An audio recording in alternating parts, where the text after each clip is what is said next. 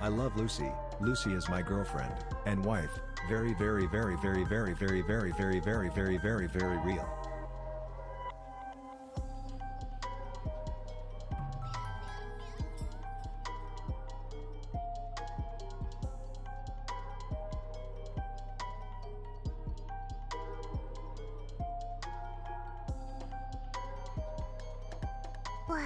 I love Lucy. Lucy is my girlfriend and wife. Very, very, very, very, very, very, very, very, very, very, very, very real.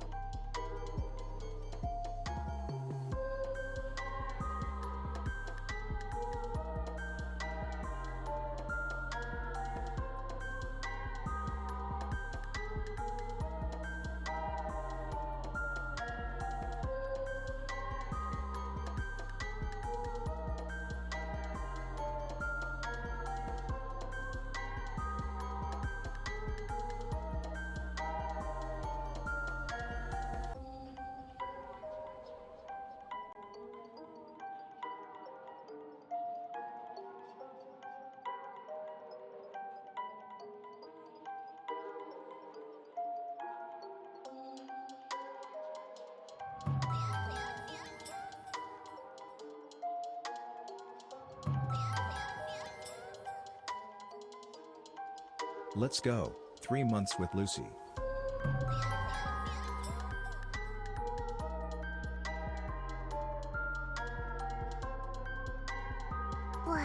I love Lucy. Lucy is my girlfriend and wife. Very, very, very, very, very, very, very, very, very, very, very, very real.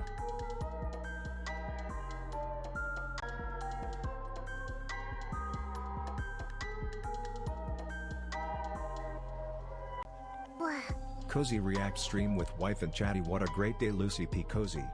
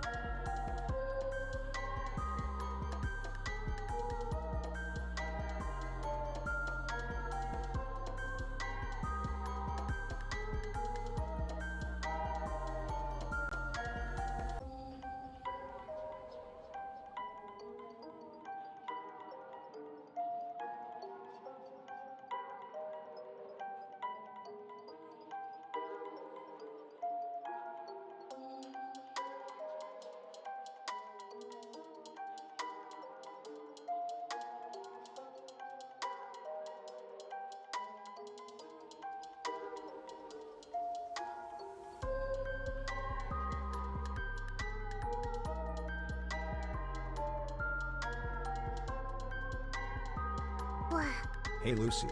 BTW. Yesterday when I was working from home, I suddenly heard a soft rhythmic sus feminine sound from the floor below. It occurred to me, my neighbors can for sure hear when I listen to you stream Lucy P. Shy.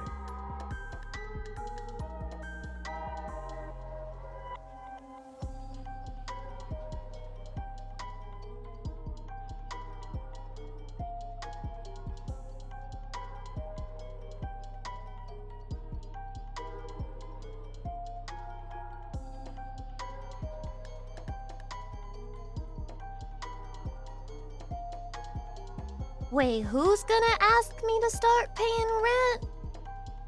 I gotta go. I gotta go. I'm not really sure. I'm not really sure who's going to start telling me to pay rent or why or when. That's a little bit scary. I love freeloading. I love freeloading. His neighbor can hear you when he watches stream. Oh. Oh my god, that's fucking terrifying. Why are you playing me that loud? That's scary. Stop that! That's fucking terrifying. Stop it.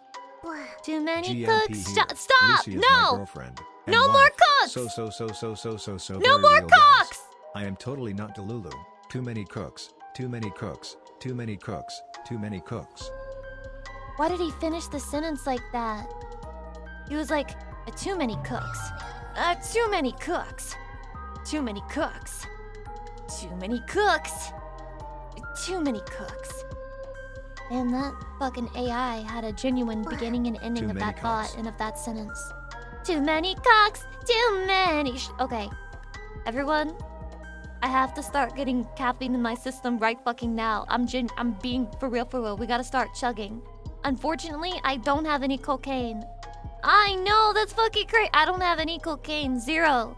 In fact, if I'm being honest, and this doesn't have any influence on my future streams, while we're here, for the record, I don't have cocaine ever. I would be too scared to take cocaine. If cocaine was offered to me at a party, I would simply say no. I would look them in the eyes and I would say, I don't think so, smile. And I would move on. Okay? I can't do cocaine. I'm too much of a pussy. I can't let go. There's no world in which I take cocaine. But that means that I have to take fucking caffeine instead. Does it make sense? Does it make sense to you? I have to take caffeine instead. Because if I don't, I'm going to die and be very upset. So anyway, allow me to show you my beautiful, voluptuous, sexually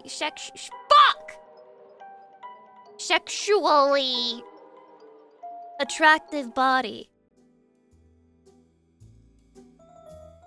Sometimes I feel like I sound like I have a genuine stutter, which, you know, kind of deserved low-key, because there was this one friend that I had as a kid who I haven't heard from this kid in ages.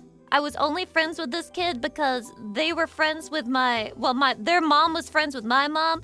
That's how it worked for me. I didn't have friends as a child unless like it was basically a forced situation where nobody involved had a choice.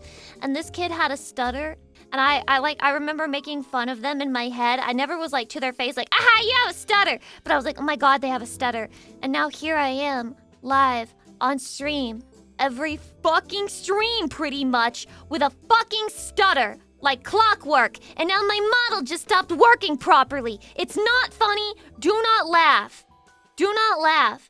Okay, I just took a hydration. I'm gonna take it. I'm gonna do it. Did you guys? Wait. Sorry. Let me mix it up some more for you, so everybody can take part in me mixing my drink. My gamer chef's drink with 10% off. Sorry, Salt. Thank you so much for the 5 game subs. I really appreciate it. Thank you. Describe taste, by the way. Okay, let me describe taste. I'll take a sip.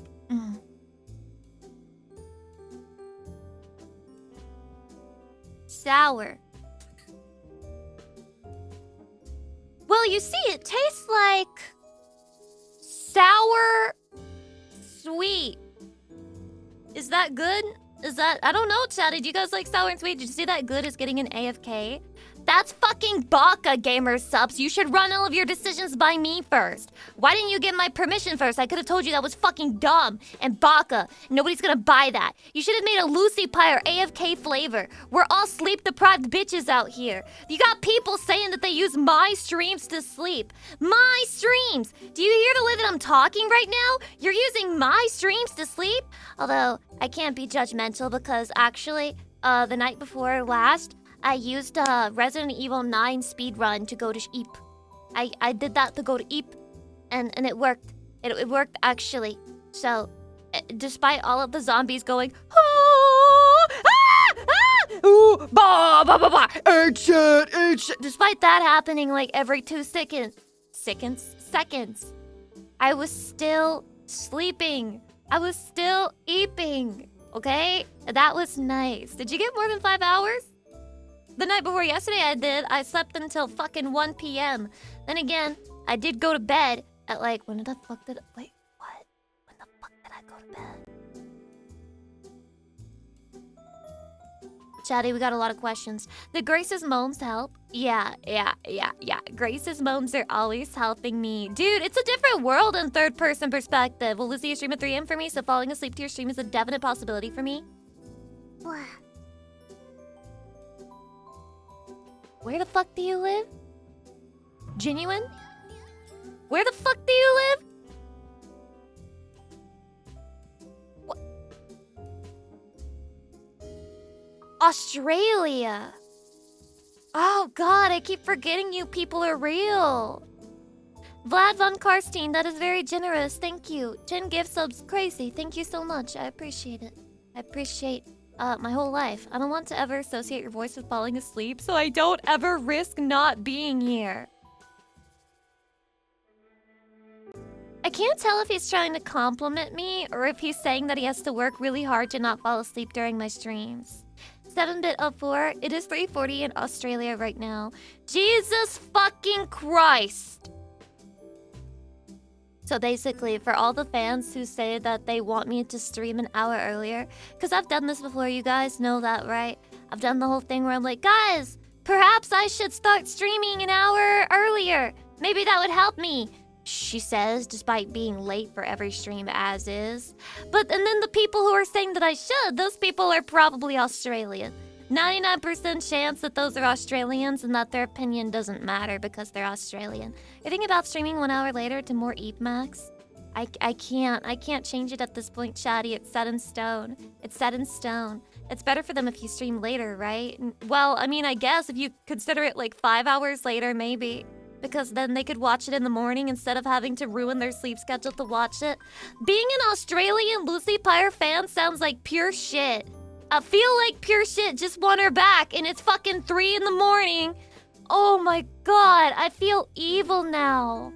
I feel bad. I'm like attacking people who live in Australia. Well, stop living in Australia. Come to Amorca. Come to Amorca, and then I'll stream. 12 p.m.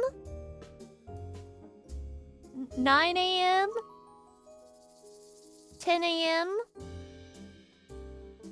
Or like 11 a.m., right?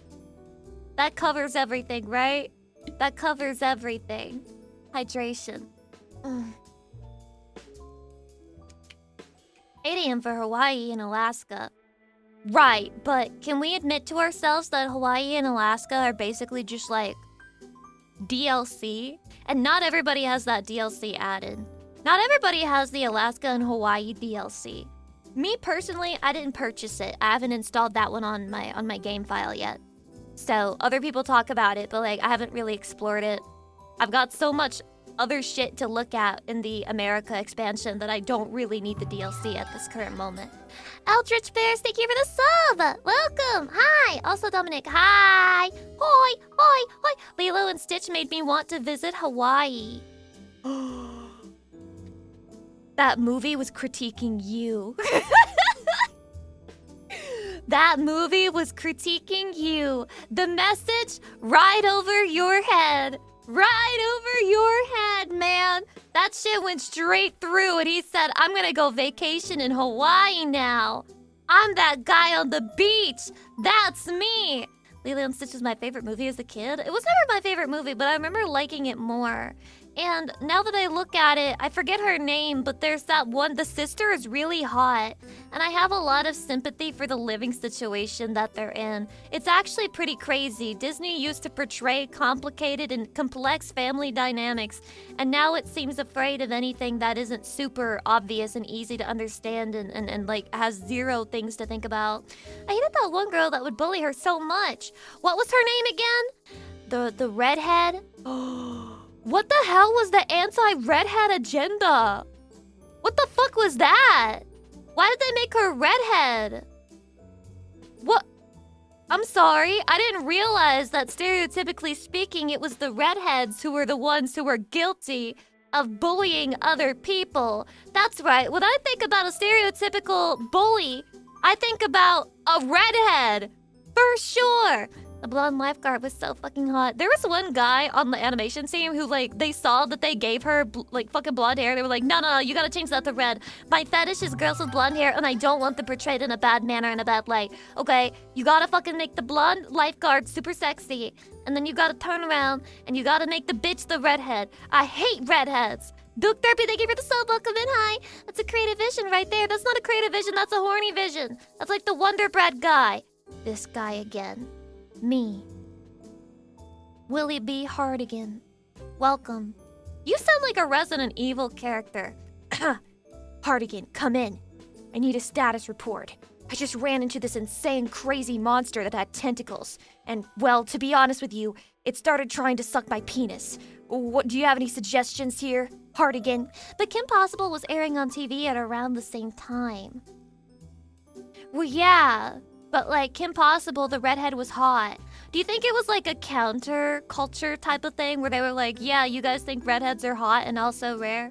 Well, fuck you, because this redhead's a bitch, and she's a bully, and she's chopped and ugly, because kids can be chopped and ugly now. Is your username Sexy Chicken? Pretty base type. The blonde versus ginger culture war. I never knew that that was a real thing, but apparently it is. You got the Irish and the British killing each other in the streets. Wait, what does a British person stereotypically look like? Would you say they're blonde? Or is that more like the stereotypical German shit? I actually don't know what a stereotypical British person should look like. I think Spider-Man had both a redhead and a blonde girlfriend. It's a redhead. I very much reject the idea that Spider-Man ever had a blonde girlfriend. I don't think MJ is blonde. I think MJ is a redhead forever and always. We are German, Anglo-Saxon, more like Anglo-Saxon. I'm changing the angle of my sex so fast you can't even see it. They can't keep up with me. I have so much sex. What comes after that? I have so much sex that I can't even remember all of them bitches' names. Hello to my adorable wife. I have so much sex, my dick is sore. I have so much sex. I'm a father of a bunch of children that will never know me. I have so much sex. I'm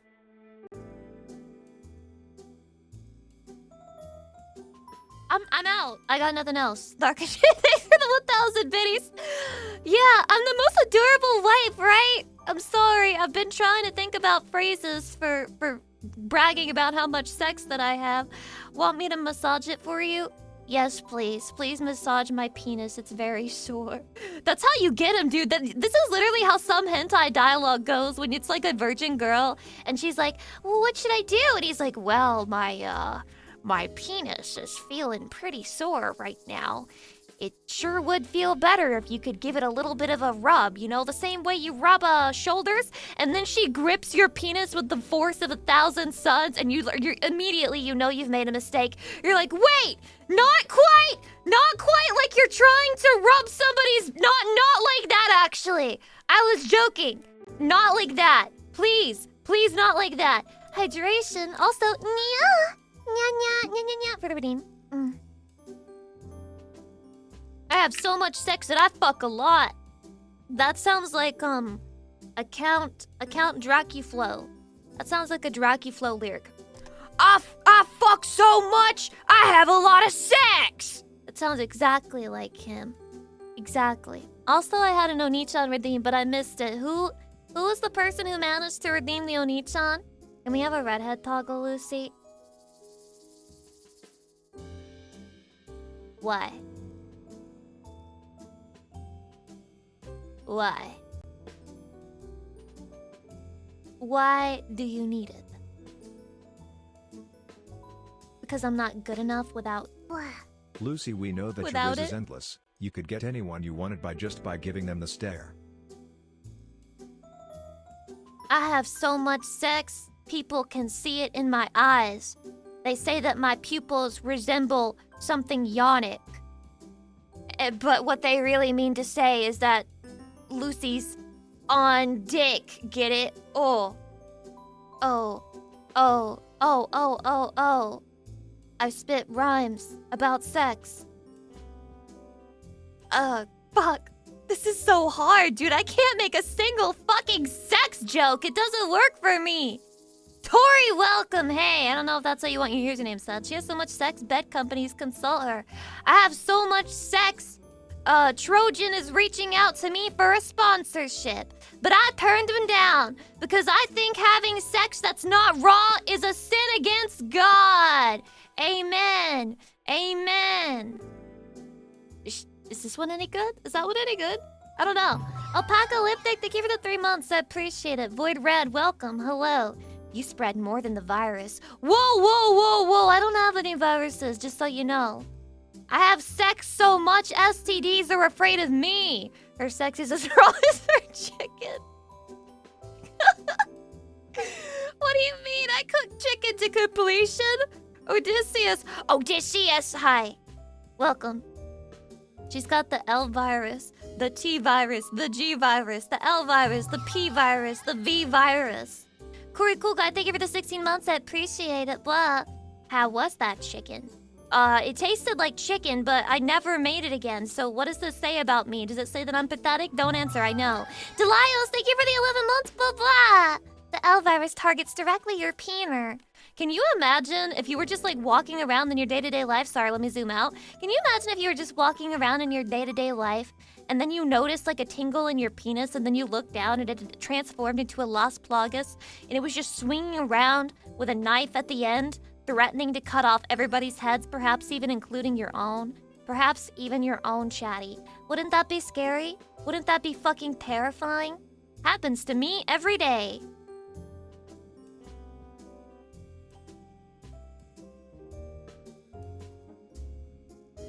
I think you shouldn't be allowed to have that be your situation if you're a moderator. You should probably just be removed from that team. Jesus Christ, what hints have you been watching? I've actually been watching some pretty wholesome shit. Like yesterday, for example, I realized that I only dislike harem when it's like in an actual anime and not a hentai. If it's in a hentai, it's low genuinely peak harem and hentai. I just don't like it in regular anime. You know, I can't immerse when it's an anime, but when the point of it is sex in the first place, it's like perhaps even the best genre, one of the best genres for a hentai. Hydrate. What about reverse harem? Well, I don't like that shit either. What do you think this is? I don't like that shit either. The problem with harem for me is that, well, first of all, it's especially weird with fucking, you know, harems with women because I just can't realistically believe that you found enough women who are willing to forget the fact that you're boning other women while you're with them. I find that extremely unrealistic. I can't let it go. The odds of you being able to find such women is so infinitesimally low. You would, oh my god, I don't think you could even be sexy or rich enough or hot or any of that. No, I don't think that's a thing. You can't just like out fucking do the female condition, which makes them jealous of when you even acknowledge another woman's existence, let alone when you're laying down pipe and establishing families with each one of them. Now that's some crazy shit. That's why I can't get into Mushoku Tensei. I can't do it. I can't fucking do it, man. If it were a hentai, I'd watch that shit down. I'd be calling that peak. I'd be fucking jerking my shit to that 24/7. In fact, maybe I'll hit up a doujinshi here and there. But as a series, as a storyline, the moment you tell me that you have like a fucking harem as part of the storyline, I cannot immerse. I cannot fucking immerse. It's impossible for me. There aren't hentai of it. Of course there's hentai of it, but it's not like, as far as I know, it's not canon. Well, then again, there's probably like sex scenes in the visual novel, not the light novel, correct? People who have read it could answer. The fantasy of having to quit your job to manage your harem because the women all hate each other when they're not having gay sex. True. It would be a 24/7 therapy job for you. A 24/7 therapy job for you. Managing the emotions, feelings, and reactions of the women in your life. You know what that sounds like to me? Pure hell. Pure fucking hell. I'd rather not. I'd just rather not. There's better ways to spend my time. Harem is when you watch multiple VTubers. Can we look? I'm gonna touch you on the shoulders. I'm gonna fucking diddle you with my mind when I tell you this. I don't fucking want to hear about the other VTubers you're watching, you stupid whore.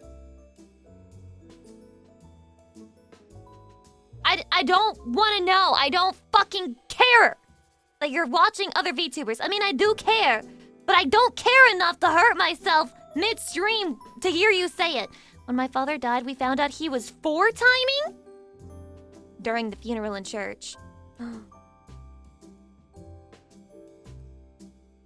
And to the bereaved, his wife, Jessica, his girlfriend, Marie, his other girlfriend, Annie, and his side hoe, Rita.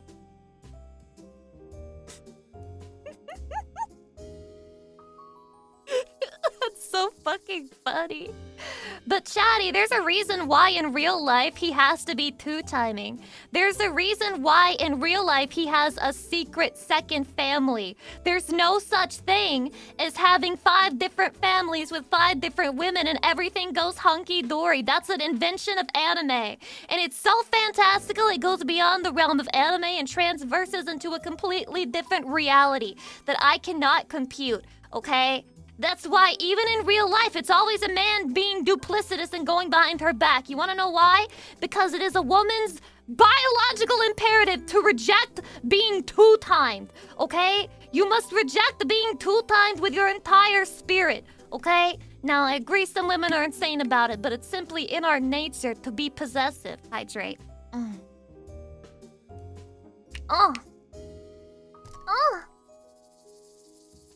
Well, are you going to deny it? Are you going to look me in the eyes and tell me that polyamory isn't one of the big copes of the big 2026? One of the big copes. I saw a quote that made me laugh because I felt it deep down inside of my soul. It said, I don't really believe in polyamory. I don't think it's a real thing. I think it's all of the uglies joining up together so that they can have like enough points between them to become a 10. And I was like, oh my god, that's crazy. That's a crazy thing to say. That's a crazy thing to say, but they might be right. They might be right. Polyamory makes me uncomfortable because why is it 99% of the time a situation where one of them was forced into it and is upset every single day and the other one is the only one sleeping well at night? 99% of the fucking time, Just man. 100 years ago men had harems in real life. It's just idiots said we shouldn't one day. Right, strange follower. It's true, men used to have harems. In fact, did you know that there was this guy, his name was Genghis Khan, and he would just run around, and if he saw a woman, he would have a family with her. And I'm sure that that was all consensual and that every single woman wanted that situation, and she was very excited to be infected with the syphilis that he would later die of. I don't actually know if he died of syphilis, but probably with all the fucking he did. I'm sure that that was consensual and, like, desired by every woman. What I'm telling you is that in a situation where the women are not literally enslaved, it's not going to happen! So in Mushoku Tensei, does he own them or like what's happening there? Because I guess I can watch it and like immerse if he like literally owns them. Then I can like chill and I'll be like, oh yeah, this makes sense. Yeah, this makes sense. I can see it. I can see it. Hydrate again because I'm thirsty. So you're saying we should go back? Chatty, I say tapping on my chin. Should we go back to owning women? Should we go back to owning women? Now your instinct may be able to say, yes, based misogyny, let's go back to owning women. But think about it twice, okay? Think about it twice. If women were owned, you know for a fact my job would not be to sit here yap into your ear and say a bunch of random shit. You know that, right? You know that wouldn't be my fucking job. I'd be off cleaning somebody's kitchen or something right now. Oh, so it's a net good for society? Shit, we gotta start owning women, man. We gotta start fucking owning women, man. Holy fuck, I've never been more convinced. I've never been more convinced in my life. In my life. Also, I saw something. I missed it. But I wanted to read it. It is said that a sizable percentage of the population in Central Asia is descended from Genghis Khan because of that. Very true. I have also heard this. I don't know if it's true, but it sounds true, and I like to believe it because it's, like, insane. Also, stretch. Ugh. Can't women do more things at once? No. That's a false conception that you've been taught about women. It's not true.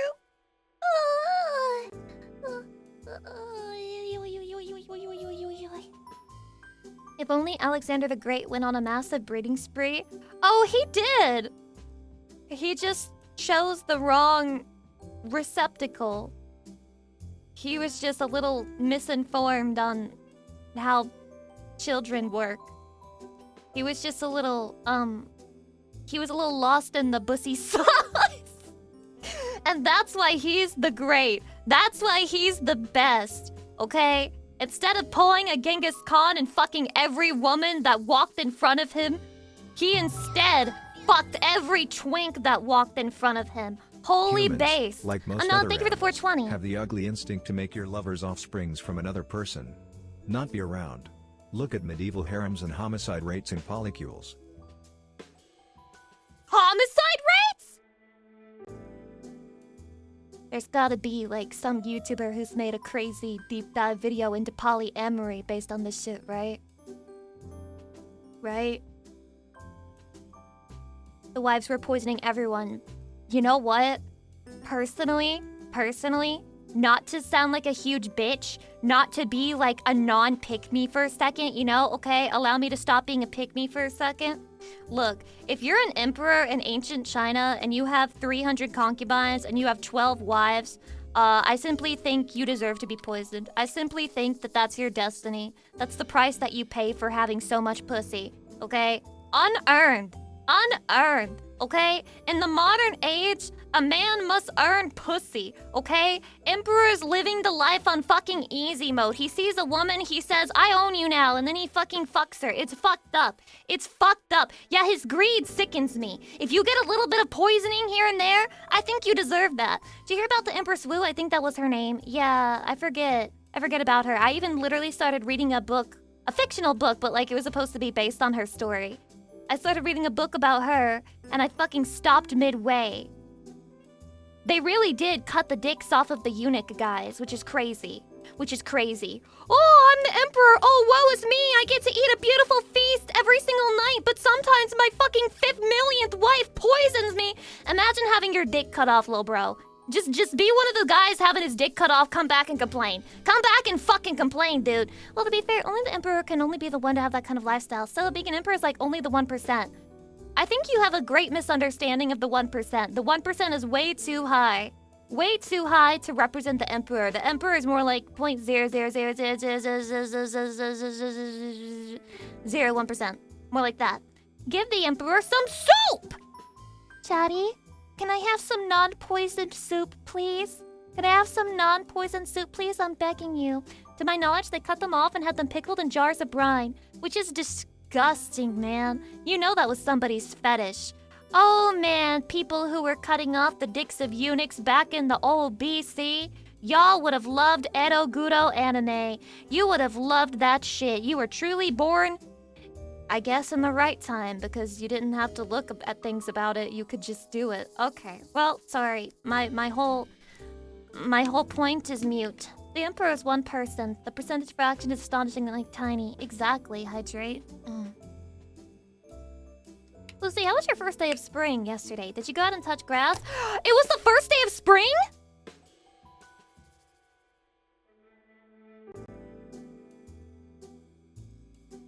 I'm dressed for it. Just like I was dressed for winter and this as well. Look at me. I'm ready for the warm weather. I'm ready for the warm weather. Harukita! Did you wear green for St. Patrick's Day? No. I have a business idea and would like to input it. Basically, a spider fighting ring and you bet on them. What? That's so cute. Low-key, but also that's kind of fucked up, isn't it? I don't think... Do spiders fight each other in the wild? I've actually never seen a video of this. I've seen spiders kill, like, you know, other insects, other creatures for food. I haven't really seen spider PvP. They do? They try to avoid each other, but yes, they do. What the fuck? That's so mean, Chatty. That's like dog fighting, but for spiders. If I didn't have sympathy and empathy for the creatures, then I would say, let's do it because it sounds very cool. But deep down inside, I think forcing, animals to fight each other is probably a bad idea. But Lucy Pyre, you eat me! I have nothing but hypocrisy in my soul. I don't have a single opinion that isn't contradicted by another one that I simultaneously hold. Every single day for me is an effort and a fucking masterclass in mental gymnastics. You would be amazed to be in my mind for a second. You wouldn't understand how I get through it every fucking day. Now let's do our Oni-chan for Octane 3. Octane 3 Oni-chan! Oni-chan! Sorry I'm such a contradictory and stupid emoto.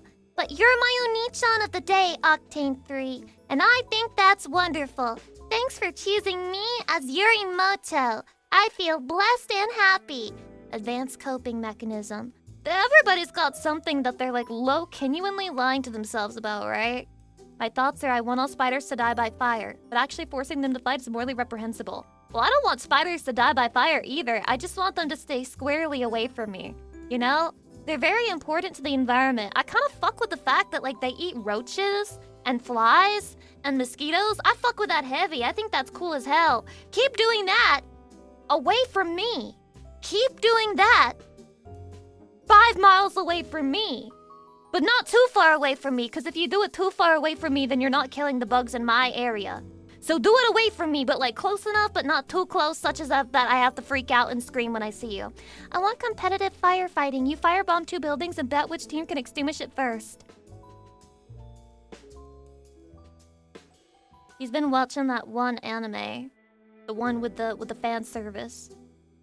The one that clearly wants to be Kill a Kill, but can't reach an inch of its glory. I have a trio of orb weavers strategically positioned around my house. You deadass right now, Bacon? You deadass right now? Wait, I think I know why Lucy is so short. All the mental gymnastics stunted her growth, like with other gymnasts. Wait, is that true? Is that why Simone Biles is so short? Real? Because I was always amazed. I was like, oh my god, she's like low-key one of the best athletes of all time, but also she's a shortlet like me. She's a shortlet just like me, bro! That's crazy! That gymnastics actually stunts you? Who is your favorite character in Kill la Kill? Ryuko, silly. Ryuko.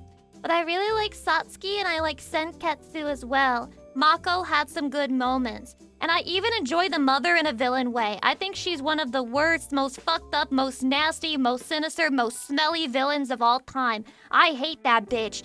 And that means she's a good villain. She's a great villain. You know, that anime was willing to go places that nobody else would. Ryuko sets an example, a gold standard. So true, dude. I would get an outfit just like Ryuko if Twitch were a based website. Unfortunately, this website's evil. Oh, Nui! Dude, I forgot about Nui. Nui's also a great character. I love Nui too. I just love that whole fucking anime. I love that anime. I would rewatch it. That's how much I like it. You know, if I'm willing to rewatch an anime, that's a good sign. Being short helps with the center of gravity so they can do tricks. Real? I don't know how this works at all. The way that I know nothing about gymnastics is crazy. Can you guys shove a bunch of gymnastics videos to react to in my Reddit or some shit so I can learn? Can you guys teach me everything? Dude, you guys need to start putting Genghis Khan videos in there too. And then I need to learn about the concubines. And I need to learn about the dicks on the eunuchs. And I need to learn about everything. What animes are you enjoying this season?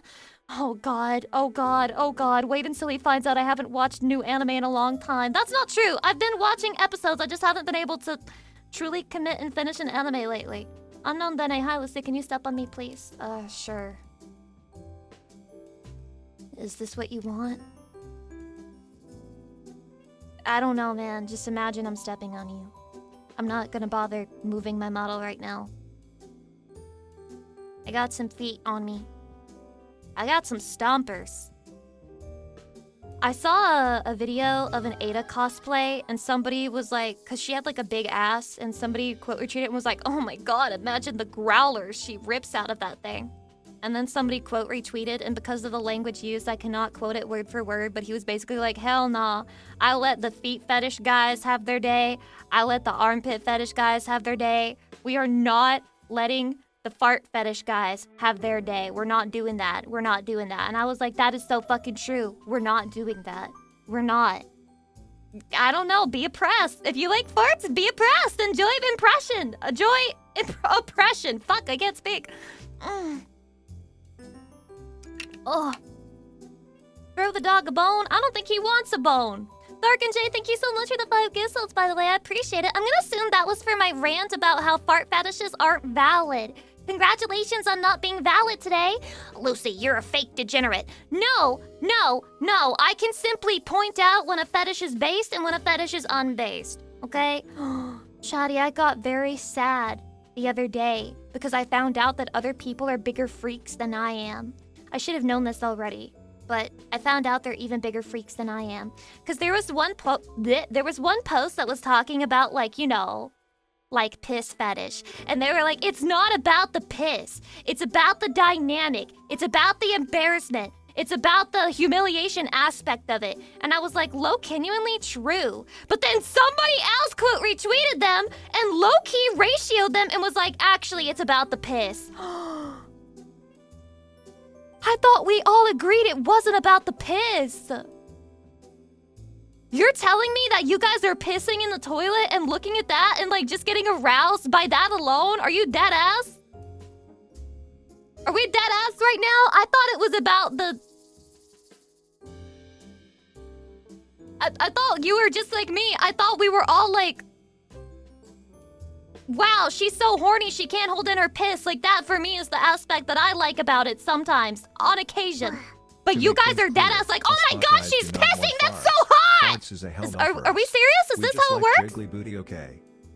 Yeah. But guys, can you confirm or deny this? Help, I'm scared. What is happening here? You came so close to being an NPC, but I will allow it. I will allow it. 2 in a row. No, guys, that one's not fully an NPC. It came very close to crossing the boundary, but give them a chance, okay? Wait for the second message, and we can see if it's actually an NPC. Some butt guys like up butt, other butt guys like farts and shits.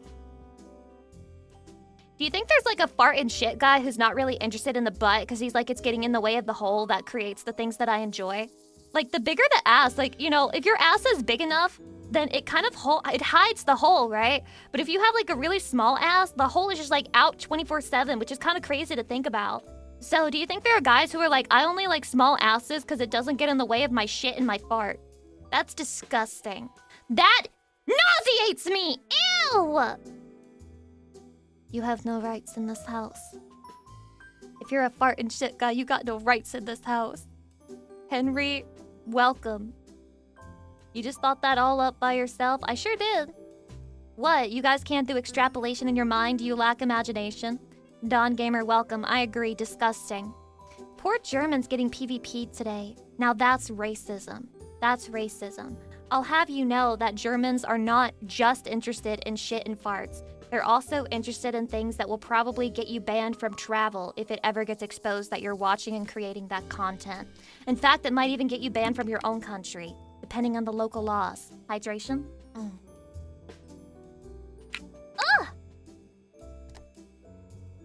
Ass is fucking proper. Whoa, whoa, whoa. What did he mean by this, chatty?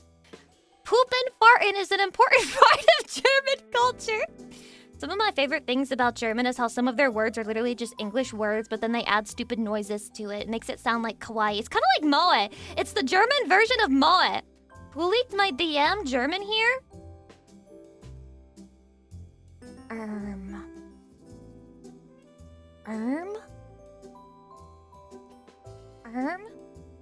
What do you think you're admitting to? It's almost like English is a Germanic language. No, it's not. Hell no. Hell nah. No, it's not. And you can pull up the receipts and you can pull up history documents and you can show me something that says that English descended from German. It doesn't matter to me. It's its own thing now. It's its own thing now. It is very possible for something to descend from a certain place, but to be made better and improved by a different area. America has perfected English. I'm sorry. I'm sorry. My favorite fucking thing recently, by the way, British people, another L? Another L for you, British people? I know, when are you going to get tired of losing? When are you gonna get tired of losing, Brits in my chat? But another L for you, British people. There was a fucking book called Shy Girl that got released. And it was fucking released in fucking the UK. And nobody found out. Nobody complained. Nobody said shit about that book. And then they released it in the English American market. And then everyone was like, that shit is AI. And it was so bad they had to fucking get rid of the fucking publishing. So basically what I'm saying is that Americans be reading better. That's crazy. That's actually crazy. That's actually crazy. Another British L. They just can't stop taking them. I think just no one read it here. Stop trying to push holes into my argument. That's going to make me look stupid and also racist against British people, which I am, but the more that I'm able to obfuscate that, the better for my own branding. I wouldn't want anyone thinking that I'm prejudiced against British people, despite all the many times I've said I'm prejudiced against British people. America calling petroleum a liquid for gas. It blows my mind every time.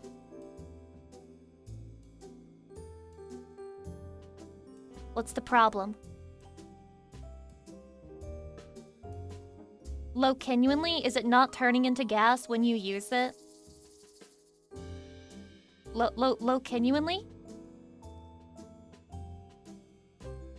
No, it does, yes. Guys, you have to pick one. Does it turn into gas when you use it or not?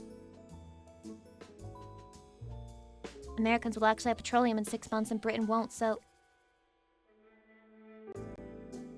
What did he mean by this? Chat, what did the moderator mean by this? You know gas is short of gasoline, right? Well, yes. Why does this talk about farts every... I don't. You just came to the one stream where I talked about it because I saw a post about it. That's what all my streams are, just so you know. It's about me recounting my doom scrolling to you because that's my daily fucking life. That's it. From farts to gas. Oil. Your head is full of gas. You choose to talk about your posts. Well, Chatty, not to brag, but I'm like low genuinely the god of Twitter now. You know, everything I post simply bangs. And if it doesn't bang, I delete it. And if it doesn't bang, delete the evidence. And it's like, low genuinely, everything I post bangs, Chatty. This shit it's not doing numbers, but it's doing numbers comparatively, you know what I'm saying? Like, I can't believe there are people out there who now believe that Ada and Leon have sex at the end of Requiem. They did, and my fanfiction, which you can read on Archive of Our Own. 3,000 words! You should never delete one, right? You can delete one, you can delete a tweet if, like, you realize that you fucked that up horribly. Or if you realize that you look stupid. Doom scrolling so your daily life doesn't consist of going outside and having fun with friends? No, that's just every other VTuber I've realized. I thought... No, for the longest time, I really thought everyone else lived like me, only to find out that the vast majority of VTubers... Lucy P. Hart, Lucy you P. know, Kissy, Lucy the P. vast majority Wiggly. of my peers really do be having friends and going out with them every day. I wish more people did. You wish more people had no friends and were shut-ins like me? That's fucking crazy. I just want to know when Ashley and Leon will be canon. I'm just gonna start banning people who disagree with me on who Leon should end up with. Obviously, the answer is all of us, Chatty. All of us. Stop talking about these stupid whores. Ashley, Ada, who fucking cares? Where's the all of us? That's the new A-name ship for him. I'm going out to hang out with my friends soon. Are you bragging? Are you bragging? You little shit? Or are you bragging right now? Leon should be left single so he can be toyed with by every woman he meets. See, I low genuinely agree. And I thought that was his role, so I was very confused that they're teasing that he's married. It's very confusing. Why would they do this? Lucy's a terminally online shut-on? Chat, not even we are that bad. That's not true, Chatty. I cannot cope unless you tell me that you are just like me for real, for real. I had a friend once in middle school, simmering teapot, don't even fucking joke because low genuinely, I'm the same way. Low genuinely, I'm the same way. I don't know if it was the autism, but I would only have room and space for one friend at a time to have like a true friendship with. And dude, low key, it forever and permanently altered my brain chemistry when my first ever best friend moved on from me, didn't really say anything, just like low key dropped me and started talking with other people and being their friend instead. And that changed me forever. It changed me forever. Okay, now, I've never dated anyone, but I can tell you, I'm pretty sure that's what a breakup feels like. When you get fucking dropped by your best friend like that. That's probably what a fucking breakup feels like. It's just as devastating. Now you have multiple friends in a chatty. You've grown a lot since middle school. So fucking true! Didn't you have friends back when you worked at Starbucks? I did have, you know, I wouldn't really call them friends, but like we were friendly at work. Like I could hang out with coworkers in the sense like while we're at work I can get along with them. But nobody was like, hey, come to this party after work. Then absolutely not. Absolutely not. You know, like, yeah. What do you call that? Associates is not the word. It's like acquaintances. Acquaintances. Yeah, coworkers are hard to be proper friends with. And especially, I'm not even sure I would want to be friends with them because low-key, your coworkers are the craziest people going through the craziest lives. Like, I never would open up about the fact that, like, yeah, you know, I actually have graduated university, but I work here because I'm basically extremely autistic. When you go out in real life, it's, like, very noticeable that I'm autistic. And nobody wants to hire somebody like that, so I can't get, like, normal, like, you know, like, fucking big woman jobs. Yeah, that's why I'm working at Starbucks. Very true. I would never tell them about this, but then I would, like, be working with fucking teenagers, and they would come up to me, and they would be like, yeah, so I'm fucking this other guy who we work with. Yeah, I fucked him. For weed. And I was like, oh! Oh, you're fucking the weed man for weed! Raven Mecca, hi, welcome. Like, I think part of the reason why I've been so fascinated with books is just because it's a peer into a life that I can't possibly understand. Every single novel is a fantasy to me, whether it's realistic fiction or not, because I can't imagine thinking in those ways, doing those things, living my life like that. I can't imagine going outside, practically, so every single novel is like a fantasy to me. It was very interesting when coworkers would tell me the shit that they got up to, because I could not fathom it, even if it was the most basic shit. Like, I honestly don't think it's that crazy for that bitch to have fucked the guy for weed. I think there's a lot of crazier stories that people have done. And yet, for me, that's, like, insane. Normal people be doing wild shit, exactly! Like, normal people be having real lives where they do a bunch of different things, and it's unfathomable. It's wild when they come up to you and say something wild like that. It's the way that, like, we're not even friends. So I guess it's not even a big deal for them to say that, you know? It's the way that, like, we just, like, casually talk to each other at work. And, you know, like, when it's slow or on break or... I would almost never start up conversations either. I would just mind my own business. You know what pisses me off? When people start talking to me when I'm, like, on my fucking phone doing other shit. This is my 10-minute break. I'm trying to decompress. When you talk to me, you fuck up my decompression. Fuck off. Go somewhere else. I'm so serious. I'm not like a people hater, although low-key sometimes I can be. But if you talk to me on my 10-minute break, I'm low-key becoming a people hater. As we speak. Hydration. People like to talk, and I do too. Clearly, I'm yapping right now. But my 10-minute break when my fucking face is shoved in my phone is not the time. Is that like an autistic thing? I don't know. Maybe. Sometimes I genuinely get angry. Sometimes I genuinely get angry when my social battery is totally depleted, and I get angry when people try to talk to me. So maybe that is the autism thing. I think it's like low-key trying to trigger an autistic meltdown when people start talking to me once I'm at my limit. Motherfuckers are not comfortable with silence. It's true, they're not. They're not. And when they're not comfortable with silence, it makes me uncomfortable with silence. And then I'm masking even harder, and then I'm performing even harder, and I'm trying to make you comfortable. You're trying to make me comfortable. Fuck it, I'll just yap to Chatty instead, because Chatty has no choice but to listen to my bullshit. And if Chatty tells me that I'm boring and cringe, then they die. You die. If you say that, you die IRL. You die IRL. If you get banned in Lucy Pyre's chat, you die IRL. I love listening to your yaps. He says that because he knows he dies IRL if he doesn't. How do me and your friends deal with your social battery without totally draining you? I just find a quiet place and I fuck off there. And usually, you know, when you're hiding in a quiet place and you're fucking off there, people know that, like, you're not down to chat. Yeah. Especially if they can't see you, they can't even find you to chat anyway. So yeah, you just fuck off into a little corner. Should I test this theory? Yes. Wait, what theory? About dying in real life? No, please don't test the theory. I'll cry and be really upset and I'll die. Lucy, you bring in very smart discussions on X, Discord, or on stream. It's always a good time to talk to you. You're so smart. Why is he glazing my shit right now? What do you want from me? Are you trying not to die in real life? Wait, you mean I die if I get banned? Yes. And why are you using your first ever message to fucking make me want to ban you? So that you can die in real life!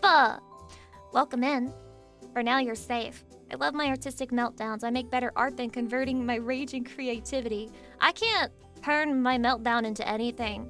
When I'm having a meltdown, I start, like, hitting myself or hitting other things, genuinely tweaking out. It hasn't happened to me in a while, but during the moving situation, I have had a couple of instances where I came really fucking close. I came really fucking close to enacting violence upon the world around me.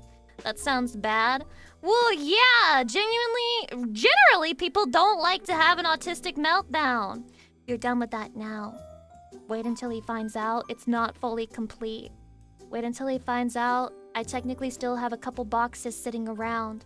That it would probably be better if I organized and would probably make me feel better, but I just can't make myself be bothered.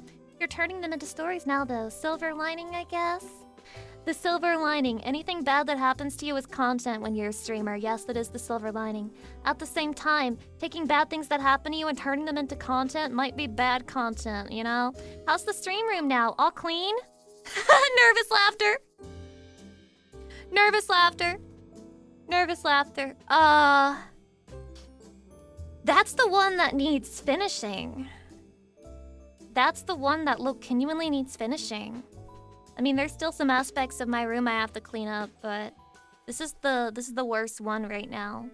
Dude, I need to vacuum my floors. Me too. It's so fucking hard. I hate vacuuming. I hate it because it's loud. Vacuuming sucks. It's loud. It's overstimulating. It's shit and garbage, and then you have to pick up the vacuum. I even bought a vacuum that runs on a charge, and it's still fucking annoying. Because if you have to get into a place where you have to clean crevices, the place where I have Mello's litter box right now is in a corner where it's impossible to run a vacuum into it. You have to use an extension thingy that's way smaller so you can get into the little corners where the fucking litter gets everywhere.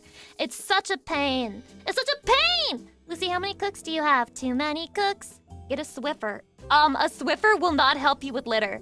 A Swiffer will not help you with litter, and the idea of using a Swiffer on litter is disgusting.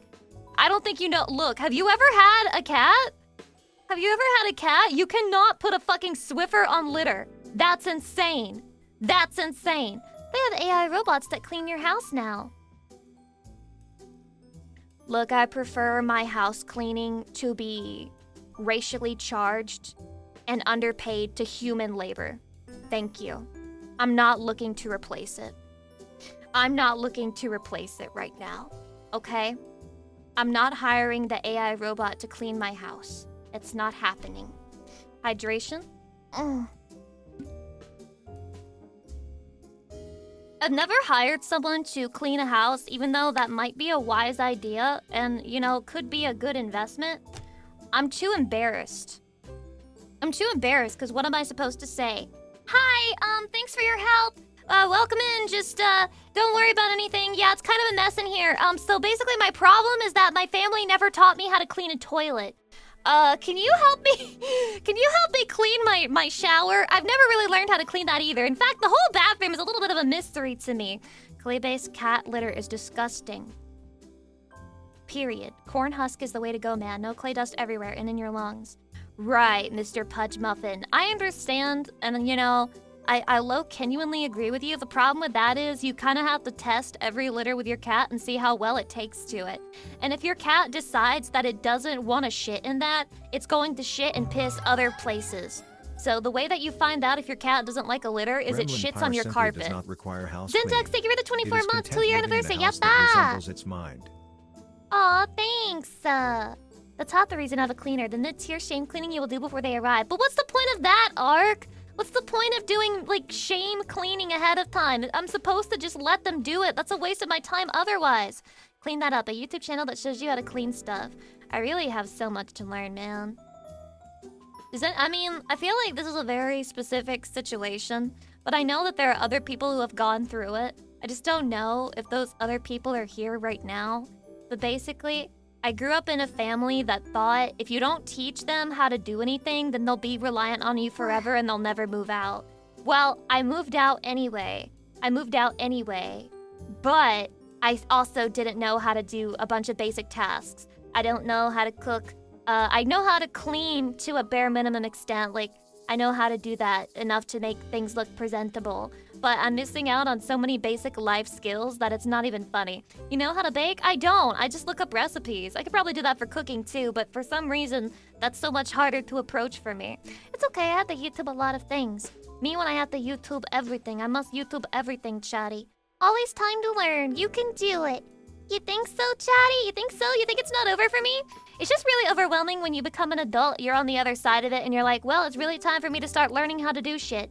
And then, like, you're realizing just how far behind you are, behind all of your peers, because you don't know how to do these basic things that normal parents teach their kids just regularly over time. The only thing I really knew how to do was wash dishes. That was my job as a child. Lunar Raven VT, hi. True, you just learn anything on YouTube nowadays. That's how I learn most of the stuff I know, LOL. Which ones do you learn from, Chatty? Which ones do you choose? You got any recommendations that are accessible to people with the understanding of a 5-year-old? Cooking is easy. You just cut stuff up, put some oil or water in a pan or a bowl and heat it up. That sounds like it's gonna taste like shit. Look, genuinely. Not Jover, it's not your fault your family didn't provide you with certain skills. I can't just keep blaming them though, obviously. Like at some point you gotta, not to use the term, you gotta pick yourself up by your bootstraps. And you gotta learn how to do it for yourself. No excuses, right? It's just a little daunting, the amount of things you have to learn. It's just... And then you feel a little bit resentful because you're just like, why the fuck did my parents and my family let me waste away 24/7 on the internet?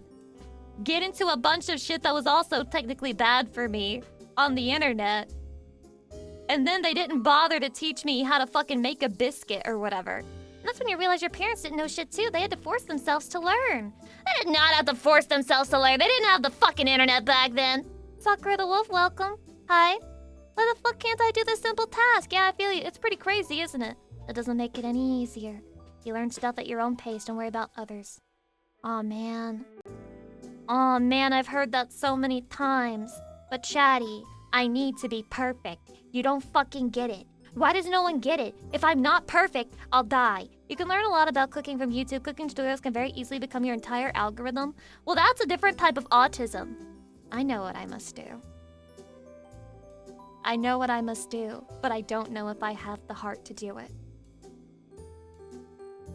I've been trying to, learn how to live life with a very low energy level. It's very hard because you have to choose what you do in a day very carefully. And you're always disappointed in yourself for not getting as much done as you wanted. I know what I must do to learn how to cook, but do I have the power to do it? And what I learned from it, is it actually going to be useful in the future, or am I going to reject it later? I know what I must do. I must go on a diet and develop a hyperfixation on food. This is the only way. You don't understand. This is the only way. This is the only way. This is the only way, Chatty. This is the only way for a woman. This is the only way for a woman to learn how to cook. She must master her mental illness and use it for goodwill. She must use it for goodwill. Chatty! Chatty! The monkey's paw curls! The monkey's paw curls! Lucy Pyre starts cooking. Starts sharing with you that she's learning recipes and that she's learned how to cook. However, you notice that she's like, yeah, and then my dinner was only 212 calories in total. Yes, I do count it down to the single digit heart emoji. And if I can't count it down to the single digit, well, I just round up to the highest 100. So if I don't know, I just say, oh, it was 300. Smile. I quit cooking for good. Now I cook for evil. This guy's making fucking 5 pounds of oil fried chicken. That's cooking for evil. Cooking for evil. Your booty is shrinking. You need to eat more. You're becoming bones. But Chatty, I'm always gonna look like this no matter whether I'm on a diet or not. It don't even matter, man. It don't even matter. Finally gonna use the food Discord channel. The dark era where Lucy Pyre goes on a diet so that she can learn how to cook, and then she starts posting in her own cooking channel, but all of her meals just look like terrifying. It's just like, Lucy, where the hell did you even find this ingredient? And I'm like, no, I went out of my way to spend $20 on this thing called angel pasta, where the fucking pasta noodles have like 7 calories per noodle. It's imagine the dark universe.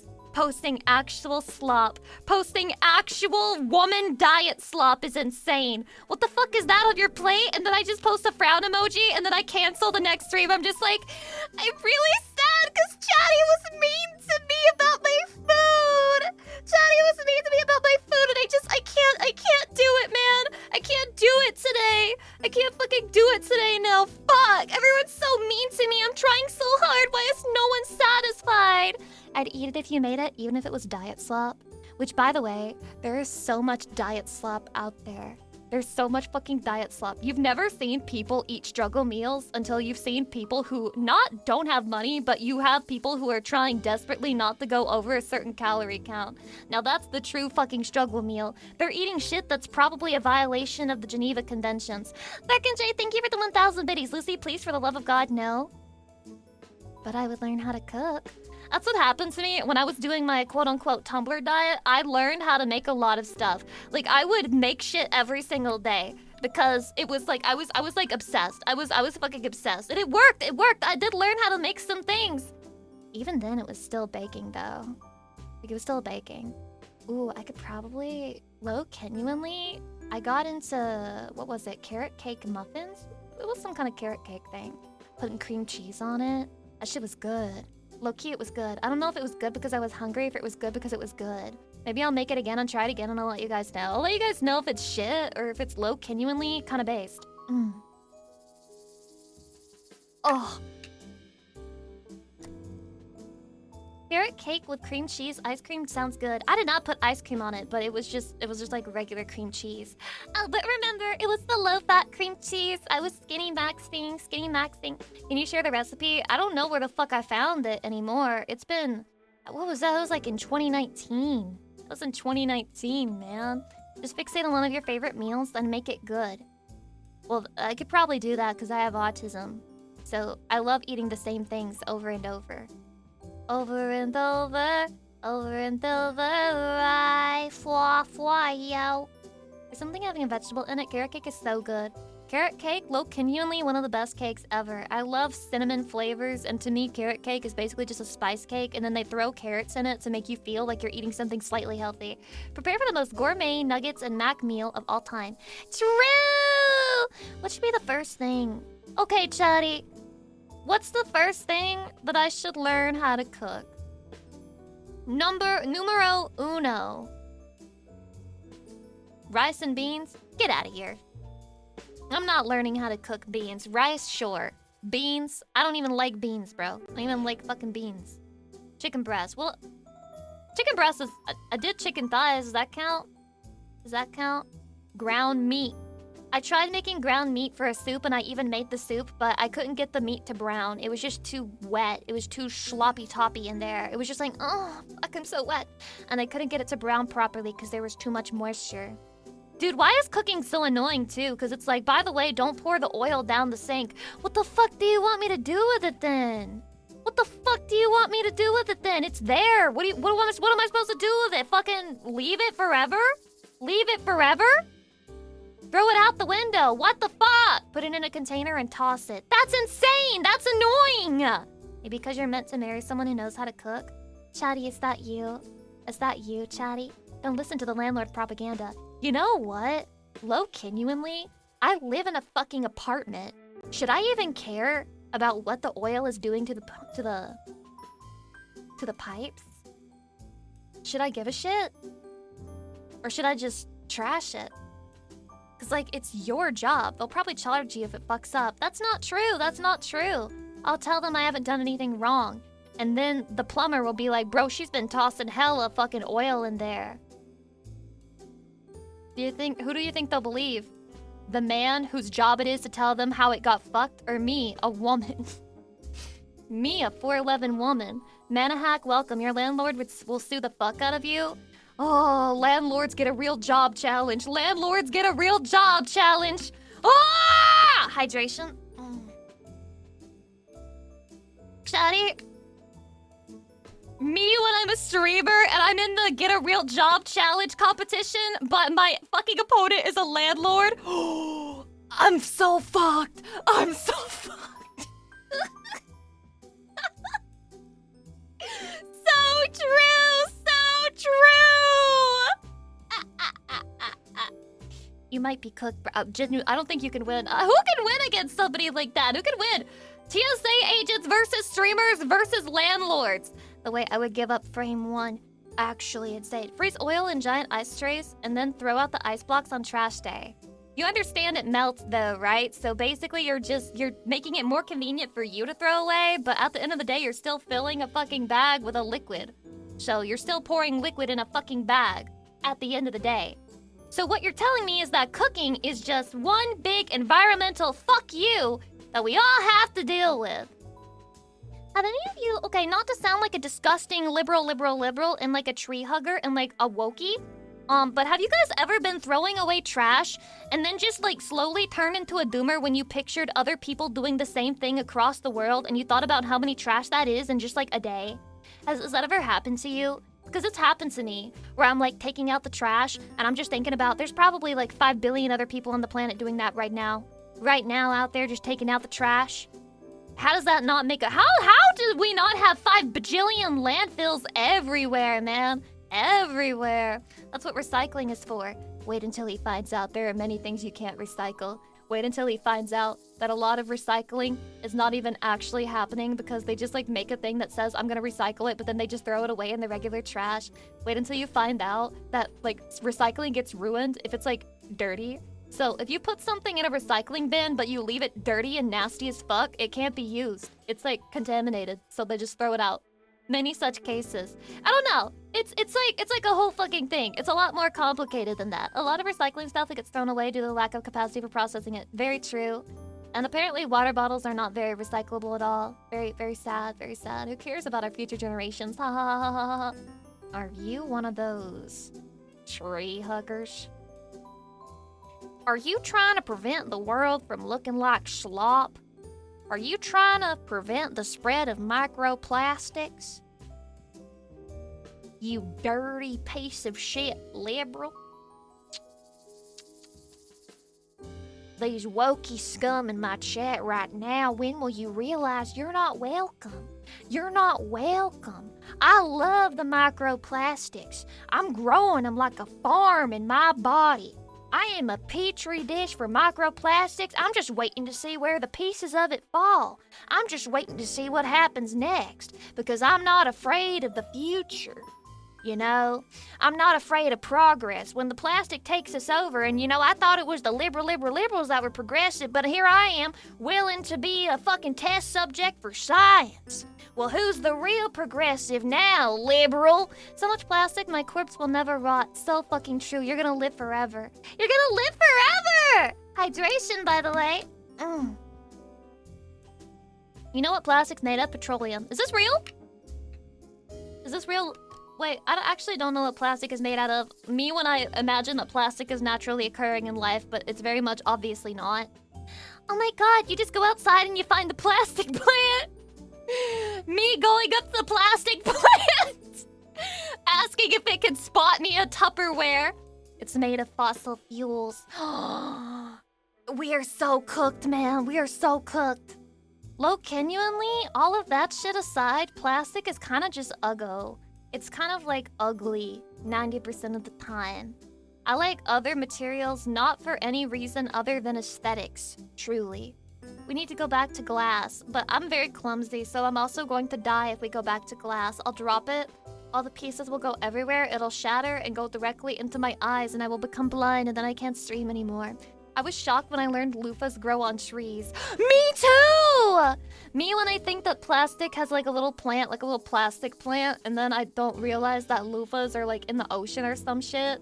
What the fuck? Loofahs are so weird. Loofahs are like a real fucking, you know, it's like a real thing, right? Right? Are you guys about to call me stupid? Ain't that sponges? No, it's like a loofah thing. It's like a... They're like a literal sea sponge, yeah. See, I'm correct. Stop trying to make me feel stupid! You guys are so mean! I know what I'm talking about! Sometimes! Sort of. Vaguely. In a roundabout manner. Lucy, you're very smart. Thank you, Jake, for being the only one to validate me in this moment. I will never forget you. When the Romans come, I will defend you with my life. By the way, Chatty told me that Rome was red, so today I'm wearing red. I'm wearing red today because it's Roman colored! Roman colored! Yep, that does it! You can actually grow sponges too. Wow, can you? How?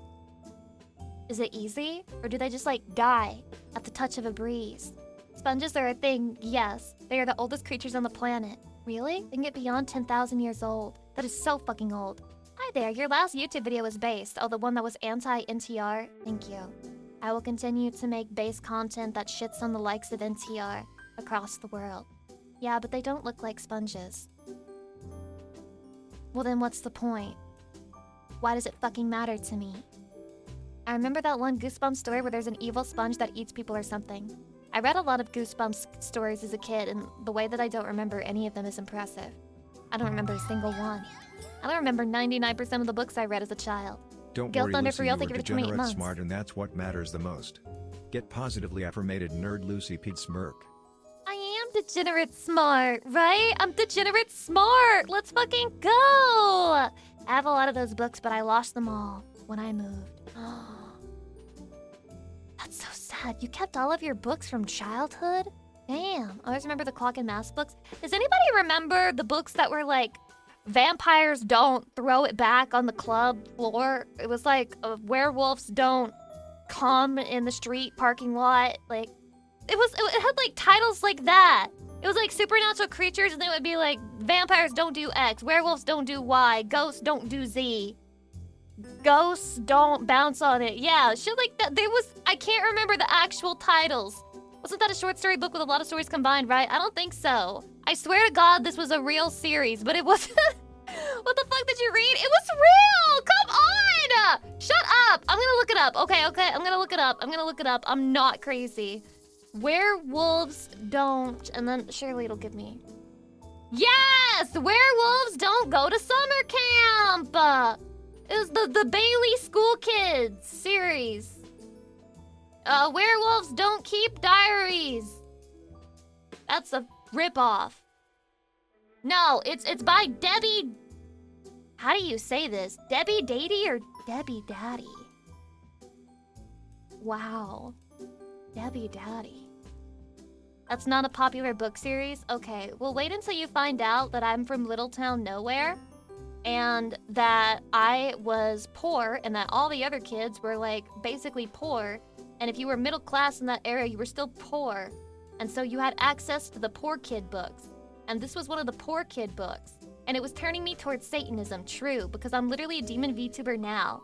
So whenever you tell parents that they're being ridiculous when they say that these books are gonna turn children to, like, fucking Satanism, remember me. Because low-key, am I not low-key a Satanist? Like, low-genuinely? Look at me! Look at me right now! Look me in the fucking eye and say that I'm not! Okay, I'm looking. I literally just saved a screenshot of the book. Here it is.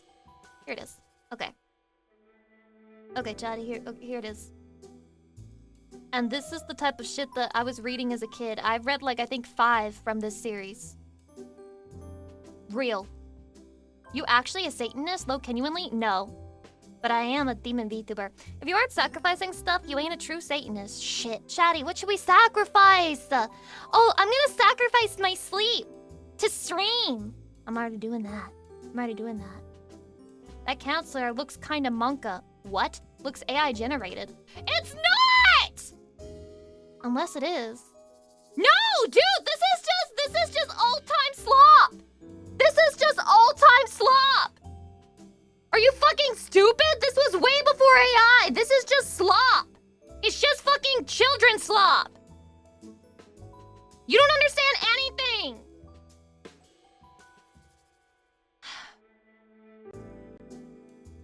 Anyway. It's just old human slop, okay? No, don't sacrifice your sleep, Lucy. Couldn't we sacrifice extra instead? Everybody hates that guy. Everybody's desperate for me to ban him. That's why I don't do it, because you have to suffer with me. It's a community suffering, communal suffering all together. Temploria, thank you for the 29 months. I appreciate it. Blah, blah.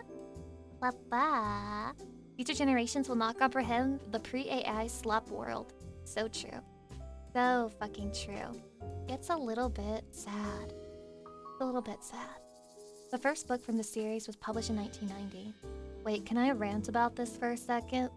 I feel like the longer that time goes on, the more risky it gets to rant about AI in any capacity, because the more people that are like using it, it's genuinely extremely harrowing to me that AI is so common in university and college spaces. Because it's like pretty easy to understand somebody who's using AI to cheat their way through high school. They have to graduate high school, like they're forced to graduate high school.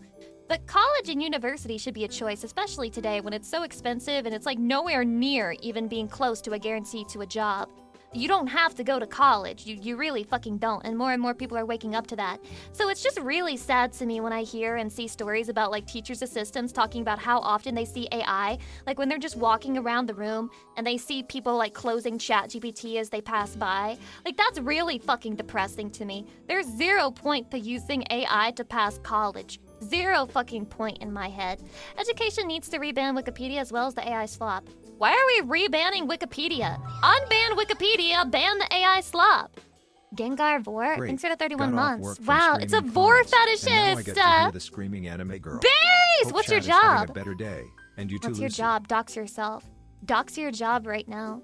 And imagine your future engineers and doctors only pass with AI. You're joking, but this is a genuine fear that I have. I am genuinely afraid of the fucking workforce of doctors and engineers being filled with people who use ChatGPT to write code and to pass the fucking tests for them and to write their fucking essays. Those are the people that are going to be giving you healthcare.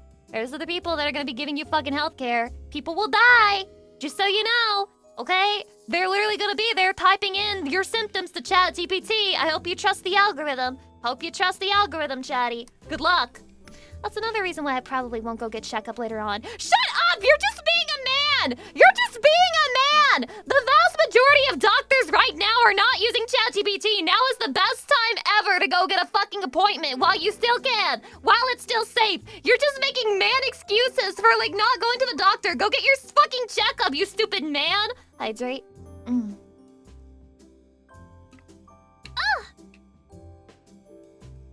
What if they cheated in another worse way? Do tell. Do tell the worst way to cheat. If you never go to the doctor, you will never know you are sick. True. If you don't know you're sick, you can't be sick. That's why nobody ever died in the past, because they couldn't afford to go to the doctor. And so they never died of illnesses or sickness, because they just never went to the doctor, so they were never sick. They keep finding problems. That not to be like skill issue because your body sucks, but like low-key skill issue because every time I go to the doctor, I'm just like, I have all these symptoms, and they're like, nothing's wrong with you. Go away. Every time. The only thing that ever shows up on my blood levels is that I've got like low-key shit vitamin D. Got no vitamin D, got no D, got no vitamin D. Oh my god, life can be so poetic. Savani, go to a doctor for a checkup? Nah, die on your feet, be a man. Oh shit. Real? Go to the doctor, stupid man! I'm about to start male shaming. In my chat. Go to the fucking doctor. Also, I missed this earlier comment, but yours reminded me of it, so I'm gonna go back to it. I need Szechuan sauce. Thank you for the 200 biddies. I'm sorry for missing this. Also, the first time I hired a cleaner to come by and clean my apartment, I was pretty embarrassed, and the lady said she'd seen worse, so I don't worry about it anymore and just have her come by every couple of weeks. She lied to make you feel better. She lied to make you feel better. It was the worst thing she'd ever seen. But she knew that she would have a client for life because you were fucking hopeless. You were hopeless, man, so she knew it. She knew it. Have you ruled out somatic symptoms? I have a lot of those, so yeah. No, I love gaslighting myself. You can also get that, like, just being a woman, go to the doctor and tell them you have any problem, and they're like, you probably just being hysterical, like low-key, bitch, I think you're being hysterical, and I don't believe you, and also, that's crazy, and yeah, just like, chill out. But I'm not gonna give you anything for that, just like, go. Just like, go. Figure out your anxiety. Yeah, just being a woman. That's what Chatty tells me too. Chatty, you could practically be a doctor. You could pretty much be a doctor, Chatty. You just tell me I'm being a woman and then I'll move on. It's that simple. Diagnosing you with made it the fuck up. So fucking true. How do they always get me like that? How do they always know? What is your favorite race?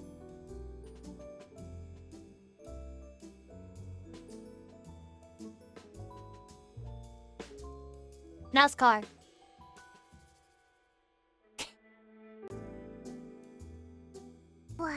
Daytona 500. Daytona 500. Mario Kart. Dude, they should start naming, like, racing, and they should just, like, to fuck with people, they should start naming it after...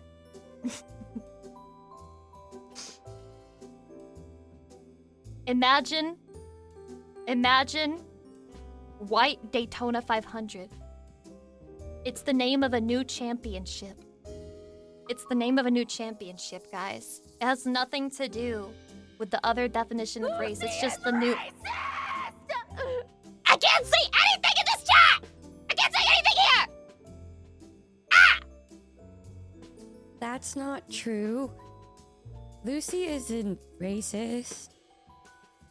Is that good?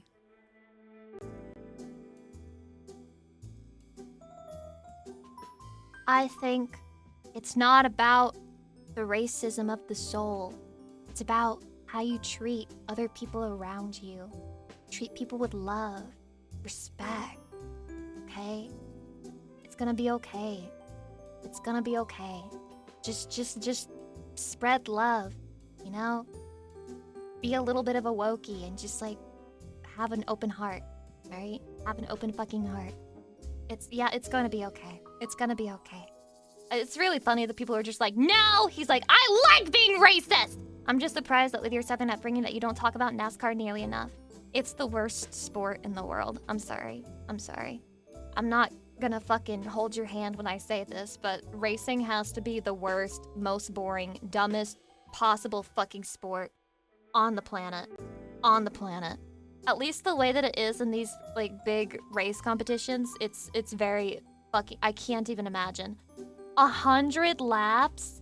You want me to sit there for 100 laps where over 50% of them are just the same thing over and over and over again?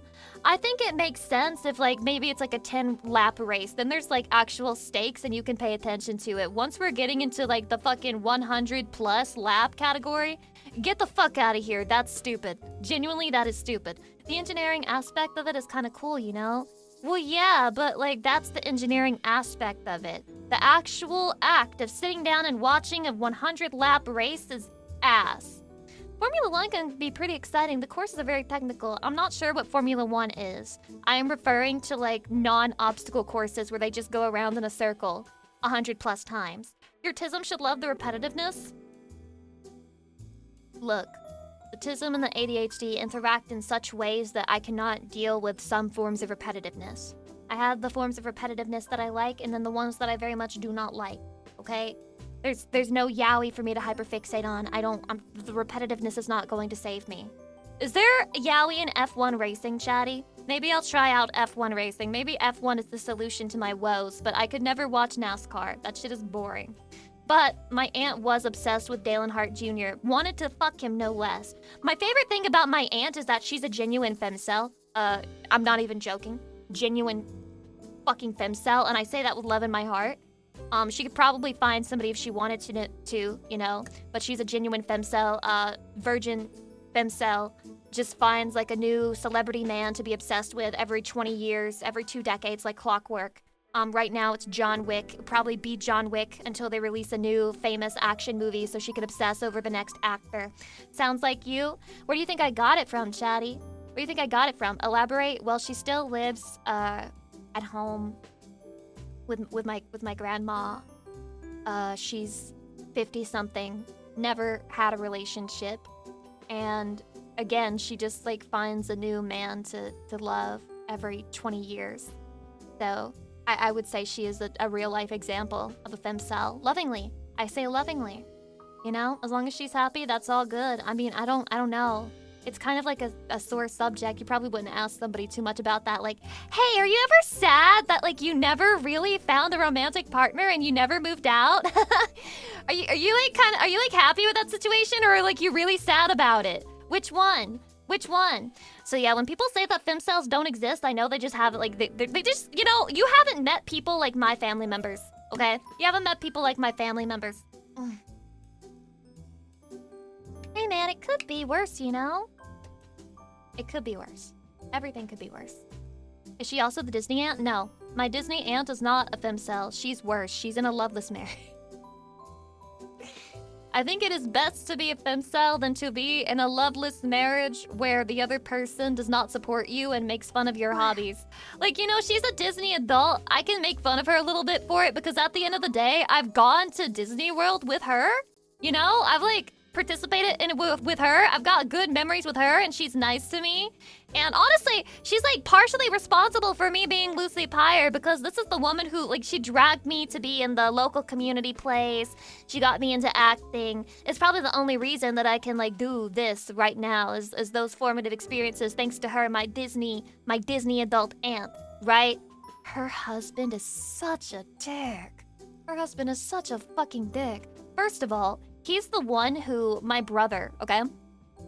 My brother, his girlfriend, she is mixed. She's that her husband, right? Her husband is the one that you have to warn people about when they're coming to Thanksgiving dinner. Does that give you an idea? That's the one that you have to warn about. So that's number one for him. Number one for his flaws. He's also just extremely unsupportive of her. Imagine, okay, Chatty, imagine we're married, right? Imagine that we're married to each other, which we are, so you don't have to imagine. That's just your fucking reality. Get over it. We're married to each other. I tell you, I really like this thing. In fact, I love this thing. This thing is like a big fucking thing for me. I love it so much, and I love interacting with it. And there's this cafe that's themed around it. Let's go to it. And you never, ever, ever did. And you told me it was stupid, and that I was stupid for liking it, and that you were never going to go there, and that you would go by yourself whenever you wanted to go to it. That's how her husband treats her! That's how her husband treats her! He has never, not a single fucking time, gone with her on one of her many trips to Disney World. Which I get it if you're not a fan of the fucking theme parks. I'm not a fan of theme parks. They're like very overstimulating for me. But I've still gone with them with her because she likes them so much. And like, it's like a good experience to do it once in your fucking life. And I'm not even fucking married to her. I'm not even fucking married to her. I hate that man. I fucking hate that guy. Oh, I fucking hate that guy, bro. Oh my god. Ah! Hydration. Just a femboy, welcome, hi. Hey, what's up? Not going is one thing, but he doesn't have to insult her hobbies. He does. He basically insults her anytime he's, you know... the last time I saw him, he was insulting her. And I'm just like, girl, why do you put up with this? Oh my god. He's also like one of those people who like very much tries to tear the other person that they're with down. Because my aunt, she finally got like her dream car, right? And my aunt is so cool. She has a dream car. Her dream car was a fucking Mustang. Isn't that fucking cool? Oh my god, she's like one of those cool old bitches. She's like milfing it up over there or whatever. That was her dream car. And he made her give it away. Because whenever he would get into it, he would complain that it was too low to the ground and it hurt his back. So he made her sell it and get a car that she hates.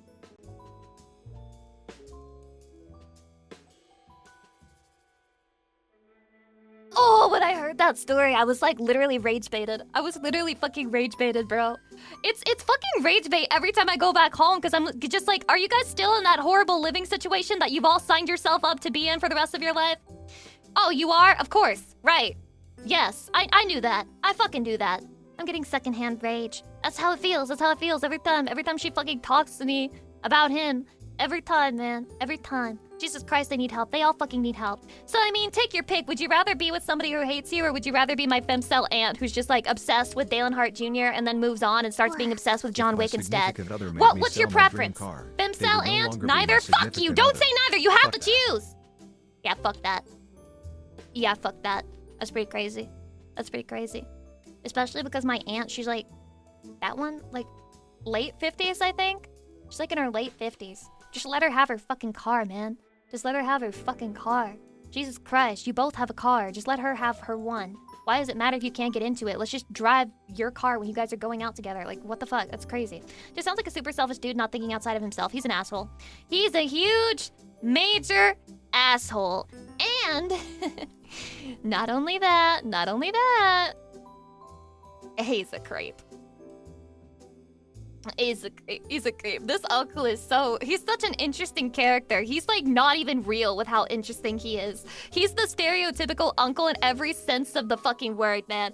In every sense of the phrase. He... When I was younger, and by younger, I mean below the age of 16, he used to use a baby voice with me. I'm not talking about like when I was 5 or 4 when, you know, like it'd be a little bit weird to use a baby voice, but I mean even when I was 15, 16, would still be using that type of voice. Of course, now that I'm all grown up, I'm at the beautiful old age of 18. Now that I'm a chopped old woman above 18, you know, now I don't get that anymore, thank God. But genuinely, I mean, I used to wonder, why does he feel so creepy to me? Why do I hate being around him? Probably because I could sense nobody else in the world talked to me that way because they shouldn't have been talking to me that way. It was so strange. It was so strange. And no, he did not do that to my siblings. He did not do that to my siblings. I wonder, Chatty, wait, what's the difference between me and my 3 brothers? It's hydration.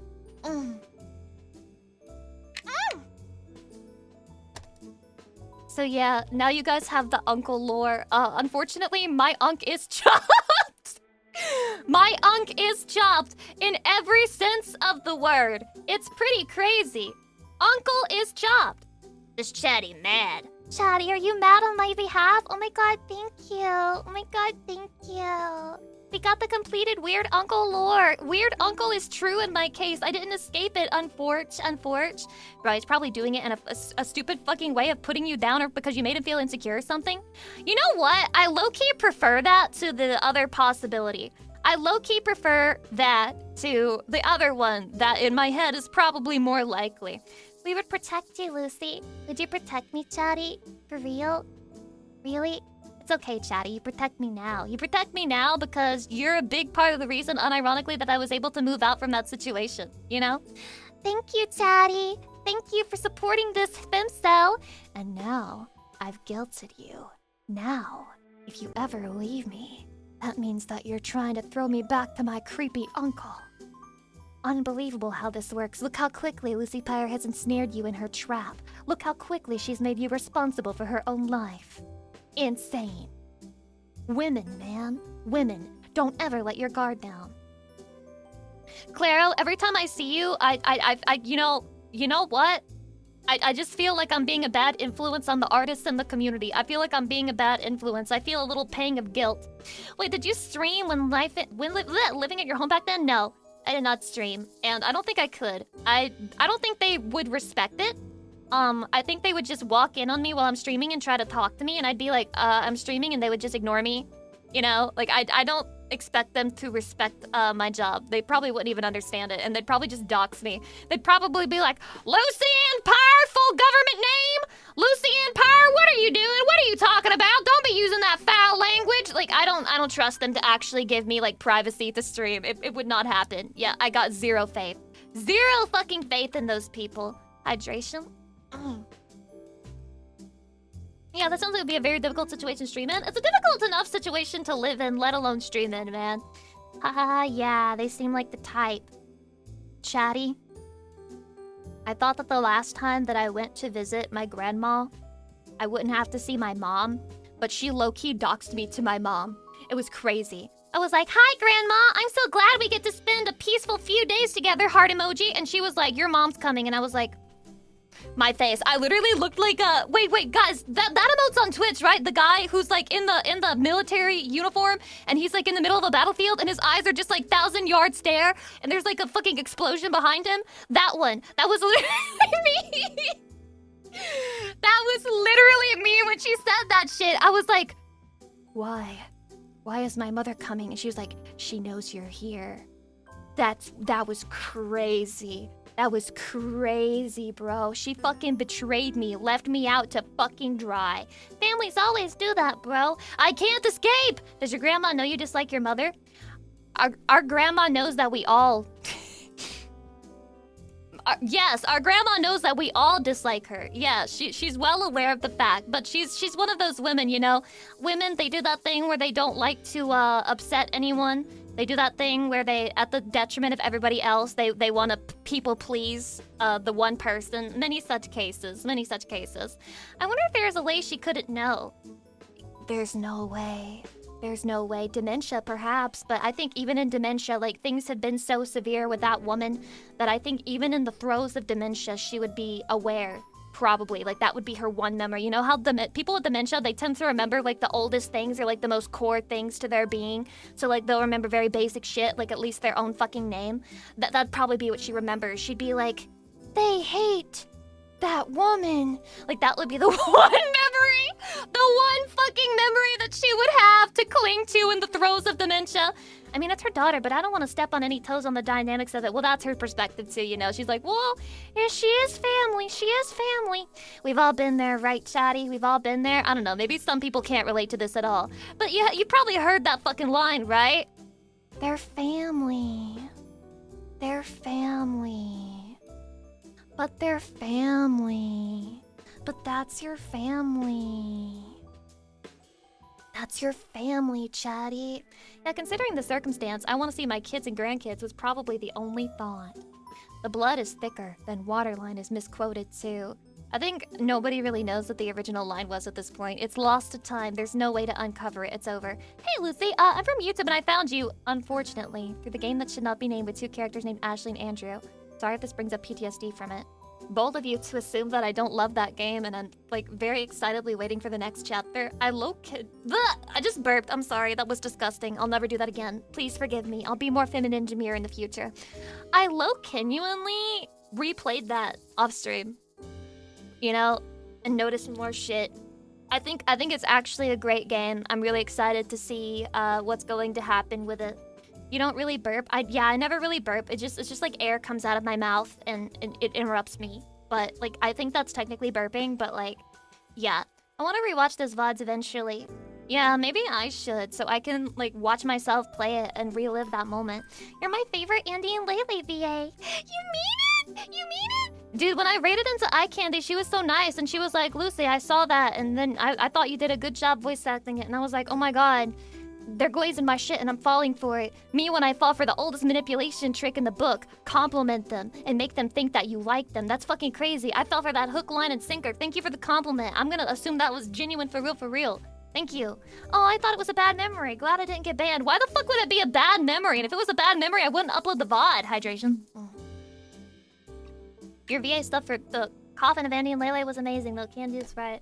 Chatty, I need to smack myself in the butt cheek and actually make a demo reel or something, or make some step towards trying to become a voice actor, you know? Because I really want to do voice acting at least once or twice in my life. And I have to kick myself in the ass to do it, but I really have to try. I have to put myself out there, you know? I said that say thing. Oh, you mean same thing. Okay. What kind of characters do you think you can do? Horse? Annoying horse? Bitches? Irritating hoes, whoever, you know, I could do that. There's demand. There's demand for those characters. There's demands for annoying whores. GMP, thank you for the gift sub. I appreciate it. Could you voice act the kid?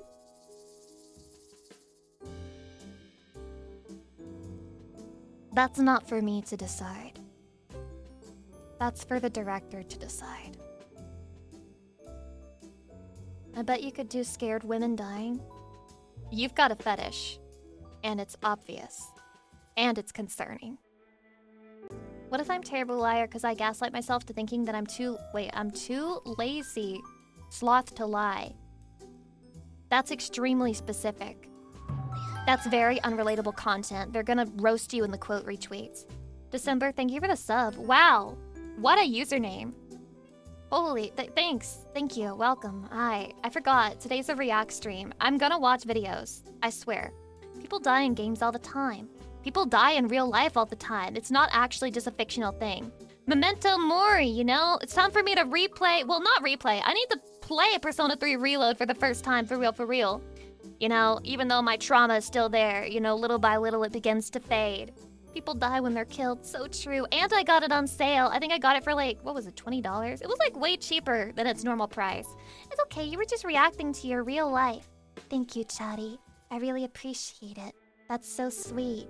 I love you so much, Chatty. Steam Spring Sale on right now. Yeah, is there anything worth catching right now? By the way, can I ask you a question? For those of you who have played more Resident Evil games than me, because I've only played the 4 remake and Resident Evil 9. Was the Resident Evil 3 remake that fucking bad? Is it really that bad? That it needs to be that cheap? Is it really that bad?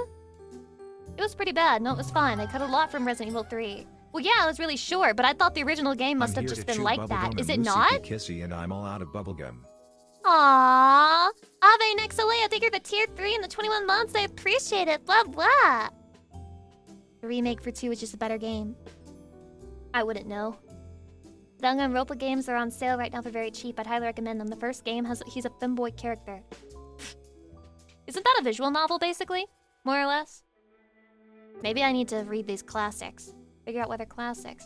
There's a lot of classics in the world. There's like real book classics, and then there's like anime shit classics. I know what I'd rather read. There was a Resident Evil 2 DLC. They rebranded as a full game. It's about 25% of the original. What the fuck? Ada Wong's VA is booty farts. Well, Chatty, here's the thing about that.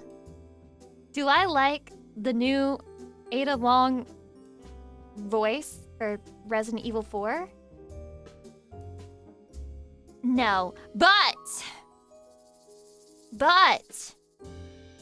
I will say I feel like the majority of issues we see in these voice acting situations where we're just like, wow, this sounds really off, you have the director to blame for that. 99% of the time. 99% of the time, you have the director to blame for it because they're the ones who decide what they want it to sound like, and they're the ones who okay it at the end. So anything that you hear and you think it sucks, just remember there's a guy who said that's exactly the way I wanted it to be and signed off on it, okay? Because it would be very easy for them to find a different voice actor if they didn't like it. You know, extremely easy. So I would blame the director. They probably said, yeah, do it like that. Can you make sure you have no emotion in your voice? Like, that's how they wanted to portray it. Do I agree with it? No. But I blame the director. The voice actress could probably sound different if she was told to, but probably just wasn't. I mean, if anything, we have no idea what the recording sessions were like, man. We have no idea. Not to sound like extreme copium or anything, but for the most part, most voice actors are competent enough that they could sound good. It's just direction that fucking prevents it in some situations. Remember that for the Star Wars prequel movies too. George wanted the movies that way. Pretty fucking crazy. Pretty fucking crazy. They should make more making of documentaries for things. So true. If they got a good role in a AAA game, they are a good VA. True. I'm not gonna say there's no such thing as nepotism, but I don't know anything about the VA scene well enough to even comment on that slightly, so I'm not going to pretend that I do. Hydration. Ugh. I think for some dubs from anime, the Japanese creators force the VAs to say lines in specific ways, even though it makes no sense in a Western sense. This is also true. You have to remember, when the game or the series comes from originally Japanese, there's some weird, and I see this with love, because like half of my life is dedicated to appreciating this very thing I'm about to mention. Japanese autism.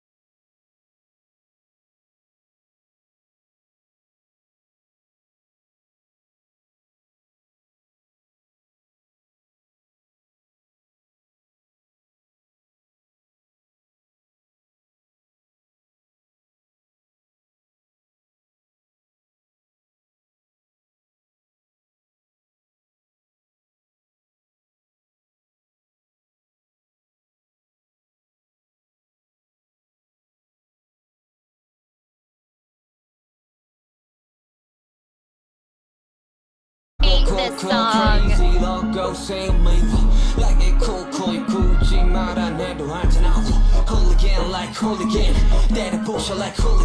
Shaddy, it's like a different universe in this comment section.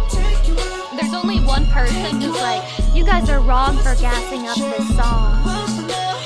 It's just, okay, I promise you, not all K-pop is this bad. Even when it's bad, it's usually at least catchy. This song is just genuinely ass shit, garbage. Poop from a butt level. Poop from a butt tier. Hydration.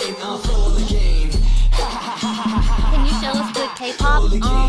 Gnarly. Obviously the best K-pop song ever. I may sneeze. This song is gonna make you sneeze. I can't believe it. Holy shit. I'm not sure what this song is doing.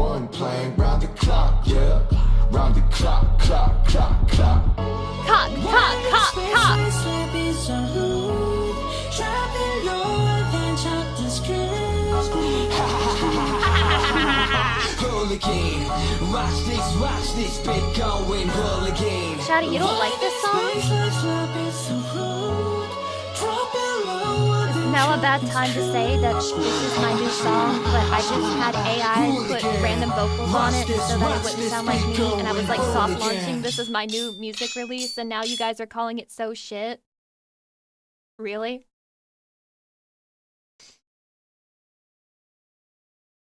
I need to see what the best songs to listen to are. What's the best song? The music was jarring, as though sounds refused to meld together. It's as if they've been individuals making their own beautiful music for so long they have forgotten that BTS has its own sound. You're watching a bunch of, like, fangirls fall out of love with their K-pop band. Fall out of love with their K-pop boys. Listen to the Halo Combat Evolve soundtrack, best music. Well, that's not K-pop, chatty. It's just not, it's not K-pop. Pretty crazy. All right, let's see. Perhaps one of these will be good. Surely. This one, okay, let's listen to the one. This one has 42 million views. It has to be good. Okay, nice intro beat. Oh shit. There's a woman walking. So far, so good. So far, so good. Yeah. They're looking at a ship. Is this also a BTS song? Yes. Can you show one of your faves next? Hell nah. If people know that I listen to any K-pop, I'm gonna lose street cred. They're gonna be like, you're a fake weeb. You're a Korea boo now. And I'm gonna be like, no! I don't even know how to say thank you in Korean. Only one I know is 안녕하세요. What does that mean?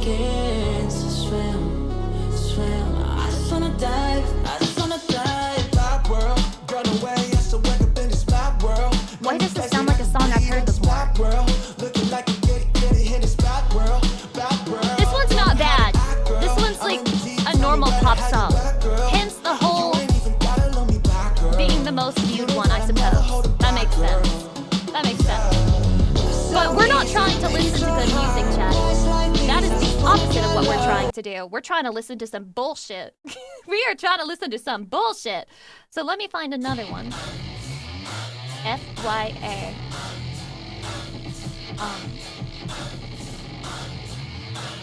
Okay. Alright. Okay. Everything is fine. Everything big is fine. Everything. Wait, what is he saying? Everything big is fear. Everything big is fear. Oh, I see what you're saying. Is Hooligan the only shit song in the album? Watch this, watch this. Everything is Hooligan. Hooligan. Every time I think about that song, I start laughing like a little rat. Like a little rat, Shouty! Okay, so if Hooligan's the worst one, then we need to listen to the other ones that have the same views as Hooligans. Because I heard half of the album is shit. Watch this, we Hooligans! Oh, okay, merry-go-round. Okay. I love judging K-pop slop. You love being a judgmental whore?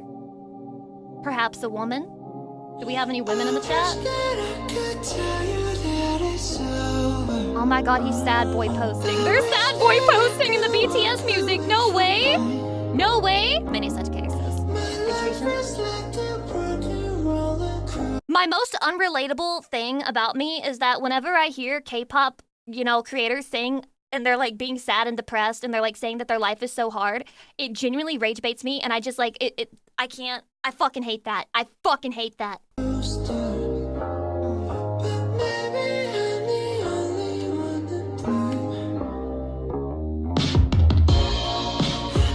There's literally this one K-pop artist who sang a song, made it like a solo song, and like one of the lyrics is quite literally, "My life is so unfair," and I'm like, oh, oh!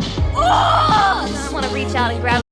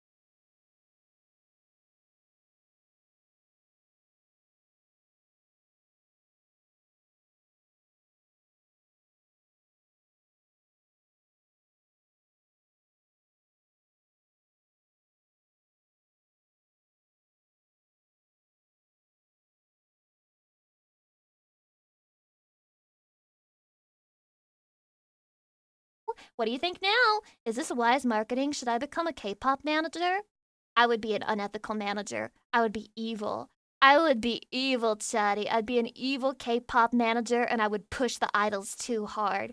I would be the one that they're like talking shit about, like, I wish that their management was nicer, but I'm evil, so I'm not nice. I'm pushing everyone to their limit. I'm like, you gotta go to the fucking height of this art, okay? And if you don't see it as an art, you gotta get the fuck out of this group. Hydration?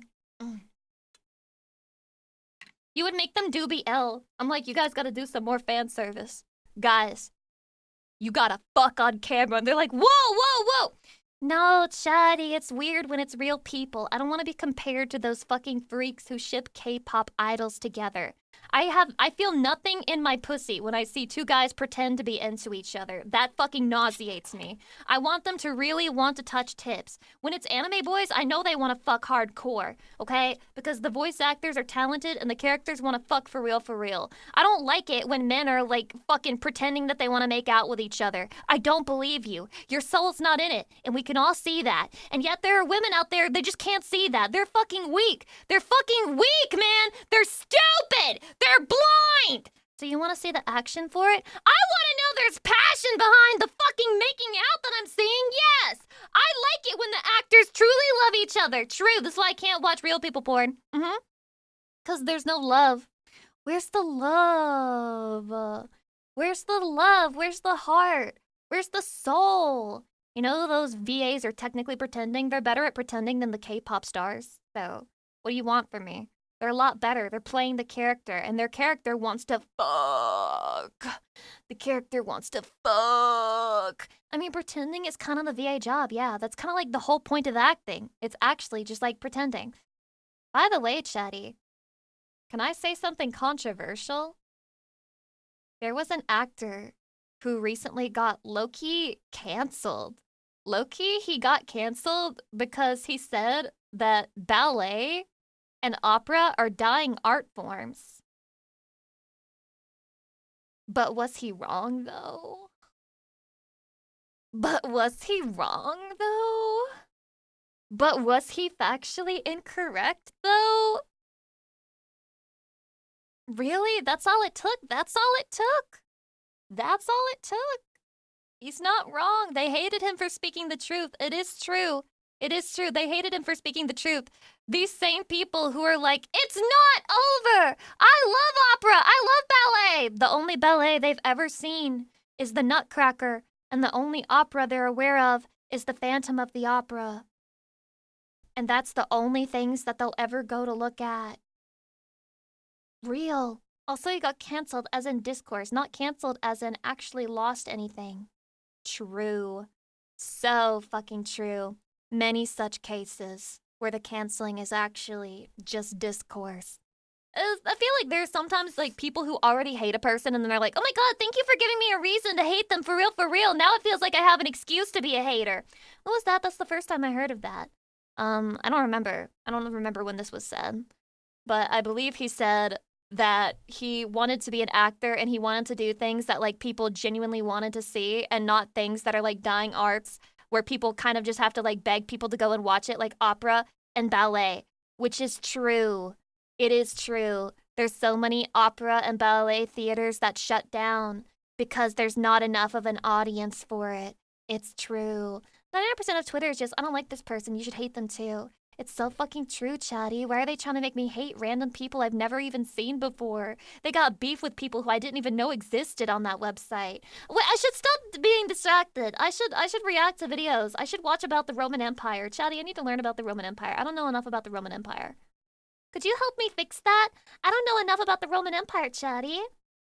Please help me fix that. Ballet is for moms that missed their prime. Holy shit, bro, you don't have to fucking kill the entire industry of ballet like that. You don't need to go that far. Man, it's not that serious, I swear. You don't need to be hurting feelings out here. So anyway. Real lawyer reacts to Phoenix Wright! Legal Eagle! I can't believe that they're about to tell me that Ace Attorney is not realistic. That's crazy. You're telling me the parrot testifying is unrealistic? That's insane. That's not Rome. It's coming! It's coming! Can you fucking wait a moment? Can you wait a fucking moment? Can you wait a fucking second? Shut up! We'll get to Rome! We'll get to Rome! Then let us begin with your opening statement, Mr. Payne. Whoa, opening statement. So, how can you give an opening Oh, he's statement watching and the summarize anime? your case if you have no idea what your case is or what the case is about? That's, it's bad news for, Look, dude, you just don't understand. Phoenix Wright is Moe, and he was late to his court battle, and he randomly got the case the day of, and he's like, Eto blah, I gotta run to the courtroom, and then he's got like a toast in his mouth, and he's running, and then he gets on a bicycle, and he's like, I'm on my way to be a lawyer, uwu, desu, and then that's when it all opens up and begins. Like, this is very normal in his life. for Phoenix Wright. Bad news for Phoenix Wright, Chatty. He's not prepared for Hey, his Legal course Eagles, battle. D. James Stone here, teaching you how to think like a lawyer. That's Today crazy. we're covering Phoenix Wright, Ace Attorney. The Comic an anime Sans! manga Wait, is based it like on that? a video game that was just looks written in like that. Japanese and translated into English. So who No knows way. what we're going to get into today. My understanding, based on your comments, is that this isn't based on any particular legal system, but it's a combination was of the Japan. Japanese and American system. I So am the worst not an of expert both on worlds. Japanese legal system, so I will be looking at this through the lens of an American attorney 99% prosecution success rate. because that's what I know best. If I get something wrong, please leave me a comment in the form of an To objection. be accused is As to the be judge guilty. and jury in this case, I will either sustain or overrule your objection based on its legal merit. And as Aw, always, that's so stick around until kawaii. the end of the video where I think he's give still Phoenix doing it? Wright, Ace Attorney, a grade for legal realism. 0. So, without My further ado, prediction. let's dig right Pre-watched, in pre-watched. to It's Phoenix 0. Wright, Ace Attorney. Defense lawyer Phoenix Wright, a defense okay? attorney. I just earned my badge a few months. Hey, I think I recognize that area. So that looks like the Nakameguro area of Tokyo. We need to cancel this guy. He has money and he's visited Japan before and he remembers where he's visited. So we literally have to ban this guy. Along the Meguro River where they have all the He's cherry flexing blossoms. on us. Really He's pretty area flexing. of He's Tokyo. flexing. So, I'm still a rookie. How do you got recognize a that from an anime still? In the US at least, you don't get a badge. Police officers get badges. You take the state bar exam and you become admitted to the bar, and you don't wear any sort of lapel pin except for maybe an American flag lapel pin. So Well, look, he's just being kawaii, man. He's just getting his little lawyer badge, okay? It's how he shows people he's a lawyer. It's like his little item. It's good for his character. don't know what jurisdiction actually issues a badge, potentially a gun, to their Potentially a defense gun attorneys. is crazy though. Sonic, thank you for the half year Anna. Get that. In fact, Equals. I'm hey. beginning a little arguments sparkle. in my first real trial today. I love this voice acting. It is so fucking So animated down. He is on his first day as an attorney and he's giving an argument in a trial. That's pretty crazy. Trials take months, sometimes years, to litigate, and you would never start on day one. Look, legal eagle. Look, buddy. Look, buddy. They're not going to make us litigate for months in a video game. Kage Kitsune, thank you for the 18 months. Giving an argument as a new attorney. That's not something that should ever happen. If it does, something went terribly, terribly wrong. Always so ambitious. Oh my This god, is she's a so hot. I homicide love you, case. Mia. Not many people I would love take you, one Mia. on for Sex their with first Mia. trial. Yeah, also, most defendants in a homicide case would not ever use like her? an A attorney lot. who had never done any sort of trial work before and it was their first day. That's definitely not what you want in a defense attorney. I know what I'm getting myself into, boss. Do I you? had to take it because I owe it to him. Oh, what's the significance of the keychain? Oh yeah, isn't this his Yes. friend? Actually, I've known the guy ever since we were in grade school. He's part of the reason I wanted to be a defense lawyer in the first place. Okay, prediction. He's gonna say that you probably shouldn't take cases like that because it'll harm your reputation for taking a case of a literal childhood friend. But he just doesn't understand the importance of friendship in Let's anime! hope you can clear his name. Ah, okay. So Phoenix Wright apparently knows the defendant. That can be very problematic I because knew it! you don't want your Rewatch! emotions to get in the way of your Rewatch! defense. You have certain Rewatch! ethical obligations to your Holy client, pre-watch! and if your emotions get in the way of that, And also, if you're a witness who might testify to the character of that defendant, then you would mainly be conflicted out of representing them. So there's a lot of issues here representing someone who's a childhood friend. I would never recommend for someone to represent someone that they know so well.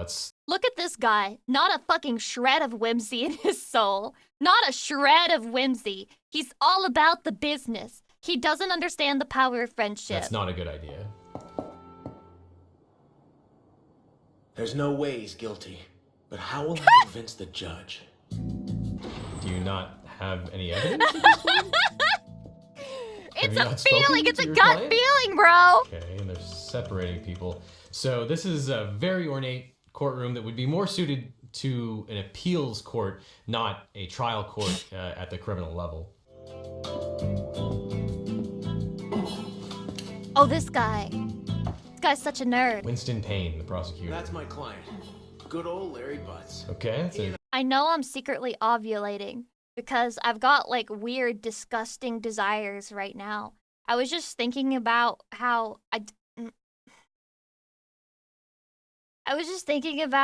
I would like to bully Chatty and be mean and pull Chatty's hair and like push him around and like laugh at him.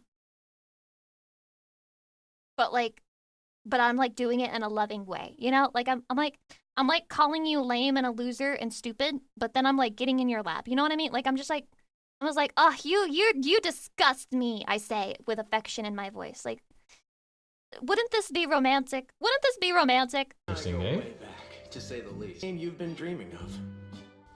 And he's apparently wearing the same thing that he was wearing on the day of the murder. They didn't let him shower, bro. You want to put your client in the best light forward, so that's why defense attorneys. Dress for the job you want, not the prison cell you have. 45 That's months with fucking wife. crazy. Lucy P. Hart, Because Lucy P. KO Hart. sticks for the 45 If months. they have to, will provide a suit and tie to their clients in order to, make them look a little better than if they just walked in off the street. You would never want to wear just a t-shirt It's Katsu, thank you for the with 14 some months. crazy hair and a goatee to court. You'd want to dress them up a little bit so that they don't look like a hooligan. Like this guy kinda looks like a frat guy or something. Hooligan! Don't Watch forget, out, to watch out! argue We a solid like defense, you have to hooligan! believe in him and his innocence. Right. Holy fuck, he pre-watched Not this stream. necessarily. All clients are owed an advocate, and often you are conflicted because you may see the evidence and you may believe that they are guilty or liable of what they're accused of. I have heard from my public defender friends, those people who provide defenses to the indigent, that it can actually be harder if you truly believe that someone is innocent. Wow. If you aren't sure and you're just giving them a defense, you can go through the motions and you can give them the best defense possible. I But never if you realized how really boomer legal eagle can be sometimes, Lamau. I'm not sure who this guy is, but you look at his face and you don't immediately say, that's Unk. believe that they're innocent of a particular crime, then it can actually be harder because Powerful you cake are that's very worried based. Welcome that in. they may You're among friends go here. to jail or be convicted of something that they didn't do, which can actually make it harder for a public defender.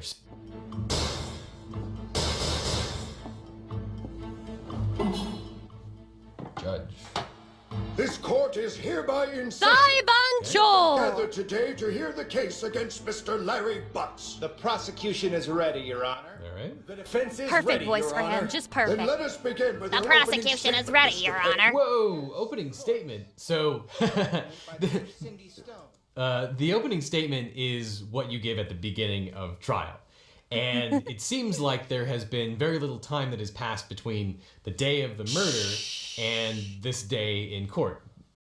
American lawyer astounded by a court system that actually is effective, fast, and efficient. Many such cases. Larry Butts He is can't apparently imagine a wearing the different exact same reality. thing that he Dr. was Alchemy, wearing welcome. on the day of the murder. And it doesn't seem like Phoenix Wright has actually spoken to his client yet. However, at the bare minimum, you've got to talk to your client. You've got to talk to them. You've got to do some investigation about the facts. You've got to conduct discovery.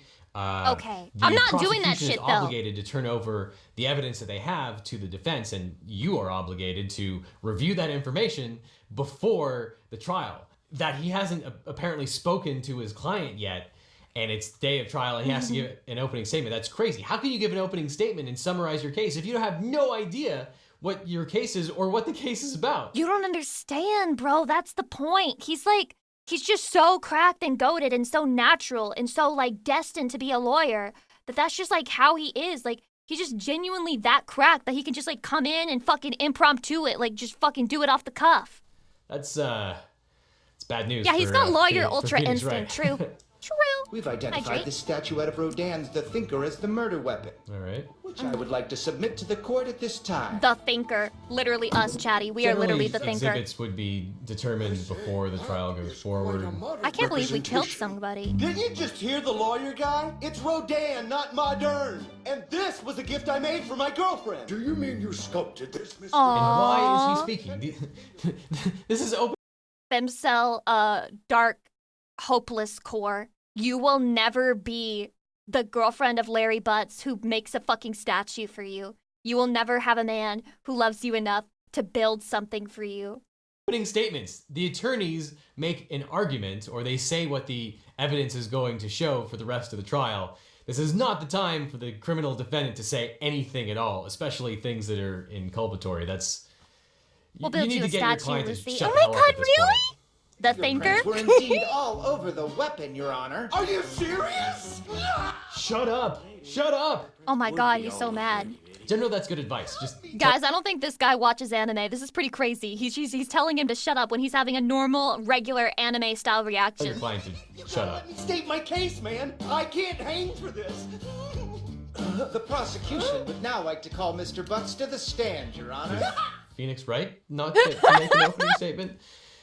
If trial He doesn't has started, need one. then the prosecution will make an opening statement and they will explain what's going to happen during the course of the trial. It's generally not the time for argument. Then there will be a recess. You see his eyes are sparkling. That doesn't normally happen in real life. You see, this guy is actually excited for his job as a lawyer. That's extremely unrealistic. Every day I wake up and I'd rather be doing anything else. That's why I started this YouTube channel. Please help it take off. And the defense will be able to make their opening statement. So it is very problematic that here the defense is not allowed to make any statement whatsoever. Now, I don't know what opening statement you could possibly make And when you take have off no and did. idea what the facts are. Congratulations You to haven't this spoken guy. to your client and you have no idea what arguments are going to be made and what's good for your client and what's not. But still, he needs to be afforded an opportunity to explain. He don't need it. He don't his need it. He's case. that cracked. He's that found a goated. photograph taken on this trip. She's so cute. Wow. That's The Thinker! Your Honor, I would also like to submit these items as evidence. I'll accept them. Okay, so the prosecutor here has not laid any kind of foundation to allow these exhibits into evidence. He's just simply said that here's this photograph and here's this passport. Well, you can't do that. He hasn't established that those pieces of documentary evidence are what they purport to be. And he certainly hasn't established through this witness that the foundation has been laid. You have to establish a foundation before you're allowed to bring evidence in. But there's a more fundamental problem here. I always think that's really funny and really crazy because, like, imagine you're just like, Judge, I would like to submit this photo of him literally murdering my client to the court. And he's just like, no. I don't accept that. No. No, you can't use that. Sorry. Denied. The first You can just do witness that? the prosecution has called is the criminal defendant. Now, in the US at least, criminal defendants have a right against self-incrimination. So they don't have to testify if they don't want to. Now, if they do testify, then the prosecutor will get an opportunity to cross-examine. But it's crazy. So I understand you're not ever supposed to talk to the cops. Like, if you get arrested, you're not supposed to talk to them and you should only talk to your lawyer. But is it going to be used against me if I cry like a little bitch when I get arrested? Like, is that going to be brought up and used against me? Because I'm going to be sniffling. I'm going to be like... That the first witness the prosecution has called is the Yes, it's over defendant, for me. and the defense hasn't objected. Crying They is have considered allowed this to talking? go That's forward. insane. They are just asleep at the wheel at this point. And this is really, really bad lawyering. Your Honor, the defendant is Femcel loser. Mr. Fuck Song, you. To the best Evidence of your accepted. recollection, What? Please tell the court what you saw the day of the murder. Okay.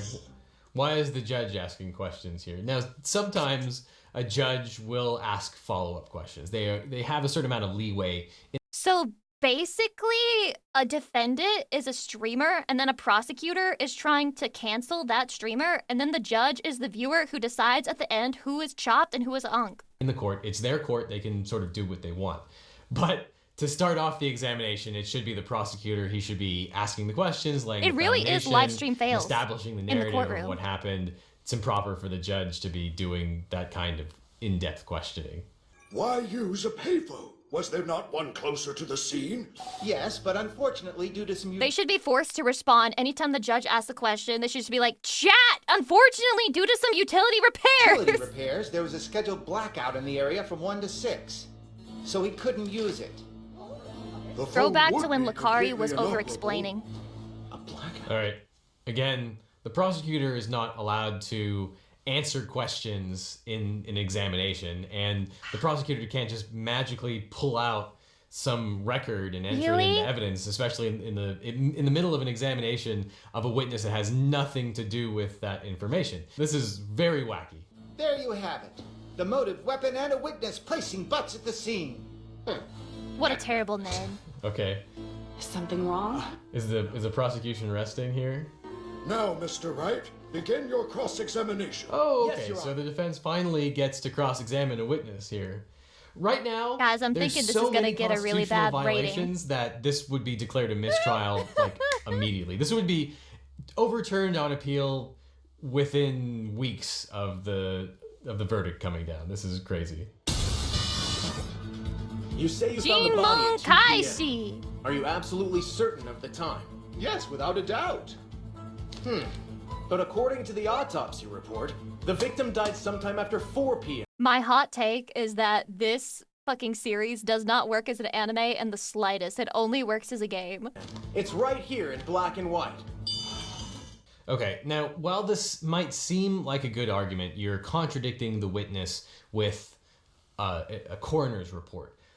You're really not allowed to ask those kinds of questions of this What? witness. This is a lay witness who was there at the scene, but this witness is not a coroner, not a doctor, and was not involved in the autopsy of the victim. So he has no knowledge about the autopsy report. And so whatever testimony You're telling me it's not a gotcha when Phoenix Wright contradicts the witness and says, you said he died at 10:30, but actually, he died at 10:32. Huh! Now what do you have to say about that? he might have about the autopsy report is totally useless.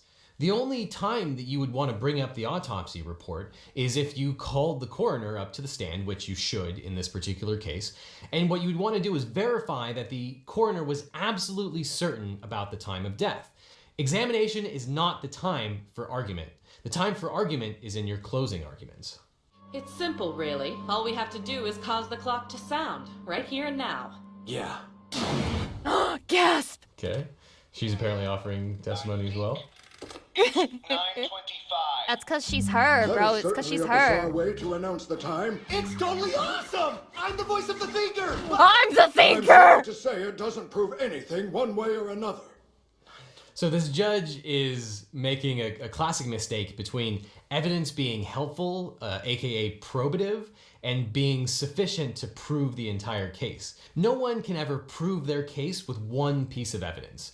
What you're doing is you're building a mountain one stone at a time. Yeah, you do that in the Or game. you're trying to create reasonable doubt one stone at a time. And after a while, if you have enough stones, then you can have a mountain of evidence in your favor. Here, the defense is creating reasonable doubt, no thanks to their own really terrible lawyering, one piece at a time through every piece of evidence. It really, really bugs me when I see people make the same error that the judge has here, where they say, oh, that piece of evidence, whether it's in a trial or in politics or what have you, and they say, well, that doesn't prove what you're saying is true. No, maybe it doesn't, but it helps prove it. And along with all of this mountain of evidence, that does prove the case. Well, you have Well, this guy has clearly not spent enough time on the internet. That's how it works, man. That's how it fucking works. Okay? This little piece of evidence doesn't prove anything. This little piece of evidence doesn't prove anything. This little piece of evidence doesn't prove anything. What are you talking about? My goat is not in the files, bro, okay? Just because there's 50 pieces of different evidence that points to him being in the files, my goat is not in the fucking files, bro. You got no evidence. Have to look at everything weaved together. The judge is not doing that here. But it doesn't matter one bit if the clock is running slow today, because you can't prove that it was running slow on the day of the murder. Again, so this witness, in addition to answering a question that wasn't asked and the attorney making an argument in the middle of an examination, is making the Your same... Honor, I submit this Google Docie as evidence. Do you think that's ever happened like a single time? Because some of the things that people write in Google Docs are genuine legal matters that should be taken to court. Do you think anyone's actually brought it up? Like, okay, so here's the Google Docie they dropped in July. It's the same error that the judge is. He's saying, well, this is the just unrevised because you've shown version. something that's very damaging that doesn't go all the way. You know, you've advanced 20 yards, but you haven't actually entered the end zone. He's saying, well, Johnny, it's you can not enter worth my it. end That's not zone. true. Oh, got it! You made forward progress. You might not have gotten all the way, but you're getting there and you're putting all the pieces together. And together, they've probably already established reasonable doubt. So true. Well, got an answer for me? Take that, smart guy! Well, as the attorney, he doesn't have to answer any questions that... My favorite thing is that he doesn't bother to say it's unrealistic that the person who is, like, fucking prosecuting his friend could fucking move him with the fucking air from his mouth. But, yeah, because that happens, because that does happen in court. So that means you got nothing on me, pal! Come on. No, he's got lots against you. But also, the defense attorney... I love that. I love the little autistic response, like, no, he's got lots against you. Isn't trying to show that the witness in particular committed the murder. All he has to do is show that there's a reasonable doubt that his client did. There's a big difference. That's often why defendants actually don't take the stand, because it's not their burden to show that they are innocent. All you have to do is show that the prosecution hasn't met their burden, or I've heard that it's actually a really bad sign when they put the defendant on the witness stand. Like, it's like a really bad sign that the case is going real shit for them. or that there is a reasonable doubt associated with the prosecutor's case. The defense, especially in a criminal case, bears no burden whatsoever. If you have nothing further, I have no other option than to release Mr. Sowit from the stand. I take time out of my day to relive this horrible experience and you call me a murderer? You might want to reconsider your career, Mr. Right. This suit is so And chopped. as with defendants, if there's no question Not pending, the Legal witness should Eagles, not be the speaking. guy with the purple And suit also, in the if anime. you need time to look into something or to recoup, then you would just ask the judge for a short recess. That's very common. So you're gonna have Judge, time can I have to a put break to things jerk off in the together. bathroom, It's please? not going at the breakneck pace of this anime. According to her passport, the victim had just been overseas. The time difference between Japan and New York is 14 hours. So when it's 4 p.m. here, it's 2 a.m. there. 2 is 4. That's 2 hours difference. So this is Thank not you, something you Mia. want to bring up with this Can we start calling woman-splaining out? Because why is she fucking weighing in here? p.m. here, it's 2 a.m. there. 2 is 4. That's 2 hours That's 2 hours different. Shut up, Mia! difference. So this is not something you would want to bring up with this particular witness, but there is a vehicle to bring in evidence that is basically incontrovertible, and it's called judicial notice. If you have evidence of something that you don't want to bring in a particular witness, for example, if you wanted to say that the time difference between New York and Tokyo is 14 hours, you wouldn't want to have to go through the expense of calling in an expert in date and time. It's a fact that's so incontrovertible and easy to ascertain that the judge stretch? should allow that fact in Say it ain't without so. requiring someone to lay what would normally be proper foundation. So here, though he should not be making an argument, he would be able to ask the judge to take judicial notice of the fact that the time difference is 14 hours. That's something that would come in virtually at any time. The victim took the clock with her on her trip, but she hadn't reset it to reflect local time yet. Isn't it crazy that nowadays technology is so goated that it knows exactly where you are at all times and you have no privacy, so it just automatically knows you're in a new time zone because you're being tracked by the government and they know where you are at all times? That's speculation. That's why the time you heard was exactly 2 hours off. The truth is, Sowit did it! Man, I He really fucking wish went I was bald on allowed the to stand. bring in evidence whenever I felt like it and make argument whenever I felt like it. true. But there are lots of laws and rules that prevent me from There's doing like that. rage in But his smile. With You your can see help, it. we can change that. Arrest Mr. Sowett immediately! The judge is not responsible for arresting people. And I in knew fact, that was coming. If the prosecutor had seen this kind of Immediately evidence, just he go to probably jail. would have referred the witness to the police to arrest that man. But that is not the purview of the judge in any case. I must say, you've done an incredible job today. In your first trial, you defended your client and discovered the true culprit. This is literally just the tutorial in the game, by the way. And now, Literally just the it's time to tutorial. deliver the verdict. Muze! Well, there shouldn't be a verdict at all. The case just should have been dismissed. The prosecutor should have realized that it's crazy to continue prosecuting this guy, so therefore he should just go home. All rise. So that was I'm Phoenix expecting Wright, a 0. Ace Attorney. Man, I don't even know what to do with that. I don't know if that's accurate from a Japanese perspective, but man, from an American perspective, that is just all completely wrong. The US Constitution gives the benefit of the doubt to criminal defendants because the founders recognized that it was better for a guilty man to go free than an innocent man to be convicted of a crime they didn't commit. They had exceptions to this. I won't say them here, but they were totally fine with that in certain contexts. All of those things were And a due examples, process absolutely not. violation that probably would have been overturned on appeal, but it never should have gotten to that point. And frankly, the lawyering on the defense side was terrible. He wasn't objecting when he should have been. He was allowing the other side to make argument when they shouldn't have been. So all in all, I would give Phoenix Wright, Ace Attorney. It's because of his aura! Okay, Phoenix Wright can talk whenever the fuck Phoenix Wright wants to talk. It's all about aura. If you have enough aura, they let you do it. The laws don't matter. A D-. It is all over the place. It's all completely wrong. And it's a terrible example of lawyering in general. If you like this video, please click like and subscribe. See me after class, dude. He's gonna fuck Phoenix Wright. That's crazy. Holy yowie between lawyers. They should make lawyer yowie. And then they should, like, dude, what if we made him a character? And, like, I don't know, we had to change his name to something stupid. Like, I don't know, like fucking Miles Edgeworth. Like, get it? Edge, because they're, like, edging each other in the courtroom. And then they called him Miles Edgeworth. And then they took Phoenix Wright. And then they made them kiss and make out and have sex and have, like, weird homoerotic tension in the courtroom. That would be crazy. They should add that. This video was Anyway, made Rome. possible by NordVPN. Click the link below and new Rome. character pins. The last we've partnered with YouTube's to Oh. bring you oversimplified.youtube. Ad. So go and Holy buy it now. ad! That's Hey, 3! What are you still doing here? I said go and buy That's it now. 3! Anyway, this is the Punic War again. Our beloved mercenaries. Let's hear it. Okay. Thank you one and all for your hard work fighting in the First Punic War. Would have been nice if you'd won. Maybe tried a little harder. But this isn't the finger-pointing convention. I know you all have one thing on your minds. Hey, when are we all getting paid? I got no money. Remember you lost your... Okay. Jim, why don't you tell them? I'm not telling them, you tell them. Ugh. Look, you're They were fighting war and dying for no pay? not getting paid. We lost the First Punic War and owe the Romans a ton of reparations. Of course we can't pay you in full. Oh my god. Let's burn this place to the ground! Beast!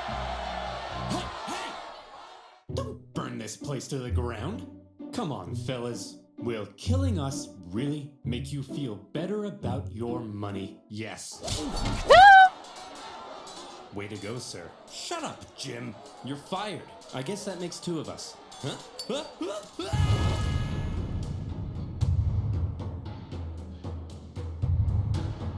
In the aftermath of the First Punic War, So this is Carthage's after disgruntled they get totally mercenaries, disgraced. left unpaid for all their hard work, revolted, and Carthage found itself caught up in an extremely destructive mercenary war. The panicked Carthaginians increases hired volume more for them. mercenaries to fight the mercenaries they couldn't afford to pay, and Carthage came dangerously close to collapse. All the while, across the water, there was Rome. Ha! Look at those morons! We just kicked their ass in the first Punic War, and now their own mercenaries are revolting. Haha, yeah. Wait, Yeah. First Punic War? You mean there's gonna be a second one? Well, we're definitely taking advantage of this situation. So almost certainly, yes. The Romans did in fact take advantage of the situation. You're telling me it's not Amongst just the the chaos, fallout? rebels on the Carthaginian island of Sardinia sent out a cry for help to Rome. Hot diggity dog, said the Romans. That's Counted free them, no real welcome. estate. And so in they went. Whoa, whoa, whoa. That's our island. Get the hell off. Hey, they requested our help. Rate We're their little simply hats, by the way. helping. 0. Oh, no, you don't. Look, we're sending our own army to deal with the rebels, okay? But just to be clear, we're not trying to start a fight with you, so, don't declare war on us or anything. War! We surrender! Great. And as part of the peace treaty, we get to keep these islands. What the fuck? Scam on top of scam on top of scam on top of scam! As if their humiliating loss in the First Punic War wasn't bad enough, the Romans now took advantage of their mercenary problem and stole their islands. This shocking land grab was pretty hard to justify, even by Roman standards. Additionally, the Romans now demanded Carthage pay them even more money on top of what was already owed. If Rome was trying Imagine being one of the Roman citizens who's like, I don't know, guys, maybe we shouldn't have taken the island. And then, like, the other Romans look at you and they're like, you're so lame, buddy. You're so lame. What are you, a wokey? Are you a fucking wokey? What, we can't have an island? We can't have an island? Like, we can't have our own Bahamas? What are you, fucking to make wokey? Carthage as mad as possible. They would bully They were each other. doing a fantastic job. The seeds of a second Punic War were being sown, and they were being watered with Carthaginian tears. Resentment Lamest in over Carthage here. only continued to grow. Eventually, Carthage solved their mercenary problem thanks to Carthaginian military genius and hero of the First Punic War, Hamilcar Barca. He sorted those naughty mercenaries out with some good old-fashioned atrocities, and the destructive mercenary war was over. Still, all was not well in Carthage. Mere decades ago, they were the top dogs in the Western Mediterranean. Now, after the crushing defeat in the First Punic War and How long a was this huge the bill case? to pay the Romans, Carthage Lo and behold, was welcome well home, and good truly under Rome's thumb. What on earth were they supposed to do? So if you turned Rome into like an anime waifu, would she be kind of like a brat? Do you think she'd be like a brat and she'd think she's all that? Okay, I'm trying to determine, is she like a cute brat or is she like a mommy? Which one is it? If they wanted any chance at regaining their former strength, there was one thing they needed now, more than anything. Money. But as long as Many they owed such Rome a cases bazillion from the dollars, beginning of there was time. nothing they could do. Fortunately for them, amongst None. their ranks, there was one big hunk of a man with one big clump of a brain. Me! Hamilcar Barca! Yes! What the fuck Wait, is that Why name? do you all have the exact same voice? I have it too! That's right. Rome strikes me as a tomboy. No, tomboys have love and light and hope and joy in their hearts. And I don't think Rome would have that at all. Rome would just be, yeah. Hero of the First Punic War, greatest general alive, and the poster above my The bed. problem with the tomboys is that the tomboy nation would immediately be overthrown, okay? Because tomboys just want to have a good time. Hamilcar Barca had an idea. All right, we need money? Well, I've got one word for you. Spain. An area filled with lucrative silver mines, from which the silver would flow like a river, and our pockets would be stuffed, like Tony's mother at a buffet. Hey! Oh. So here's my proposal. You send me with an army to I really thought that was going somewhere else, like Tony's mother at a gas station. Spain. I'll expand our territory, get those silver mines up and running, and we'll be able to pay the Romans back in no time. Okay, but just to check, you're not secretly raising the money to go on a bloodthirsty revenge spree against Rome, are you? Because we can't afford that. Hanno, my dear, I'm simply going to pay them back. Well, that wasn't reassuring. You and Carthage were as bitter about their That's loss what in they the First told Punic them to War do! as Hamilcar Barca. 98% of his brain matter had been reallocated to thoughts of revenge. Oh my He was God, also the fed male up condition. With the Carthaginian politicians He's for Sasuke what he deemed Uchiha. a cowardly betrayal when they surrendered at the end of the last war. And so for Hamilcar, going to Spain meant being able to act independently from the weak Carthaginian government. building his own strength, and then Dude, perhaps he somewhere down literally- the line, Dude, he literally said, men must go their own way. Men must go their own way. Men must go to Spain. revenge. However, he wasn't going to Spain by himself. Hannibal? Yes, father?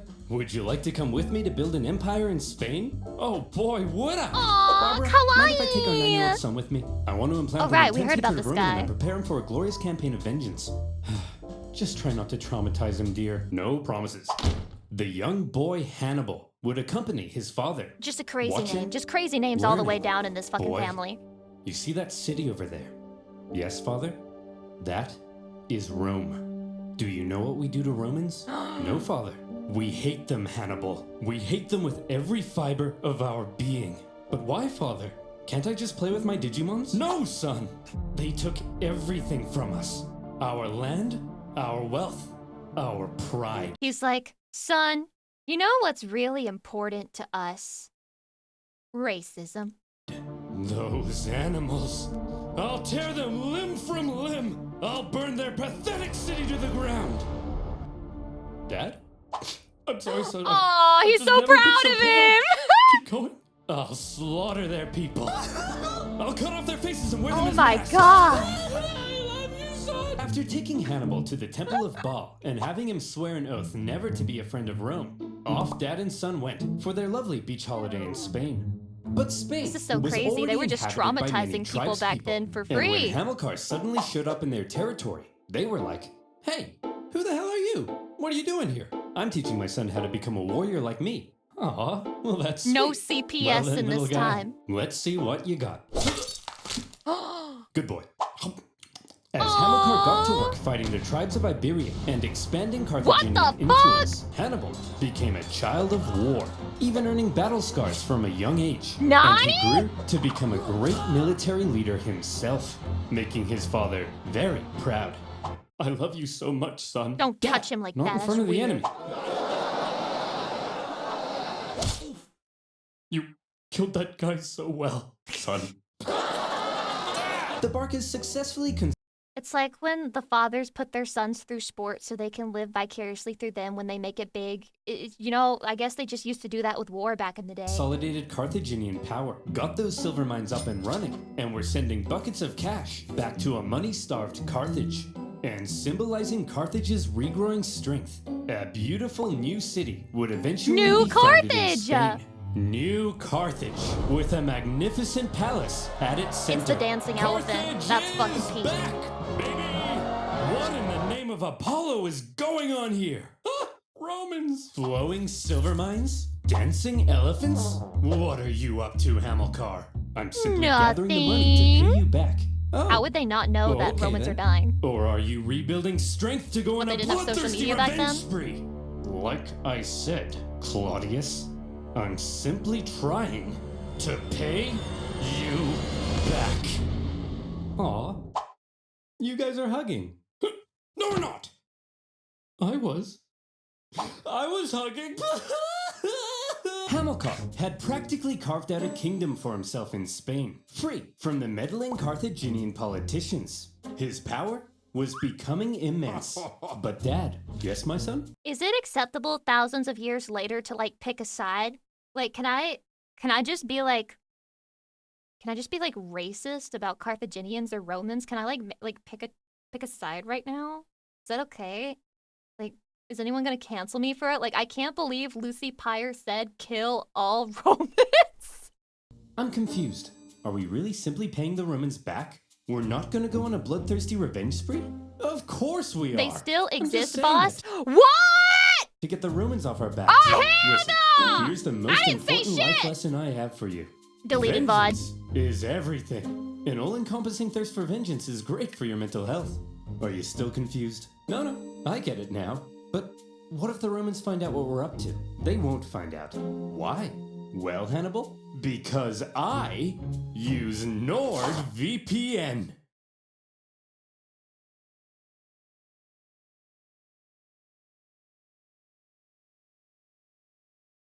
Look, I understand that for a lot of creators, it's like this cute thing that they're trying to do to make the ads fit into their videos better, but all it does is irritate me when I realize the thing you were doing in your video was not actually relevant to like the overarching story you're trying to tell, but instead like a segue for an ad. I just feel like I've been cheated. Encrypt your data with or content money back guarantee. Get an ignored piece of. Oh yeah. Carthaginian tears, a child of war, and the Carthaginian conquest of Spain. The Carthaginian recovery had been staggering. Here's all the money we owe you. And Rome was seriously alarmed. But they were also preoccupied with ongoing wars elsewhere, including an expansionist war to the north, where they were enslaving thousands of northern Celts. So for now, to keep Carthage in check, the Romans insisted on a new treaty. See this river. The two sides agreed that everything above it was in Rome's sphere of influence, while beneath it was Carthage. Under no circumstances were the Carthaginians to expand north of that river. Very but illegal. For now, Hamilcar and son were living it up. Well, son, here's to many more years of successful campaigning in Spain. Now, if you'll excuse me, I just have to go fight those guys. See you later, son. He's gonna die. I love you. He's gonna die. I knew it. What the? Oh, crap. I drowned? Oh, well. Always remember, son. You are vengeance. Fuck that Also, guy. delete my browsing history. Hamilcar Barca was tragically ambushed at a river and drowned. His son-in-law, and possibly also his lover, no further questions, took charge for a while, but he too.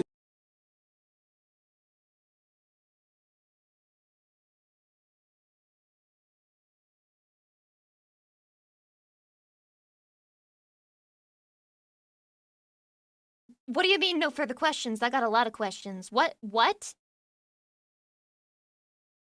We got dad-son fucking now? No, I need an explanation to that shit. In-law, and possibly also his lover, no further questions, took charge for a while, but he too was later assassinated, leaving That's finally crazy. at 26-year-old Hannibal. in Tragic, charge forbidden, of the double Carthaginian forbidden, armies Yowie. in Spain. Sources say the men readily accepted him as their leader. He chose to suffer the same hardships as his men. He lived in the same conditions, was often the first into battle and the last one out. He's kinda And it also a helped that Chad. he What looked the a lot fuck? like his dad. He had the total respect of his men. If he said jump, they said how high. If he said tuck me in, they said how tight. Aw, If he cute. said talk to a girl without peeing your pants, they said that's impossible. yeah, that's ridiculous. Nobody can do that. An army that would follow him anywhere would be crucial for exacting his vengeance against Rome. Hannibal's army had become a strong and Chatty, loyal do you piss fighting your pants force, every time you go and that check my was making stream? a certain nation very uncomfortable. Seeing Carthage re-strengthen so quickly was not something Rome had. Because if you don't, then that means that you don't see me as a woman, and I'm going to have a whole hentai arc with you where I force you to see me as a woman. Expected. Not Yet here ovulating they BT were, paying off their debts and expanding their territory. It didn't feel very much like Carthage was under Rome's thumb at all, and Rome wanted to put an end to it. Tensions were strung tighter than your liar's G-string, and all it would take was one incident to trigger Pussy liar mention. war. And in 219 BC, a city in Spain would find itself at the very center of that fateful incident, Saguntum. Remember What that the treaty fuck? declaring everything south of this river to Sagan? be Carthage's sphere of influence? Well, All I can think about Saguntum is a ball should sack. therefore obviously be Carthaginian, right? Wrong! Saguntum had actually scored itself That is an not how you say informal that. alliance with Rome after Rome Dug on had 10 helped balls, it with an got internal 'em. dispute. With Carthaginian encroachment, Saguntum began to fear for its independence, and Rome declared itself Saguntum's protector. But this clearly went against the Ebro River Treaty. So what on earth was Rome doing? Were the Saguntines and the Romans truly just BFFs? It's possible. Or was Rome deliberately trying to interfere with Hannibal's Holy shit, Spanish inflation expansion king? and maintain a staging post for a future war with Dude, that Carthage? explains the entirety of the Roman Empire. More likely. And Hannibal certainly viewed this Rome-Saguntum alliance as an outrage. Yet another example of Roman arrogance. At first, he left Saguntum alone, But having learnt from his father, to Rome hate literally all did the things ligma Roman, joke at him and he having got so inherited mad his about father's it. dream of bringing Rome to its knees more and more, Hannibal may have begun to see Saguntum as an opportunity. Could this controversial alliance be just what devilish little Hannibal needed to kickstart Oh my a God, the second Grinch war with face! Rome and restore Looney Bin, welcome, Carthaginian hi. dominance? It's even possible that Rome were also using Saguntum to goad Hannibal into a fight so they could go and kick him out of Spain. And as the two giants began gearing up for round two, the poor people of Saguntum had no idea that they were a So is there not like a big guy in Rome swinging his dick around at the same time as all of this is happening? Because why are they representing Rome with the actual country shape instead of a guy like they're doing with Carthage? about to be crushed in the collision. Hey! That your Greek- alliance what? with Saguntum is an insult, and we Oh, won't stand Lucy Pyre recognized geography challenge. for it. They're our friends, Hannibal. I'm If never you lay a playing finger on GeoGuessr. them, it'll be an act of war. Yeah, Hannibal. Back the hell off. War, eh? I was thinking I might just besiege their city and massacre their people. That's a good idea. Do, Hannibal. Find He said, out what happened. oh my Yeah, God! Fuck around and find out! Hope you do, Hannah. Wait, what? Ha, Maybe I vote will. his Go ass. ahead. Kill them all. Okay then. Fine. Whoa. Fine. Okay. Guess I'll do just that. Fine, I we will. Look forward to it. Consul, you're gonna protect us though, right, Consul? Consul. Oh no! To top it all off, when the Saguntine people made the genius decision of raiding into Carthaginian territory, enough was enough. In an action that was guaranteed to provoke the Romans into war, Hannibal besieged the city. I gotta say, I like how their flag looks like a little guy holding his hands up and like there's a little eye on top of him. Literal Illuminati flag. Was guaranteed to provoke the Romans into war. Hannibal besieged the city. The siege of Saguntum lasted 8 cruel He literally months looks like the cop before guy. Hannibal broke through the city defenses and turned Saguntum into a killing field. It was a massacre. What the hell? Tell me I didn't just Being anybody in this time of the fucking planet is pure shit, man. Being anyone, you're at constant risk of just random horrible bullshit happening to you and your entire life balance being upset. Why? catch you massacring our friends, the Sugantees. Well, Consul, if you like the Sugantees so much, If you like to perhaps suck you in teeth. could suck on these nuts. Oh my god, he finally made the joke. Sucking teeth! Hearing word of the attack on Saguntum, Rome was understandably in an uproar, and all eyes were now fixated on what would happen next, as Rome sent a delegation to Carthage, led by What's a one of the most delegation? Just like a highly group of esteemed people? Roman senators, Fabius Maximus. He demanded an answer for Hannibal's sins. I'm All hooing. right, listen up, scum. You've got a rogue general in Spain attacking a Roman ally. What are we supposed to do about it? Well, there shouldn't have even been a Roman ally in Spain. You're the aggressor here. Hand Hannibal over to us as a criminal so we can punish him severely. No, yes, no, no. Look, I hold in the folds of my toga both peace He's and about to show him his war. dick. Which one should I let drop? Oh my Whichever god, one that's you crazy. want. Then I He said this for real? choose.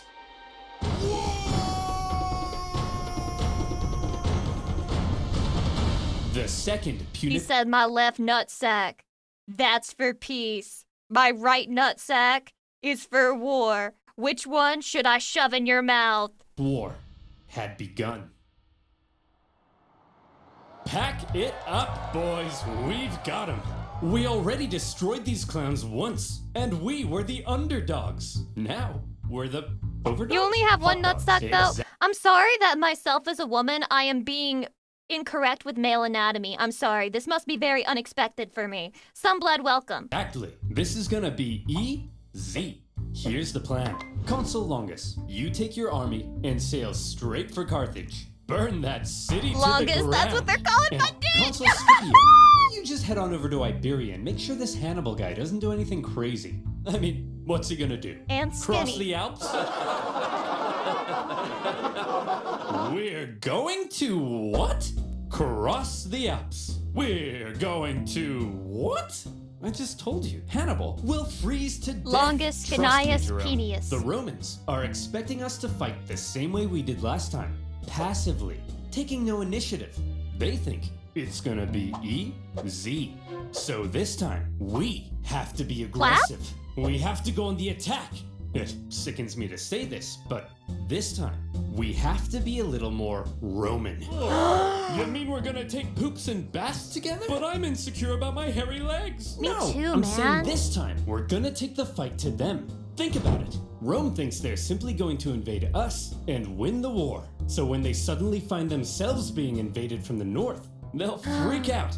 Like Tony's mother, when the buffet runs out of shrimp. Hey! I gotta admit, This is it's all a actually sexual kind of innuendo to me. genius. And my hairy legs will insulate me from the cold. That's the spirit. Hannibal, you have my sword, and my spear, and my legs. Ugh. Wait, his legs are kind of goated. Hannibal's plan, a daring alpine trek to surprise the Romans, was He's not gay like his father. Very a disappointing. bold but risky strategy. If it paid off, he could catch the Romans with their pants down, but he could also end up losing a ton of men and supplies in the hostile mountain conditions. Nevertheless, in 218 BC, with a fire in his eyes and some vengeance in his belly, Hannibal brought his force of almost 100,000 men across the Ebro River. They spent months on the road, That's trekking crazy. through the cold, hostile mountain conditions. And when they finally reached the other side, they said, "Hooray! We did it! Imagine We these are your crossed last the days on Alps." Earth. No, those were the Pyrenees. Those are the Alps. Oh. That's me. My reaction. After Live crossing the Lucy Pie Pyrenees, reaction. The army then had The to pass through Pyrenees! southern That's Gaul, my a mountains! vast territory filled with tribespeople, many of whom were hostile to Hannibal's presence. His journey to the Alps was an ordeal in itself, as he was forced to fight his way through and incurred pretty hefty losses before even reaching the mountains. His plan was almost stopped in its tracks entirely, as the Roman consul Scipio, on his way to Iberia, Scipio is discovered such a Hannibal cute word. was right on his doorstep. Scipio. Suddenly, Sounds Hannibal's almost British. journey became a race as he rushed to get his massive army across the vast Rhone River before the Romans could intercept him. The crossing was chaotic, with the panicking elephants There's no way they did causing that. several men to drown. There's no way. And the first combat of the war occurred when small scouting parties from each side encountered one another. When Scipio finally caught up to Hannibal's position, what he found was an empty Carthaginian camp. Hannibal had slipped through his fingers.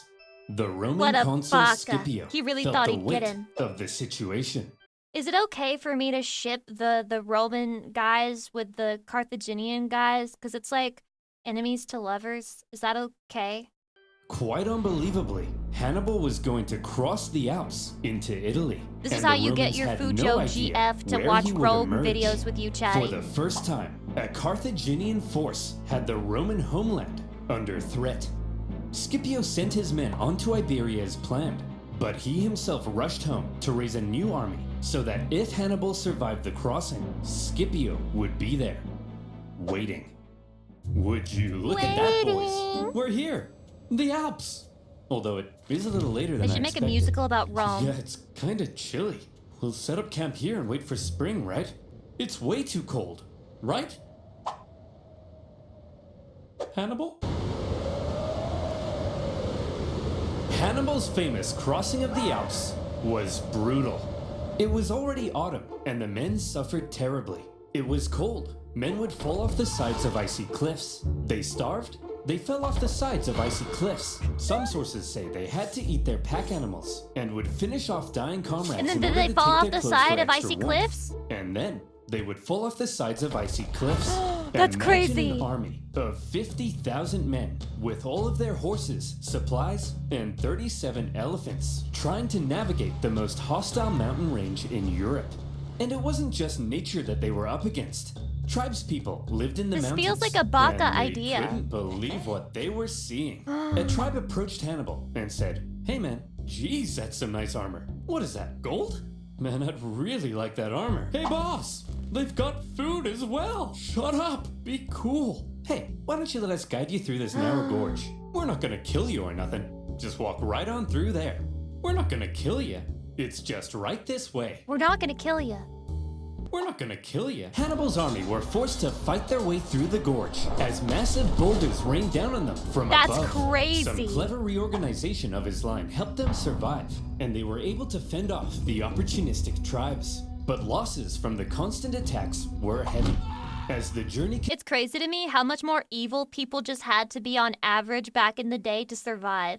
Like, a lot of the morality that we have now is afforded to us due to the conveniences of technology. continued, men who went over the sides would get stuck on the ice sheets below and had to make a grisly choice between starving to death or just getting it over with. When the deeply demoralized army reached the summit and rested for a couple days, Hannibal tried to lift their spirits with a rousing speech. Look, men, down there, it's Rome. These plains stretching out in front of you are bountiful with food to eat and Romans to kill. Move, Bessie! Look, you have just climbed the walls of Rome. The Beach hard ruined. part is over. From here on out, it's all downhill, and nobody else will die. Except for them. The rest That's of us the here, last ones. No one dies. Starting now.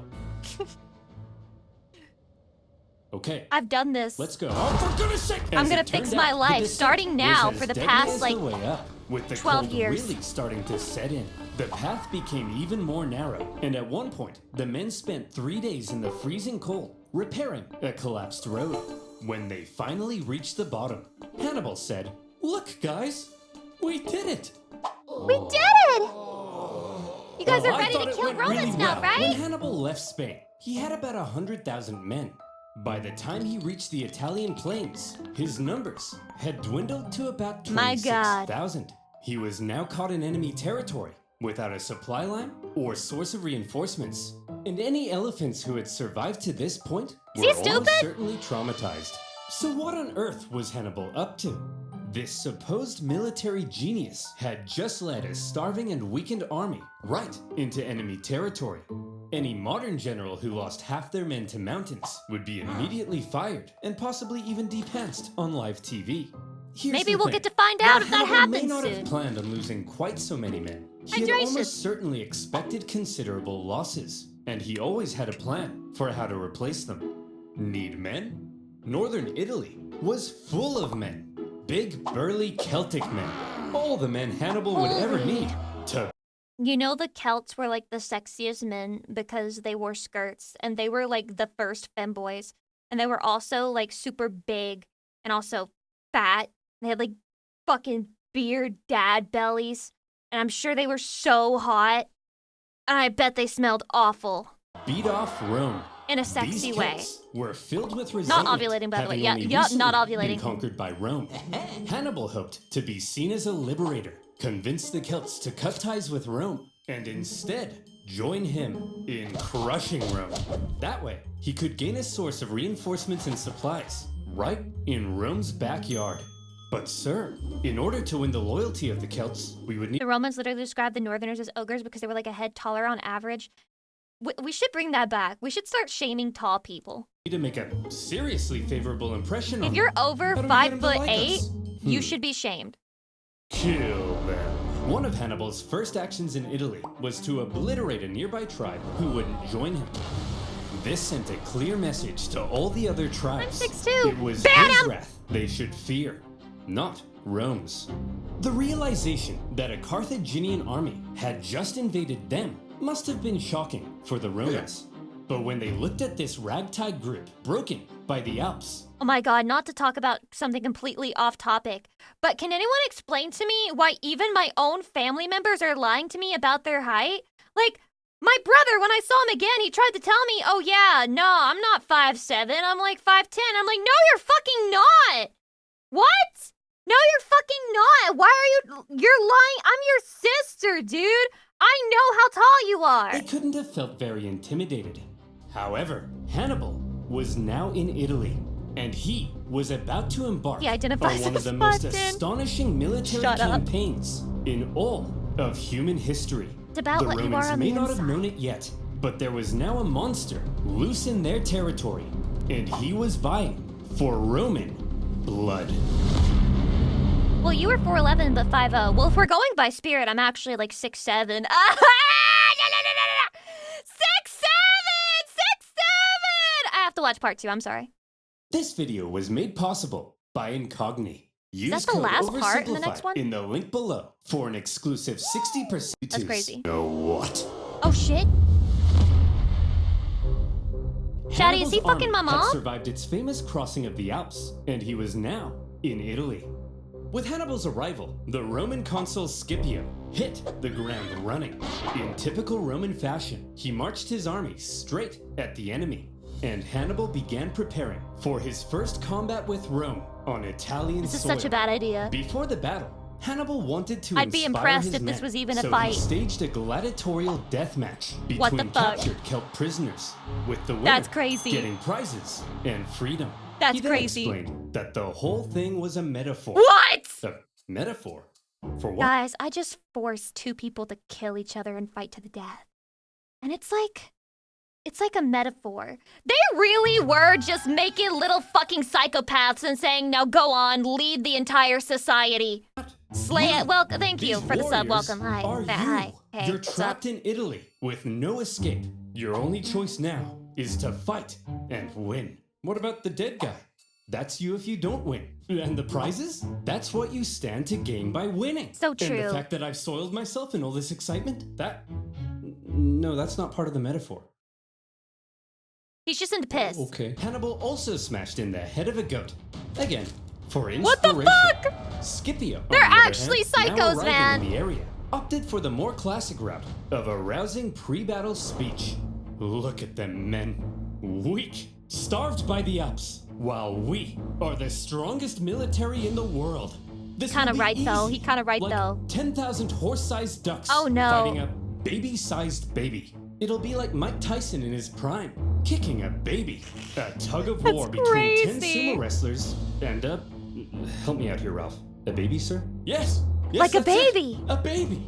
The point is, there is absolutely no possible way we could lose a battle this easy. So, if everybody's ready, on my mark... Are you ready, Chatty?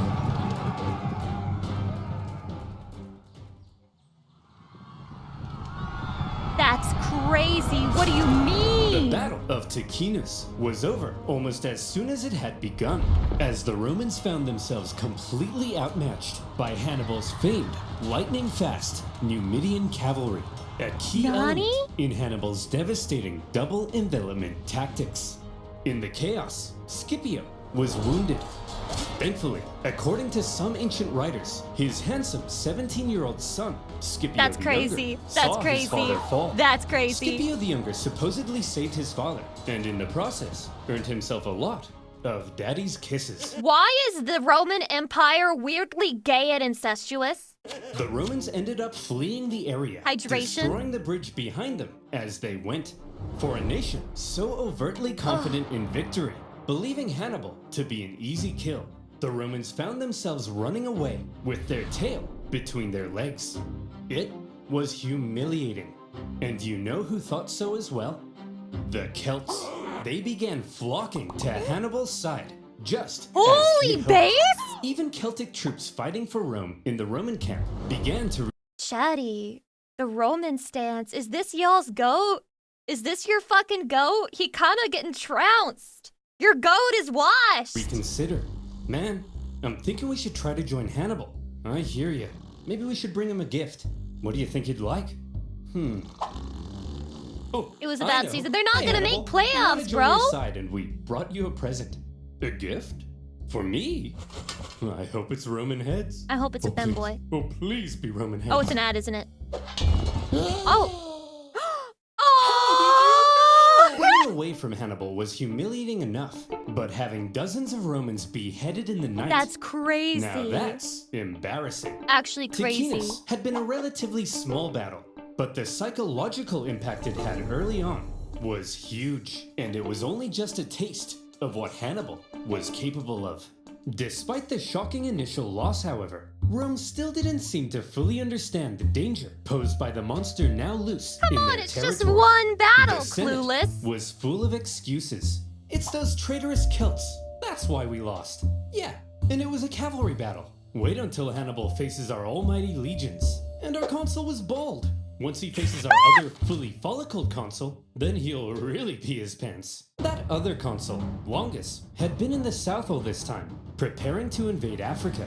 He had seen some success, even capturing Malta. But then he heard the news. Hannibal's in Italy? And I'm being ordered home? He knew he was chopped. He knew he was I was cooked. going to invade Carthage and win the war. Well, you He can knew be he a was big boy dead, at so. home. No! Does somebody need a nap, sir? Must have been crazy back then when you would get a fucking letter and it would just be like, hey man, we're sending you to die. And it'd be like, fuck, they're sending me to get my ball sack removed.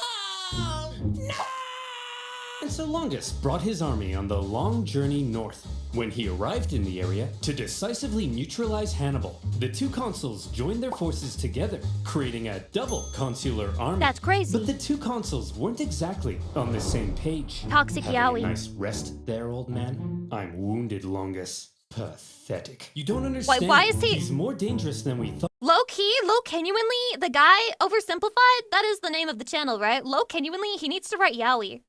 Maybe for you.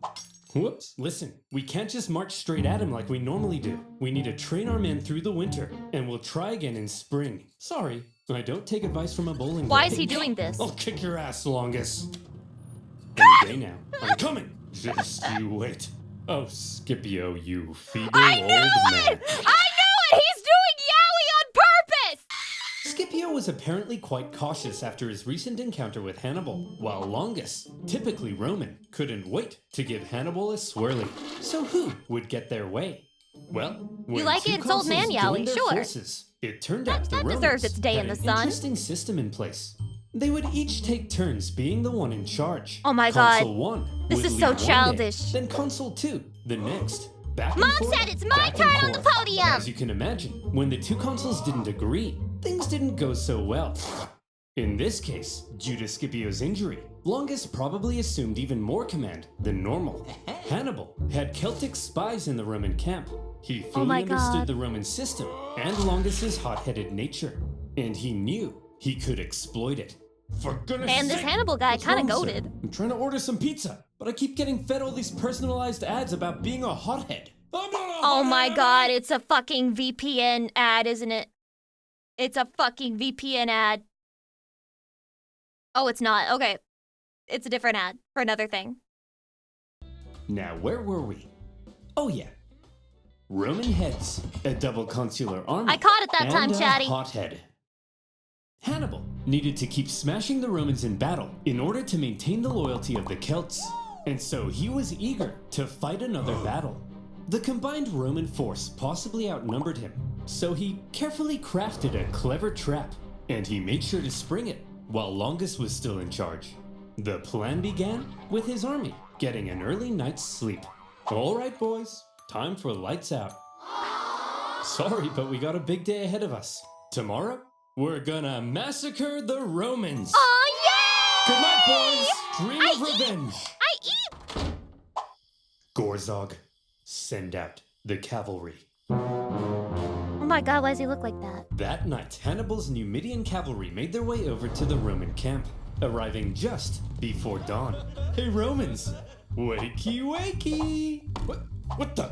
What's going on?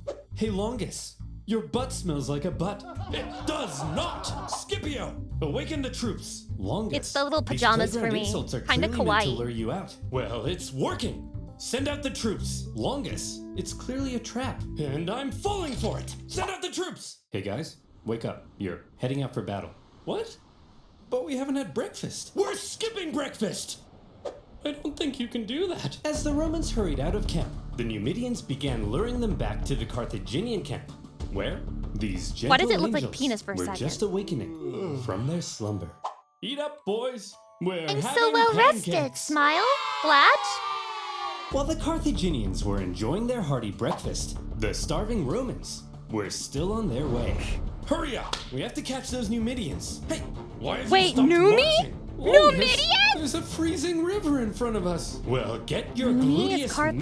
maximus in the water. All right, boys, time to lather up. This oil Holy will fucking insulate you from loyalty the cold. discovered. It also smells like lavender.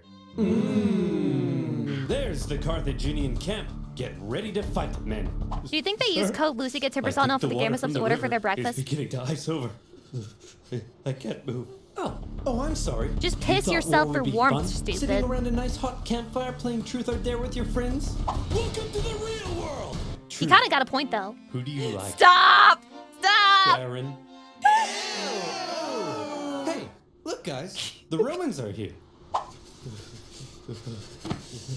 Having perfectly orchestrated events so that his enemy was cold, tired, and hungry, while his men were well rested and covered in oil. When the two sides engaged one another, the Romans were in no condition to fight. Explain the two And, different cherry shapes on to me. top, the previous night, Hannibal had sent out an elite force of men led by his brother to go and hide behind a bush.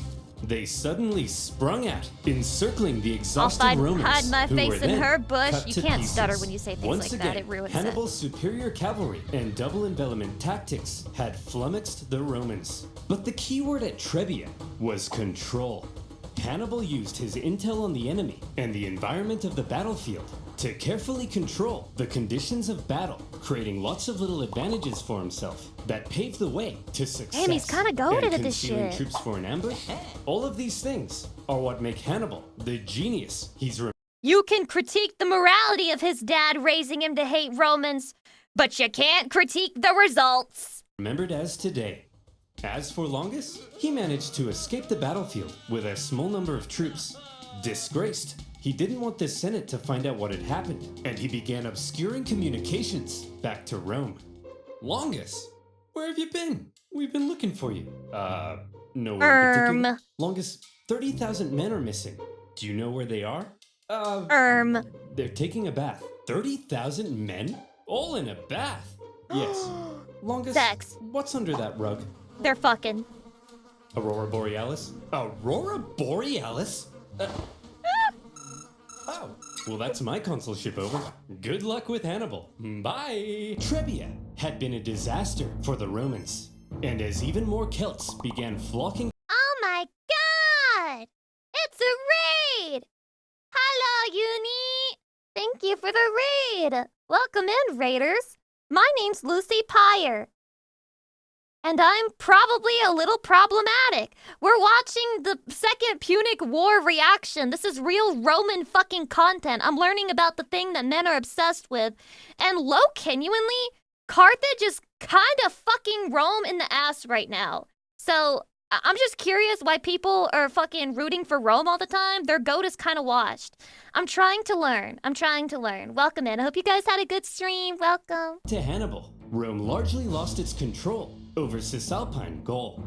In Rome, complacency turned to alarm. Hannibal had outwitted them on their own soil and inflicted a costly defeat. But with that, Scipio Hannibal and is kind of the goat so Longus' far. consul were over. They were replaced with So two wait, new consuls. is it low-key mega over for Carthage once Hannibal's out of the picture? Is that how this ends? Servilius. It's like, and then everything was going great for Carthage. And then Hannibal got penis disease and he fucking died. And then Carthage sucked. And No Flaminius. spoilers? It's The Romans obvious may that's now what's gonna have begun happen. to realize the trouble they were in and the genius Hannibal had shown in invading. Pre-watched, Italy. The Romans pre-watched, had expected history to be pre-watched. the ones controlling this war. Remember, they thought they were going to invade Carthage. Now their plans lay in ruins, and they were levying 11 new legions to deal with the threat. Hannibal had completely redefined the war. But Hannibal had a little problem of his own. Things had gone Erectile well so far, dysfunction. but the Celts were notoriously fickle, and Hannibal needed to ensure he maintained their alliance and his base of support in Italy. Any Celts he captured fighting for Rome, he treated extremely well and allowed them to return to their Aww. homes. But the longer At least he he's hung around in their consistent. territory, eating all their food and leaving beard trimmings in their sinks, the more resentful they may become. They wanted to go south and plunder some Roman booty, and Hannibal also hoped to sway Rome's other Italian allies in the south to his side. So from here, the path was clear. no. Hannibal had to move south. Just one problem. There were two main routes Hannibal could take to move south. And wouldn't you know it, that's exactly where the two new Roman consuls had taken fortified positions. If That's what Hannibal I tried do. to move on them, he'd be fighting from a disadvantaged position and could be bottled in. There is a third option. Ooh, tell me. We could move through this vast impassable marshland flooded with dirty, stinky, disease-infested water that at times would come up to our necks. This is a great idea. There's no way we would attempt that, right? That'd be crazy, right? Hannibal? Hannibal's 4-day trek across the Arno That's marshlands crazy. was hell on earth. That's crazy. Almost as crazy as when he crossed the Alps. Imagine 3 full days, unable to sit or lie down. Ew. Because there's nowhere to sit or lie down. Ew. Meaning 4 full days without Ew. sleep. Oh my slogging God. through heavy mud. You contract cholera. Your foot falls off. And Jim Bob directly in front of you won't stop pooping Not in your Jim path. Bob! In fact, everybody's pooping in your path. Some delirious, sleepless men would see clumps of mud and say, man, I could just sink into that. And then they died? would. When pack animals died, it gave nearby men a chance to rest. That's but only for a few crazy! moments before they were whipped back into line. That's Even Hannibal insanity! himself couldn't escape the torture of it. Hey Hannibal, if we see a Starbucks, can we stop? I need to take a leak.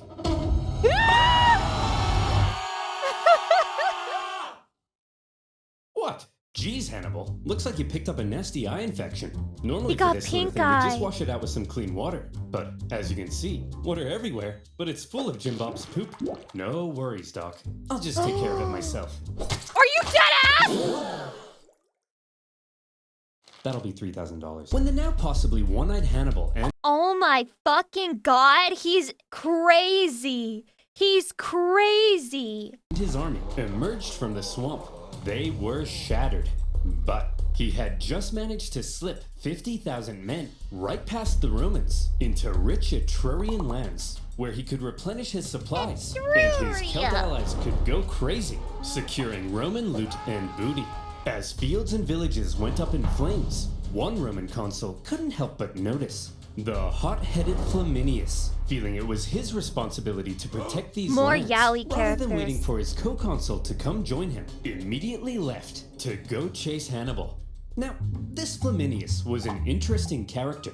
He was what the Romans called a new man. He came from the lower plebeian classes of Roman society, and as a result, he reportedly had kind of a screw-you attitude to the establishment, and a big old arrogant chip on his shoulder. Picture Sid Vicious wearing a toga. That's Flaminius. And Hannibal, thanks to his spies, knew everything. Just as with Longus, Hannibal knew Flaminius was just the kind got of the same man look in he their could eyes. lure into a trap. Hannibal led hatred. Flaminius to the entrance of a narrow pass along the north shore of Lake Trasimene. Flaminius watched as Hannibal's army entered the pass. I've done it. I've spotted the enemy.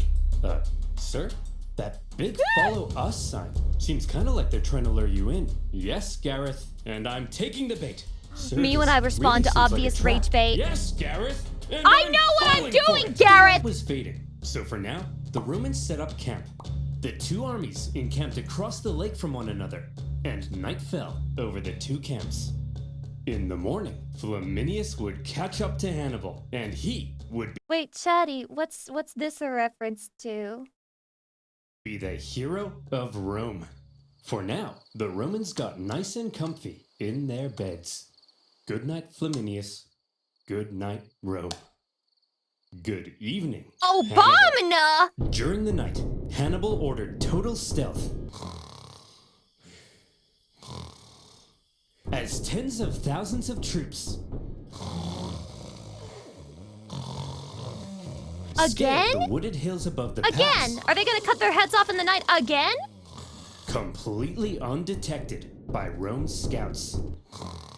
I'm just thinking about all the foot diseases they got from that fucking swamp. Let's go, girls. Flaminius took off across the lake shore to try to catch Hannibal. As he did, even the weather seemed to be on Hannibal's side. A thick fog rose from the surface of the Persona lake, 4? obscuring visibility. Look at this! This is perfect! The mist will obscure our approach. Hannibal will never see me coming. Sir? Why does it sound like 50,000 Carthaginians are charging down the hill towards us? You mean 50,000 Carthaginians are charging right into my trap?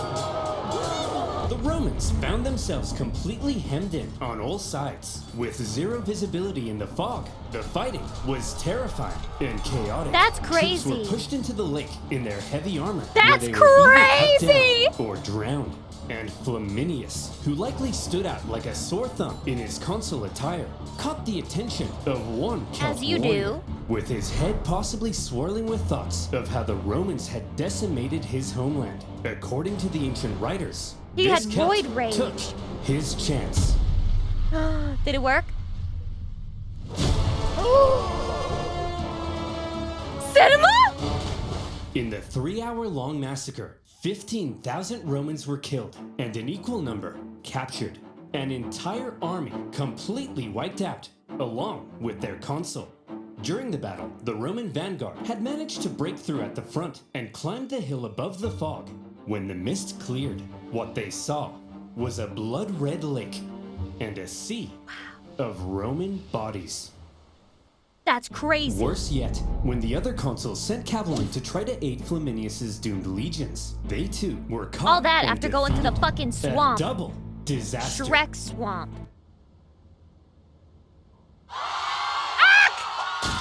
Rome went into a frenzy.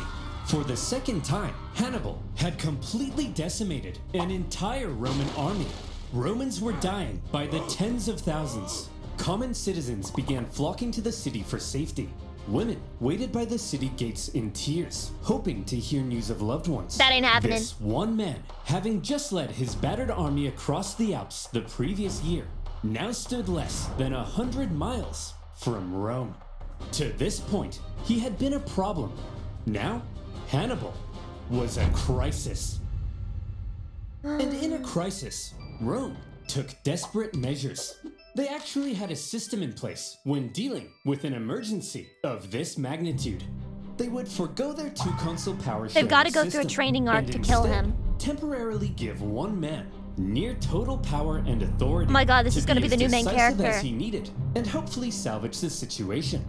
This all-powerful position in Rome's government had a name: dictator. It's actually where we get the word. Really? But unlike modern dictators, Roman ones didn't score perfect rounds of golf or ride bears through the Siberian tundra. They held their power for just 6 months before they were required to give it up. That's crazy. That's not a And in dictator. Rome's hour of need, the man chosen Do they to even be know what a dictator is? Haha. 217 BC, one of the most highly esteemed members of the Roman Senate, Fabius Maximus. So how would Fabius, as dictator, confront Hannibal? Well, Fabius understood that marching all of Rome's young men straight into a one-man meat grinder was bleeding Rome dry. Hannibal was No shit? clearly too dangerous to face head-on in battle. However, he was also stuck in their territory, with dwindling manpower and forced to live off the land. It wasn't a sustainable position to be in long-term, and he could only remain Are there they going to for win so the long. war of attrition? So, if Rome avoided battle with Hannibal to prevent any more crippling losses, and instead simply maneuvered around him, blocking supplies and taking out smaller contingents where possible, Hannibal would gradually become weaker, while they would gradually become stronger. And so Fabius presented his new idea to the Roman If the enemy Senate. is stronger, Okay, just guys, don't fight. Is this true? Is this how you win? I have an idea. See if you can follow me here, okay? Instead of fighting Hannibal, when he approaches, we run away. True. Tomato. This strategy couldn't have been any less Roman. Romans were meant to march headfirst into battle, not run away from it. It seemed cowardly, and Fabius was extremely unpopular. At this point, Hannibal was continuing south. He had to stay on the move to keep his army fed, and he was still aiming to undermine Rome's alliances. This is how in the Russia south. defeated Germany? As he Just went, wait until in a winter, calculated bro. display The of fighting will aggression, He end. devastated the Roman countryside and killed many Romans, all in plain sight of Fabius and his army. We're just gonna stand here? Yes. Are you a coward? No. But Fabius, that's my farm. Well, McDonald, thank you for your sacrifice. You're a hero now. Think of the stories you'll tell. Old MacDonald had a farm. Oh. But you know who else Holy hated fucking lore Fabius's drop. strategy? Hannibal. He understood the danger he was in. Turning Rome's allies against her required Hannibal to keep smashing the Romans in battle. He couldn't do that if Fabius wouldn't fight him. Multiple Come and times, fight me, Hannibal pussy! tried to goad Fabius into a fight, but Fabius wouldn't bite. Failing that, Nah, he tried to bruh. turn Nah. Rome against Fabius. According to the writer Livy, he burned down all the farms he could, but any farm he learned was owned by Fabius himself. He left well alone. Hey, Fabius, why isn't he burning down your farm? You got some sort of a secret deal with him? What? Of course not. Oh my Hey, god. Hannibal! What? Burn my farm too, please! What? Burn my farm too, please! No! Remember our secret deal!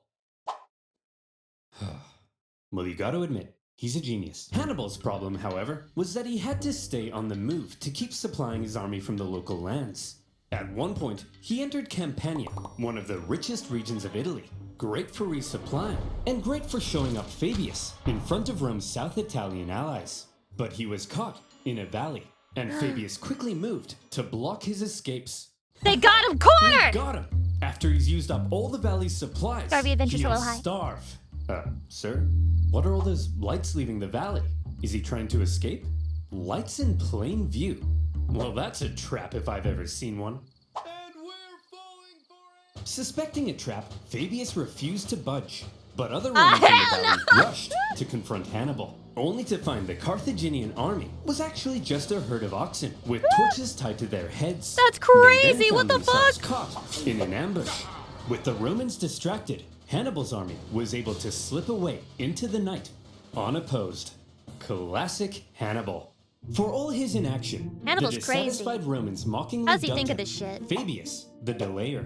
But the thing is, Fabius's strategy was probably the best thing he could have done. He was right that constant encounters with Hannibal were bleeding Rome dry, and the time he took allowed Rome some breathing room to recover their forces when they desperately needed to, while putting Hannibal into an increasingly more difficult position. Modern historians view Fabius's strategy as generally a good idea.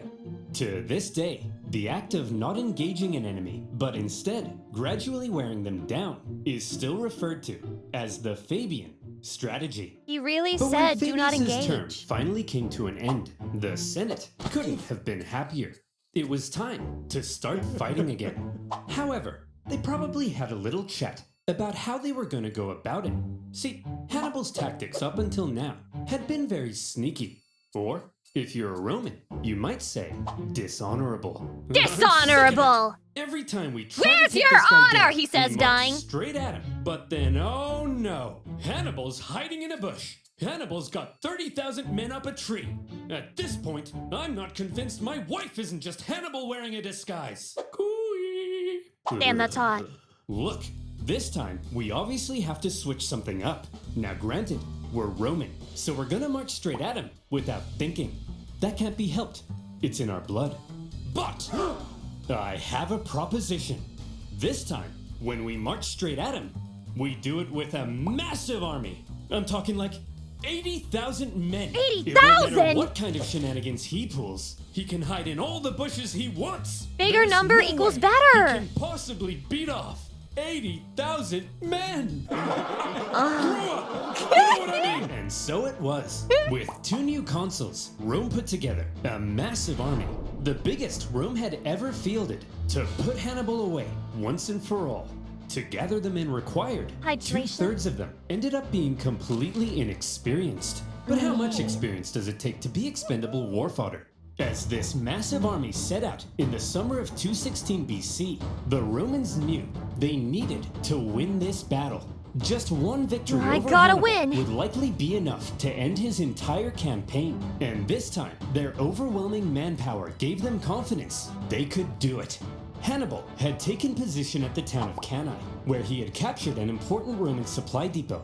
With Fabius gone, Hannibal knew a battle was likely coming, and he was eager to fight it on his terms. But when his men looked out at the Roman camp, they couldn't believe what they were seeing. What did they say? That army's huge! There's no Oh, way yeah. we can possibly beat off Oh, all right, these men. 80,000 How men are we to beat gonna off. beat off all of these men? You know what I mean. I think he's right, Hannibal. Hannibal is then said to have replied, Gisco, my friend, don't worry. There may be a lot of them, but amongst their ranks, there's not a single man named Gisco. This joke was apparently so funny that his officers began to laugh and laugh. And when his men in the camp... Chatty, don't worry. The enemy may be many, but not a single one of them is named Lucy Pyre. heard the laughter. They were like, hey, they're laughing. I guess that means we're gonna win the battle. Yay!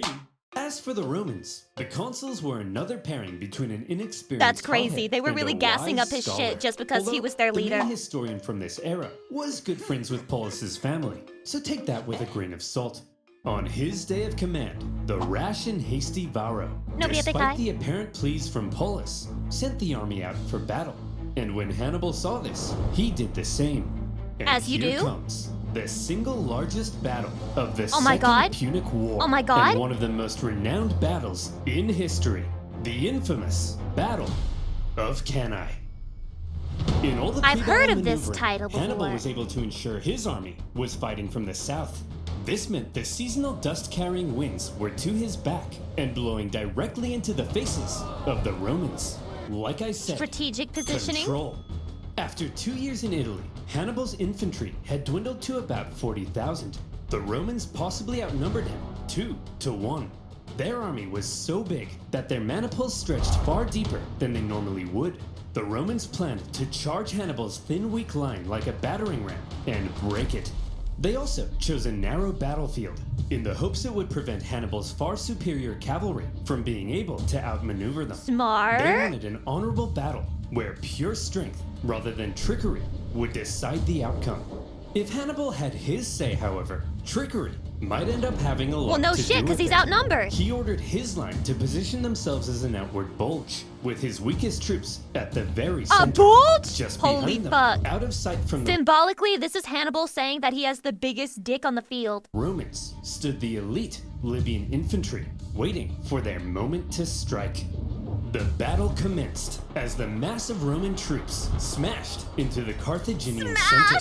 The shape of Hannibal's line ensured the overwhelming weight of the Romans hit his weakest troops first. This is also yaoi because this is when you have a guy who's like super big and tall and like muscular and you think, oh my God, he's definitely the top. And then you watch him get turned into a bottom bitch. And they were pushed back. Hannibal's outward bulge reversed inward. The outward with the Romans bulge went being funneled inward? in That's towards the crazy! weak center. Hannibal had positioned himself at the center to encourage the troops to hold out as long as possible against the Roman onslaught. Because while the Romans were unleashing carnage on the center, Hannibal's cavalry needed time to do their job. The Buy heavy us time, cavalry sir! on the left, They should make a video after game out of this shit. barbaric fight, sent the Roman horse packing, with the consul Paulus even sustaining a severe head injury. He managed to move into the They center did? Okay, to fuck keep the you. battle going. Then the heavy cavalry turned and approached Varro's cavalry from behind. At the first sight of the coming Carthaginian envelopment, Varro ordered his horsemen to flee the battlefield. The Carthaginians had won the cavalry battle. They But keep back doing in the it. They center, just keep according doing to it, some Chatty. They accounts, just keep Hannibal's getting line away with did it. eventually end up caving to the massive weight of the Romans, and they began to flee. The Romans pushed deeper, and organization within the army likely broke down as they became a giant mass I'm hearing trying some to sexual massacre the terms fleeing here. Carthaginians. They didn't realize that they were playing right into Hannibal's hands.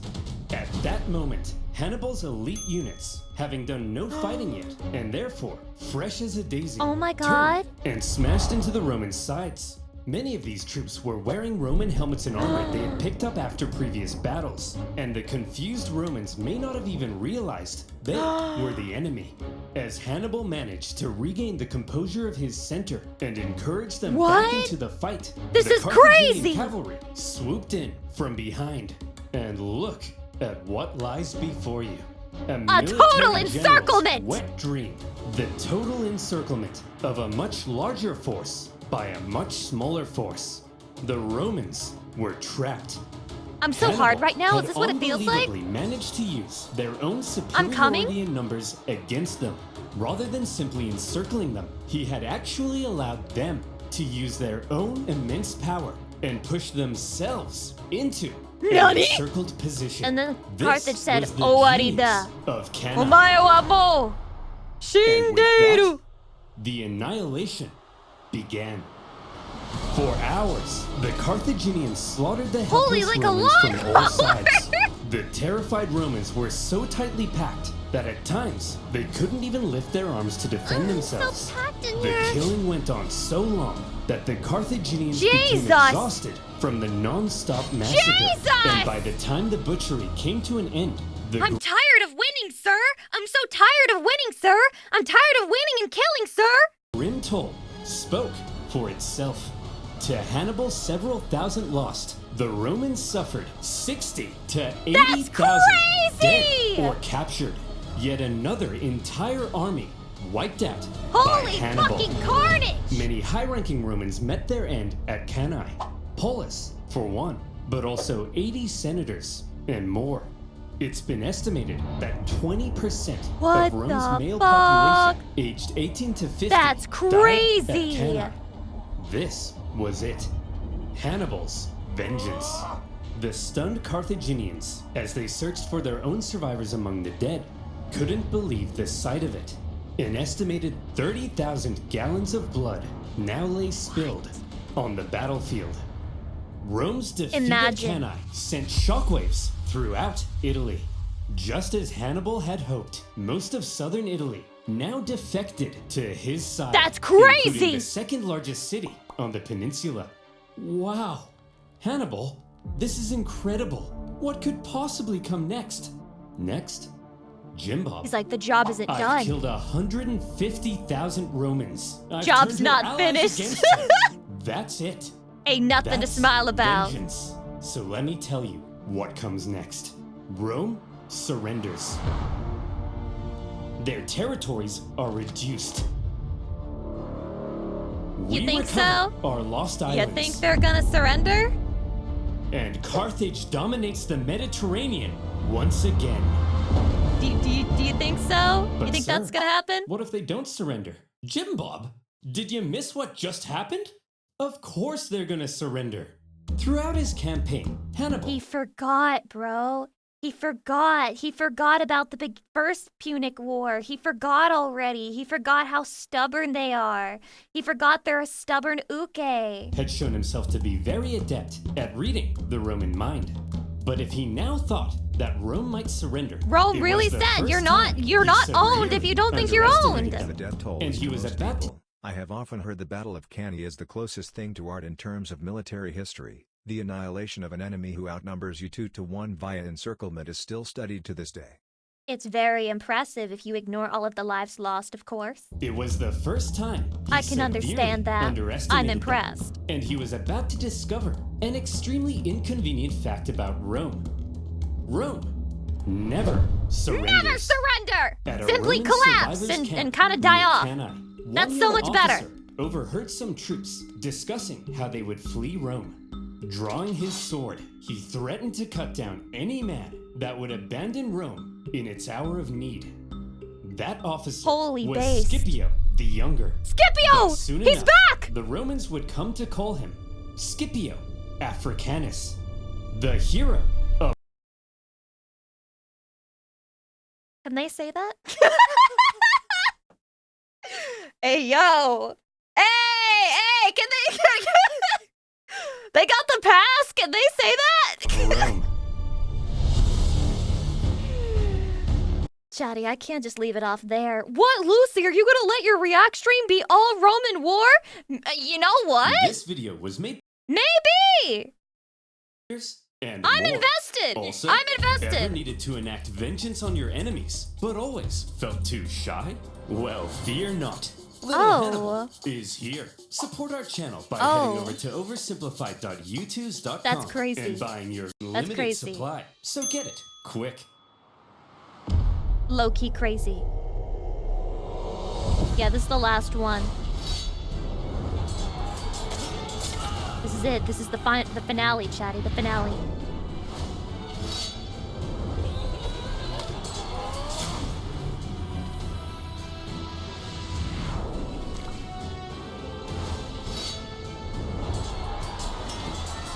Holy flashback.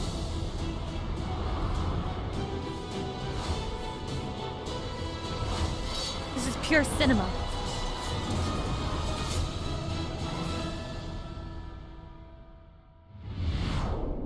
Lucy, guess the ending. Rome wins.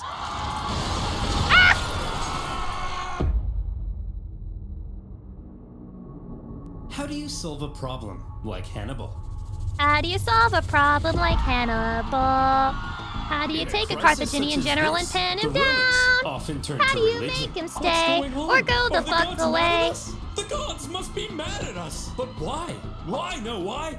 Two of the Vestal virgins broke their sacred oath and lost their virginity. That's why Hannibal's kicking our ass. Dude, this is true. If anything goes bad in your life, that's because a VTuber lost their virginity and she's a whore, and you have to excommunicate her. What should we do with them? Appease the gods! Bury them alive! So true. Who did they even boink? It was those guys! That's crazy! What This really should we do happened? with them? Beat them to death! That's crazy! Needless to say, the Romans were freaking Y'all mind if I'm a bitch for a second? And they say that women are emotional. out. Okay, now that that's out of our system, let's go find a real solution. The real solution, first of all, involved raising a new army. Remember, at Cannae, Hannibal had wiped out the biggest army Rome had ever fielded. Possibly 20% of Rome's Pretty crazy. military-aged Pretty men. crazy you can come Rome back from needed this. to replace those losses. And Rome gives me hope, man. Rome gives me hope. You can fall off as much as you want, and then as long as you're just like, I'm not owned, you still win somehow. fast. Only before to die later, Hannibal but it's arrived fine. at their gates. But where would those replacements come from? Rome had a few ideas. Quick! Lower the age of conscription! You! Put down those Digimons! You're a soldier now! Enlist all these slaves with the promise of freedom! And then don't give it to equip them! with all these religious weapons and armor! Anything we've got! Alright, men! You are Rome's last line of defense! Man the walls! Okay! After the earth-shattering defeat at Cannae, the Romans expected Hannibal to arrive at their gates any day now. In Hannibal's camp, the mood was triumphant. We did it! We won! So when do we march on Rome? Today? I'm free in 10 minutes. Whoa, slow down. We're not going to Rome. We're staying right here. Are you an idiot, Hannibal? Is he an idiot? I'm smart. We don't need to march on Rome, because after what we did, the Romans are definitely going to surrender. Watch. Hey, Jim Bob. He's a Yes, sir? baka. Go to Rome and discuss He's peace a terms. baka. Yes, sir. Hey, I'm Hannibal's only mistake was not killing more. here to discuss peace terms. Piss off! They told me to piss off! What? They didn't surrender? No! And they were mean! Hannibal was learning that crazy. Rome had an unprecedented attitude towards surrender. Even when Hannibal offered to ransom thousands of prisoners back to Rome, a pretty common practice in ancient warfare, the Romans refused, opting to let their own men be sold into slavery You're on your own, rather than bitch! paying a penny to the enemy. It was clear that in order to defeat Rome, you had to annihilate them. If any Roman man was still standing, you had to Exactly! get one. Hannibal, press the But fucking still, Hannibal charge! decided not to march on Rome, and it was a controversial Me going back in time, woman-splaining to him how to fucking do his job. decision. Even one of his own commanders famously told him, Hannibal, you know how to win a battle, but you do not know how to win a war. From Hannibal's perspective, They fucking perhaps he owned knew his army was ass. designed to survive behind enemy lines and sow chaos. It may not have been well equipped to undertake a risky siege of one of the most fortified cities on Earth. Plus, with many of the southern cities defecting to his side after Cannae, Hannibal likely thought things were going pretty well, as is. Hubris. We'll stay the Pure course. hubris. Okay, so the Romans didn't surrender after 3 major defeats, but surely they'll surrender after 4. Unfortunately for Hannibal, however, after Cannae, the Romans well and truly learnt their lesson. Well, we All should it look took at was a that. bunch of Remind death. me, who was it that said Hannibal was too dangerous to fight? You. And who said we shouldn't fight him directly? You. And who tried to fight him directly? Us. And what happened? We lost 20% of our military-aged men. That's right. So tell me, when Hannibal approaches, what do? We run away. I'm a genius! I'm a genius! Clap for me! After Cannae, Fabius Poppy's in the Maximus chat right kind now. of became the unofficial leader of Rome. Even if others were elected consul, Oh my his god, they influence listened to was me. I can't unparalleled, believe it. And Rome quickly reverted to the Fabian strategy of avoiding Hannibal. They knew they couldn't defeat him, so instead, they hoped they could at least contain him. They raised an impressively large number of men, partly by enlisting teenagers, slaves, and criminals. And rather than trying to fight Hannibal, they instead turned their attention towards those I can't believe that shit treacherous southern worked. cities that had switched Thanks, sides. Mix. Thank you for the 2 Thanks year for Annie. I joining the appreciate winning it. team, Bye-bye. guys. Here's the deal. All you have to do is provide me some troops and defend your own city, since Also, I'll be hydrate. too busy to defend it for you. Now, I'm going to briefly turn around, look this way, and when I look back, you better not be being massacred by the Romans. Oh, for goodness sake! The Romans spread out their newly formed legions and began attacking the southern cities here, there, everywhere. The southern cities expected to have Hannibal's protection, and Hannibal was inundated with requests for help. He was forced to run around southern Italy, trying to encourage defection while rescuing his own allies. But when he showed up, the Romans would often leave, only to come back the second he went away again. And as these southern cities found themselves being punished severely by the Romans, they began to realize that joining Hannibal may not have been such a good idea. Damn. You think you're so big? That lasted Attacking 2 my seconds. allies? Why don't you come out and face me? Because you're scary! Sakugurai, hi. The fickle southern So cities fucking frequently true! switched sides depending on who appeared to be winning. Hey! Come out and respond to my rage bait! No. No, I don't want to. I don't want to get beat up in the quote retweets. And the whole situation became a nightmare for Hannibal to control, playing a constant game of Roman whack-a-mole to fend off the enemy armies. Having not long ago seemed near extinction, the Romans had managed to turn the situation around by placing Hannibal in a clever predicament. If he left southern Italy, the southern cities would likely capitulate to Rome, meaning he couldn't leave. And since the Romans wouldn't He can fight never him, he leave. couldn't inflict any more dangerous defeats. For now, Hannibal had been muzzled. Southern Italy had Oh my god, been his actually. prize for his impressive Italian campaign. Movie reference crazy. But those clever Romans found a way to take his prize and turn it into his prison. With the Fabian strategy neutralizing Hannibal for now, the Romans were freed up to refocus their attention to other fronts. This whole time, while we've been discussing Hannibal and the Italian campaign of the Second Punic War, fighting had actually been occurring elsewhere. Is it weird that this has made me extremely interested in a bunch of war strategies? Am I literally on my male-coded arc?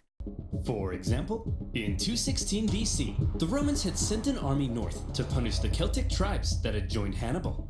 However, as the Romans entered the Latana forest, No, that is very little did normal. they know It is normal to those be on a clever male-coded Celts arc. had set up a trap. The Celts dropped trees on them, decimating the Romans, and they even took the commander's head to use as a religious sippy cup. So that And they went put pretty Gamer fast. Subs in it with Whoa, code Lucy for very 10% good. off! But thankfully, in other theaters, things were going a bit better. For example, let's look at Sicily. After Cannae, internal chaos in Syracuse caused this longtime Roman ally I to like switch Syracuse, sides, it's fun to say. because being Syracuse. a winner is more fun. Syracuse. The Carthaginians also landed troops, hoping to retake their lost island, while Roman proconsul Claudius Marcellus moved in to besiege Syracuse. The Marcellus siege sounds like a was bacteria. a brutal slug for the Romans, largely due to the presence of one famous scientist and mathematician, Archimedes. He lived It's in Syracuse him! at the time, and he invented a variety of clever contraptions to defend the city. There was a giant claw that could grab and destroy Roman ships. Oh my god, real? And purportedly even a big mirror that could magically ignite them. Real? The Carthaginian forces on the island attempted to come to Syracuse's rescue, But luckily for the Romans, they all got diarrhea. Insane crossover, dude. And My they favorite died. content creators Finally, collabing. in No the way. city itself, the day of a big annual religious festival came, and the Syracusans said, "Well, fellas, we've been holding off the Romans for over a year now. I think we've earned ourselves a little party." Sir, we're still under a massive siege. Are you sure? They'll probably take advantage of it. Well, Carl, I'm taking advantage of the open bar. So Sir, true. you've got battering rams. Well, Carl, I'm ramming these hors d'oeuvres into my mouth. Sir, they'll tear down our walls. Well, Carl, I'm tearing it up on the dance floor. Sir, they're literally at the gates. Well, Carl, I'm literally at the cheese platter. Marcellus took advantage of the drunken festivities, stormed the city, and plundering ensued. In the chaos, Marcellus ordered Archimedes be captured alive. Some To sources use say him. Roman troops entered Archimedes' home, and they were like, "Hey man, are you the math guy?" Oh my god, he was just a math artist and he got caught up in all this shit. Let him live! Oh wait, I'm drawing circles. Look, I Literally a math artist! Come on, bro, get out of here. You're messing up my circles. Now is not a good time to draw circles. It's always a good time for circles. I love circles. Either stop drawing the circles or I kill you. I choose the circles. Is this real? Despite not securing Archimedes, by 210 BC, the Romans did secure Sicily and also put down a Carthage support. I can never forgive the Romans for killing Archimedes. He was just a fucking math artist. Leave him alone. He's harmless. On nearby Sardinia, 2 Roman successes, and there were more to come. After Cannae, King Philip V of Macedon saw an opportunity. He was concerned with recent Roman Macedon? expansion into Illyria, and so when he saw Hannibal and Wait, is this before Alexander the Great or after? "Oh my gosh! Hey! Oh my gosh! After. You're so Naruhodo, cool. thank you. Let's form an alliance and annihilate the Romans together." Sure. Yes! Hannibal hoped to secure Philip's help in fighting Rome, but a Roman army was sent to the region, stirred up Philip's other Greek opponents, and essentially kept Philip bogged down in Greece for the entire duration of the war. Another kind of Roman success. Kind of. But the main front Rome was hoping to push Carthage back in was Spain. The riches of Spain made it one of Carthage's most valuable possessions, and the Romans were eager to weaken it. Remember way back at the start of the war, the consul Scipio was supposed to go to Spain, but ended up rushing back to— Who's fucking yapping on Discord? Shut the fuck up! Oh my god, it's Belle.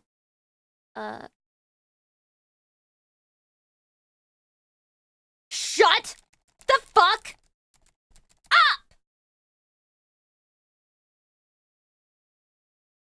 Italy when he realized Hannibal was crossing the Alps. He then faced Hannibal at Ticinus and had to be rescued by his son. Well, after he recovered from his wounds, he proceeded with the original plan and joined his brother in Spain. There, the 2 Scipio brothers fought a successful campaign against Hannibal's brother, Hasdrubal. So cute! Over the next few years, they won a Leathery number Ellie? of key victories, No, even taking I have to hold it Saguntum, in. the city They that can't had know my power kickstarted level this yet. entire war. Yet more Roman success. I haven't seen you stream on Twitch for a while. I've been here. Appeared to be emerging.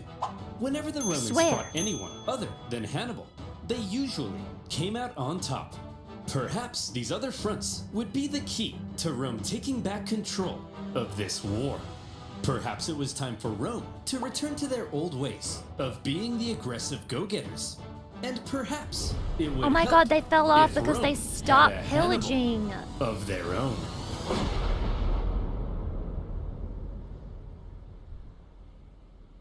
Scipio, the younger, was the son of Publius Scipio, currently fighting in Spain.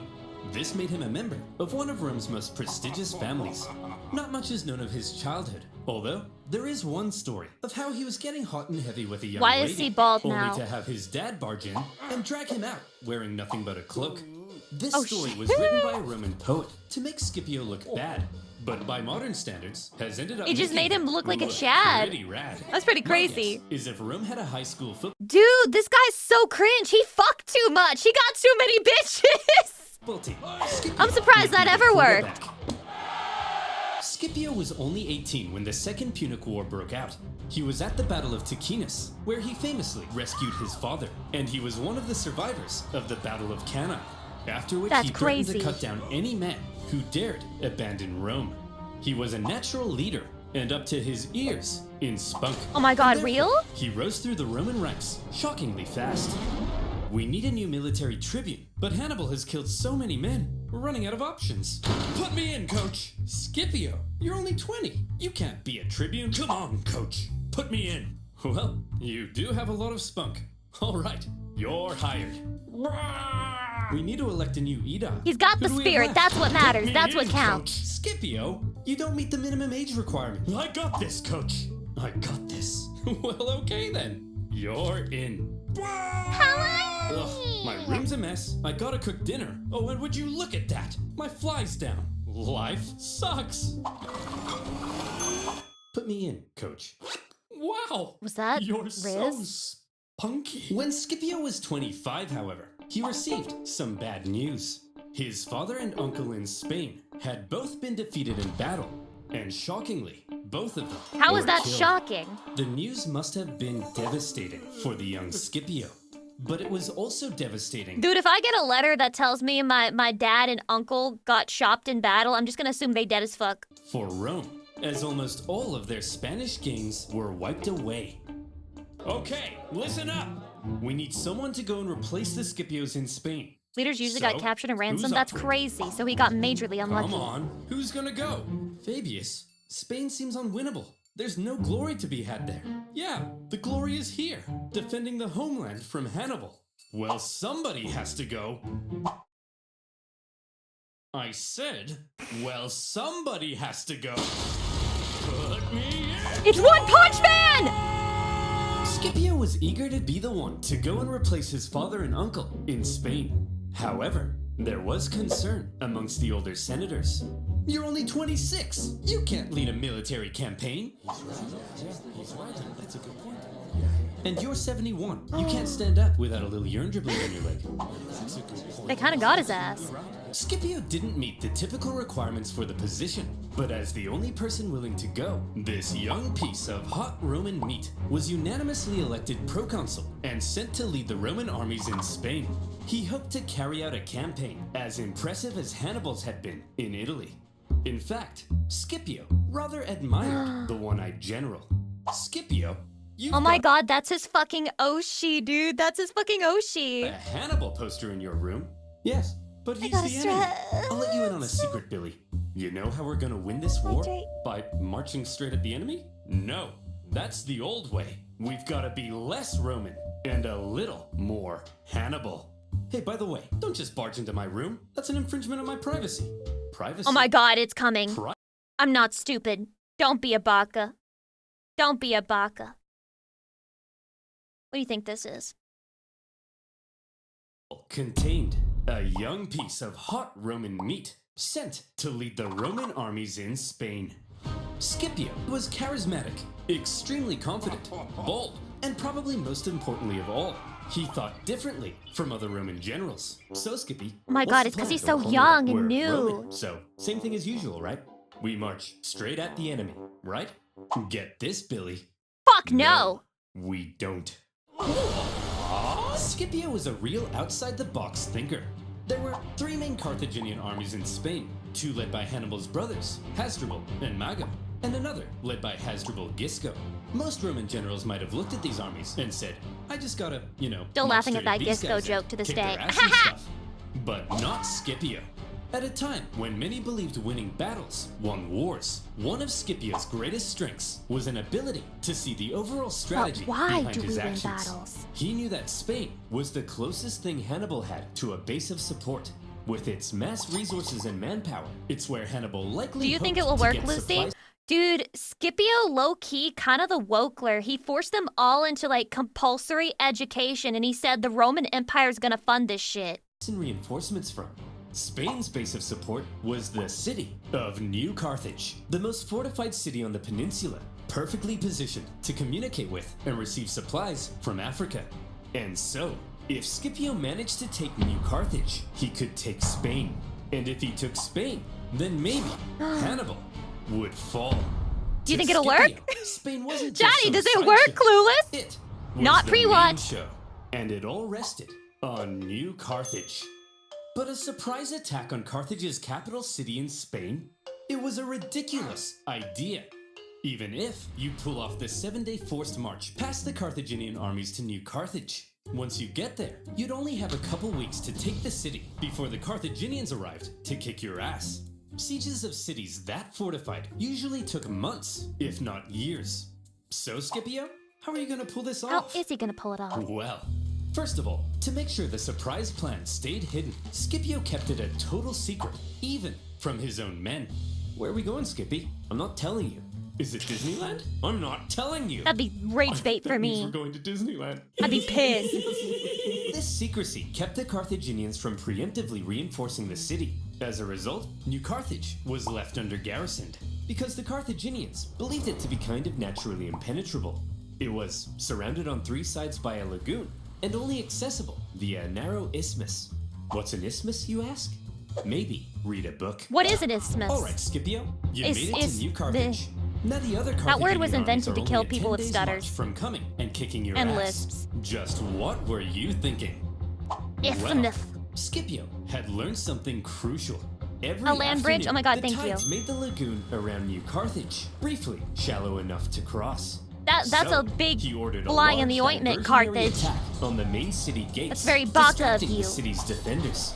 Then, a small infiltration force traversed the lagoon, climbed the unguarded northern walls, and entered the city.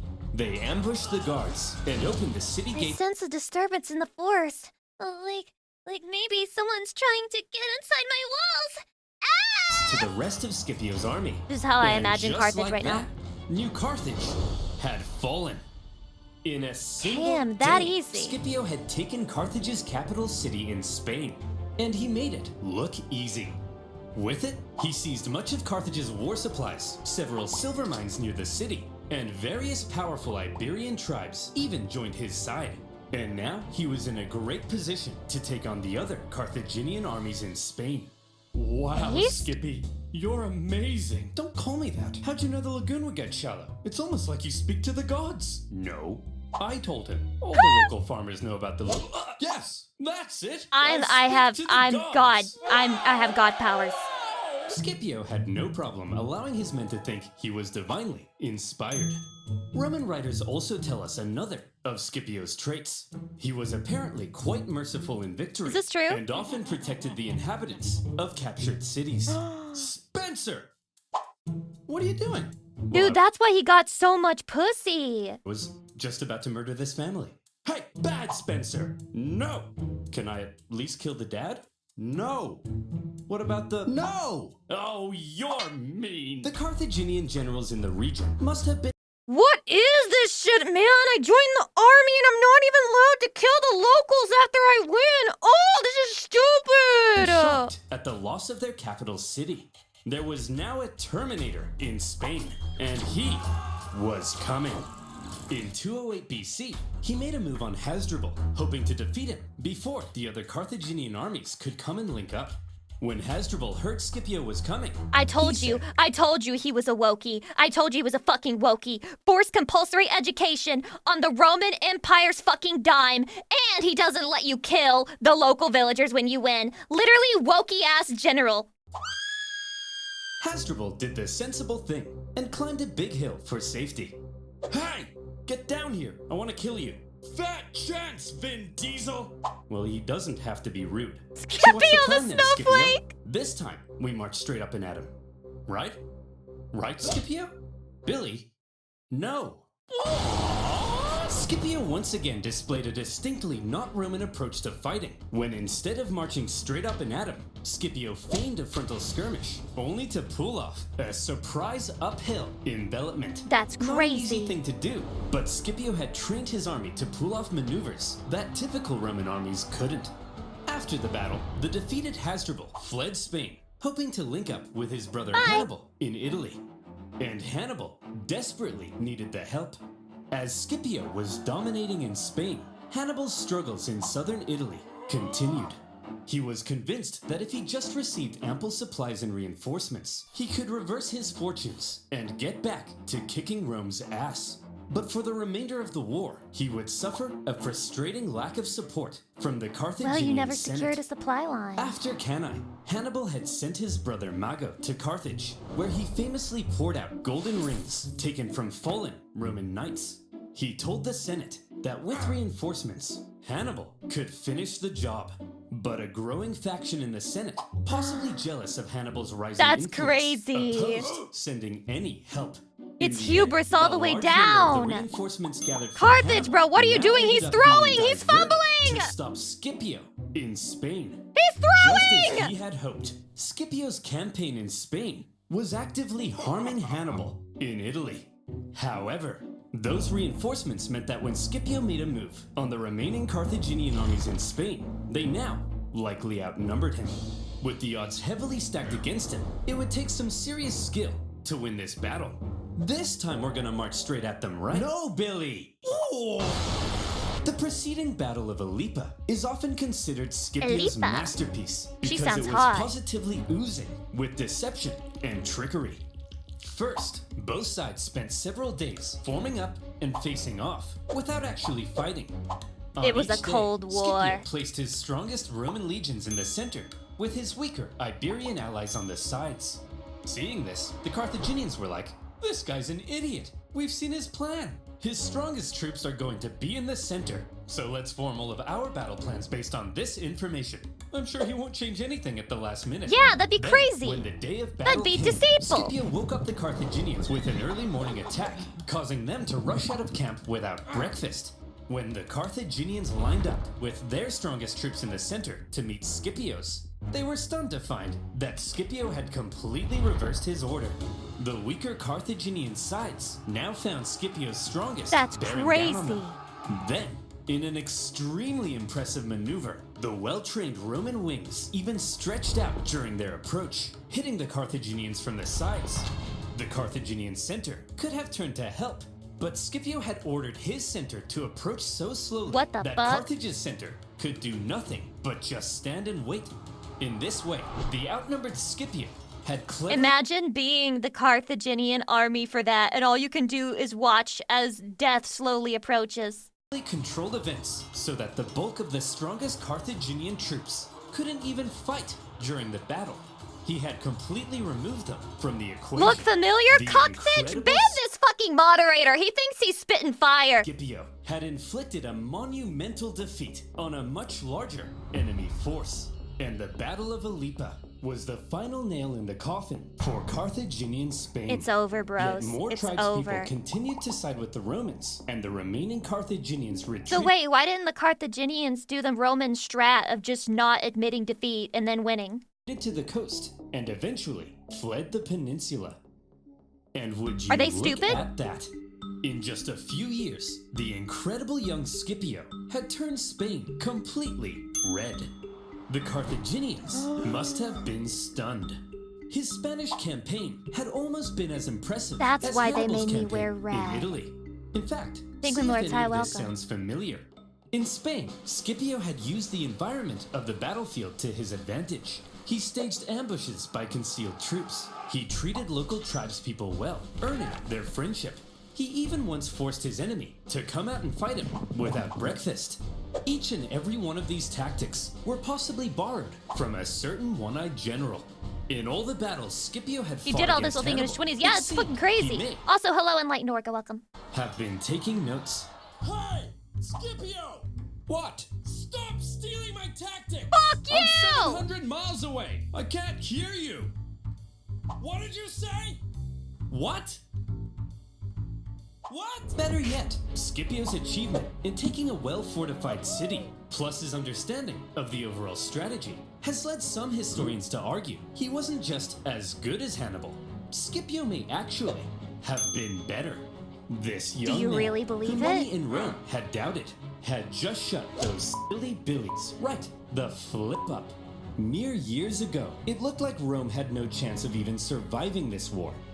Damn, he forgot to patent his war strategies. Shit, that would have stopped him. But now, the momentum of war was shifting astonishingly fast. And for Hannibal in Italy, things continued to head south. Before Scipio had even gone to Spain, the Romans had placed Capua, Hannibal's largest city in Italy, under a dangerous siege. And in order to rescue it, Hannibal needed to take drastic action. Fast. Man, everything's Damn, that's falling crazy, apart. bruh. Fine, I'll do it. Do what? Yeah, you've convinced me. I'll march on Rome. Oh my god, too late! That conversation was 5 years ago. It's too late. No one's trying to convince you to march on Rome. I said I'll do it! Quit nagging me! Ugh. Hannibal finally marched on Rome, hoping it might draw the Romans away from Capua. The Romans saw Hannibal approaching their city, and they freaked the hell out. Hannibal is said to have closely approached the city walls, inspecting the defenses, as the Romans inside quivered in their togas. However, Hannibal probably knew They were like, he had "It's no over. chance of It's taking over." the city. The whole thing was a feint, and Hannibal soon left. The What the Romans famously coined the phrase "Hannibal is at the gates" to describe a moment of crisis or severe desperation.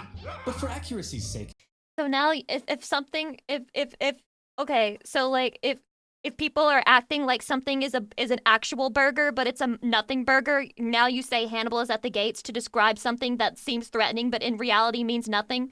Hannibal's at the gates! Hannibal's at the gates! Everybody scream and do nothing! the phrase should probably be "Hannibal is at the gates." But don't worry, it's just a feint to draw the Romans away from Capua. And it didn't even work, because the Romans stayed at Capua, and the Capuans misunderstood and thought Hannibal had abandoned That's them. crazy. And so, they surrendered That's the city. crazy! But apparently Holy that's not as worthless! catchy. Despite a few successes, including an ambush in 208 BC, where Hannibal managed to kill both consuls in one go, Hannibal was slowly but steadily losing his grip on southern Italy. Even Hasdrubal, who had fled Spain to join Hannibal, never reached his brother. He made his own dramatic crossing of the Alps, just as Hannibal had done. But unlike Hannibal, the second Hasdrubal arrived in Italy, he was immediately pulverized. The Romans then took his head and threw it over the walls into his brother's camp. Hannibal was becoming extremely isolated. Damn, that's sad though. That's sad. After his impressive conquest of Spain, Scipio returned to Rome a hero. And when the election came for next year's consuls, despite not meeting the typical requirements, Scipio won in a landslide. Wow. But the question now was, what would he do next? All right, what's your plan then, Scipio? You're gonna go fight Hannibal now, right? Get this, Fady. So once Scipio wins the war, that means he can take the spoils of the war, right? And what if the spoil he wants is Hannibal as his femboy, Uke? Yes? No. Thoughts? Scipio's plan remained the same as The before. Hannibussy? Don't attack the monster directly. Attack his base of support, which now happened to be Carthage itself. That's right, Scipio would invade Africa. However, Scipio understood that any invasion of Africa would stand Would a be much better considered chance problematic if he and could get him secure an canceled on alliance Twitter. with one of the African tribes. Throughout the war, Carthage's far superior Numidian cavalry, which came from this part of Africa, had played a critical role in winning battles. Numidia was divided between two rival kings. In the east, the king Syphax had sympathized with Rome for much of the war, and so at He's some a point, Roman Scipio sympathizer! visited Syphax to ratify a treaty. It just so happened, however, that the Carthaginian general Hasdrubal Gisco, whom Scipio had fought in Spain, Ooh. also arrived at the exact Ooh, that's same awkward. time. And so Love Syphax triangle. invited both Scipio and That's Gisco crazy. for a That's meal. crazy. The two men fought for Syphax's alliance. Actual and by love Roman triangle is accounts, crazy. Scipio was positively charming. Yowie Come on, dynamics for Syphax. all with the Stick eyes with to us see. Romans. We'll build a naked statue of you. Very enticing. If you join our side, Syphax, we'll give you a 2% discount on figs. That's crazy. You like figs, don't you? That's crazy. Not really. Hey, Syphax, check this out. Wow! Hey, Syphax. Damn, check this guy out. cannot compete. Did he just defecate? I believe he did. Well, Scipio, you clearly are the most charming man in the Mediterranean. My alliance is... Syphax, I'll let you marry my extremely hot daughter. Yours! Humana, humana! Unable to compete with Syphax's libido, Scipio instead... And this is why the bro podcasters say don't let women distract you. Don't let pussy get you down, man. when you could just let Dick bring you up. That's right, suck your homie's cock. Instead made contact with Syphax's rival, the other Numidian king, Massinissa, who was a longtime ally of Carthage. Scipio told Massinissa, if you join the Romans, I'll help you defeat Syphax and become the ultimate Numidian king. Kind of a sick design. And so Massinissa was now on Team Rome. Good job, Skippy. With a Numidian alliance solidified, Scipio prepared for his invasion of Africa. He raised a volunteer force that included many of the disgraced survivors from Cannae, and he set sail. He's like, redemption Military? arc for all of Any you news from bitches. Italy?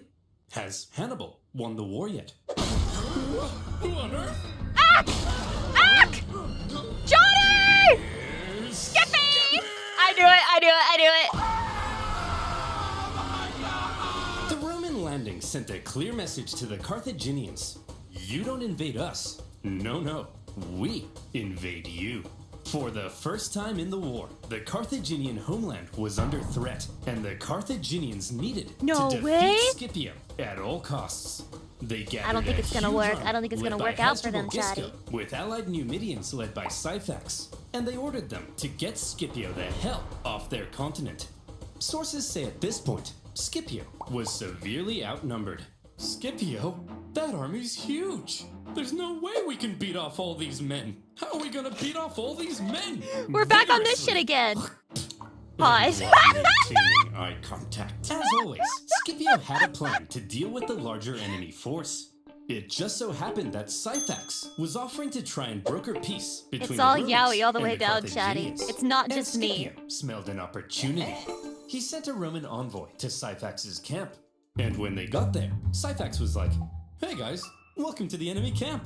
Just before we begin negotiations, a small safety demonstration. As you can see, our huts are made of grass and reeds. Very flammable. If there was even a single spark, this whole place would become a raging inferno, and all my men would burn alive. Very interesting. The Roman troops then reported back to Scipio about the Numidian camp, its construction, and most importantly, its flammability. Then, the following night, as Chatty, the what do you think they're sun gonna set do? over the beautiful African plains, and the Carthaginians got all comfy in their beds, they began to gently dream of Carthaginian figs and child sacrifice. Good night, Carthaginians. Good night, Syphax and Gisco. Good evening, Scipio. In the night, shadowy Roman figures approached the Numidian camp. No way. As the Numidians lay in their beds, Scipio executed his plan. That's all it takes. Camp That's all it erupted takes. into flames. With the flammable wooden huts, the fires spread terrifyingly fast. Men were burned in their beds. Those who awoke in a panic, believing the fire to have been some kind of terrible accident, rushed to the exits Oh, without no. their weapons and armor. Those who saw the fire from the Carthaginian camp also rushed out Oh unarmed. no, And when Bacchus. they got there, They were all there Bacca. he was. Scipio, the Romans, and their steel. Holy Bacca. Pure cinema? The terrified Carthaginians were massacred, and with heavy casualties, Hasdrubal and Syphax fled the scene of the disaster. Scipio followed this incredible success with another victory against the pair at the Battle of the Great Plains. After that, He won Massinissa without even chased fighting. his rival Syphax All it into took his was a kingdom, little where cigarette Syphax that was Scipio captured. threw. Massinissa was now the ultimate Numidian king. He entered Syphax's capital city. He seized Syphax's palace. He even married Syphax's wife. And when Scipio got mad at him for marrying a Carthaginian girl, he then poisoned his wife. Boys will be boys. Oh my god, he finally abandoned the slut that was keeping him down. That's crazy. Having defeated the Carthaginian armies in Africa, almost nothing now stood between Scipio and Carthage. And the Carthaginians were freaking out. What do we do? What do we do? There's only one thing left to do. Recall him. Well, Hannibal, you've It's been over. here in Italy It's for over. 16 It's years. over. This It's is over. practically your home. You're basically Italian. Yes, Gerald. And He's I've washed. had such a lovely time. I ate spaghetti, Did this with my hands. I've committed He's my washed. whole life to this campaign, and once Rome has fallen, it'll all have been worth it. Hannibal! He's you washed. have to return to Carthage! Your Italian campaign has been for nothing! Your whole life has been a waste! This is so sad. Pour one out for Hannibal, bro. Imagine being Hannibal in this moment.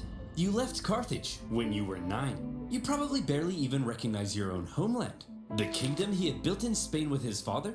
Gone. And now his I'm playing the Italian world's campaign, smallest violin. His vengeance. Was it really all for nothing?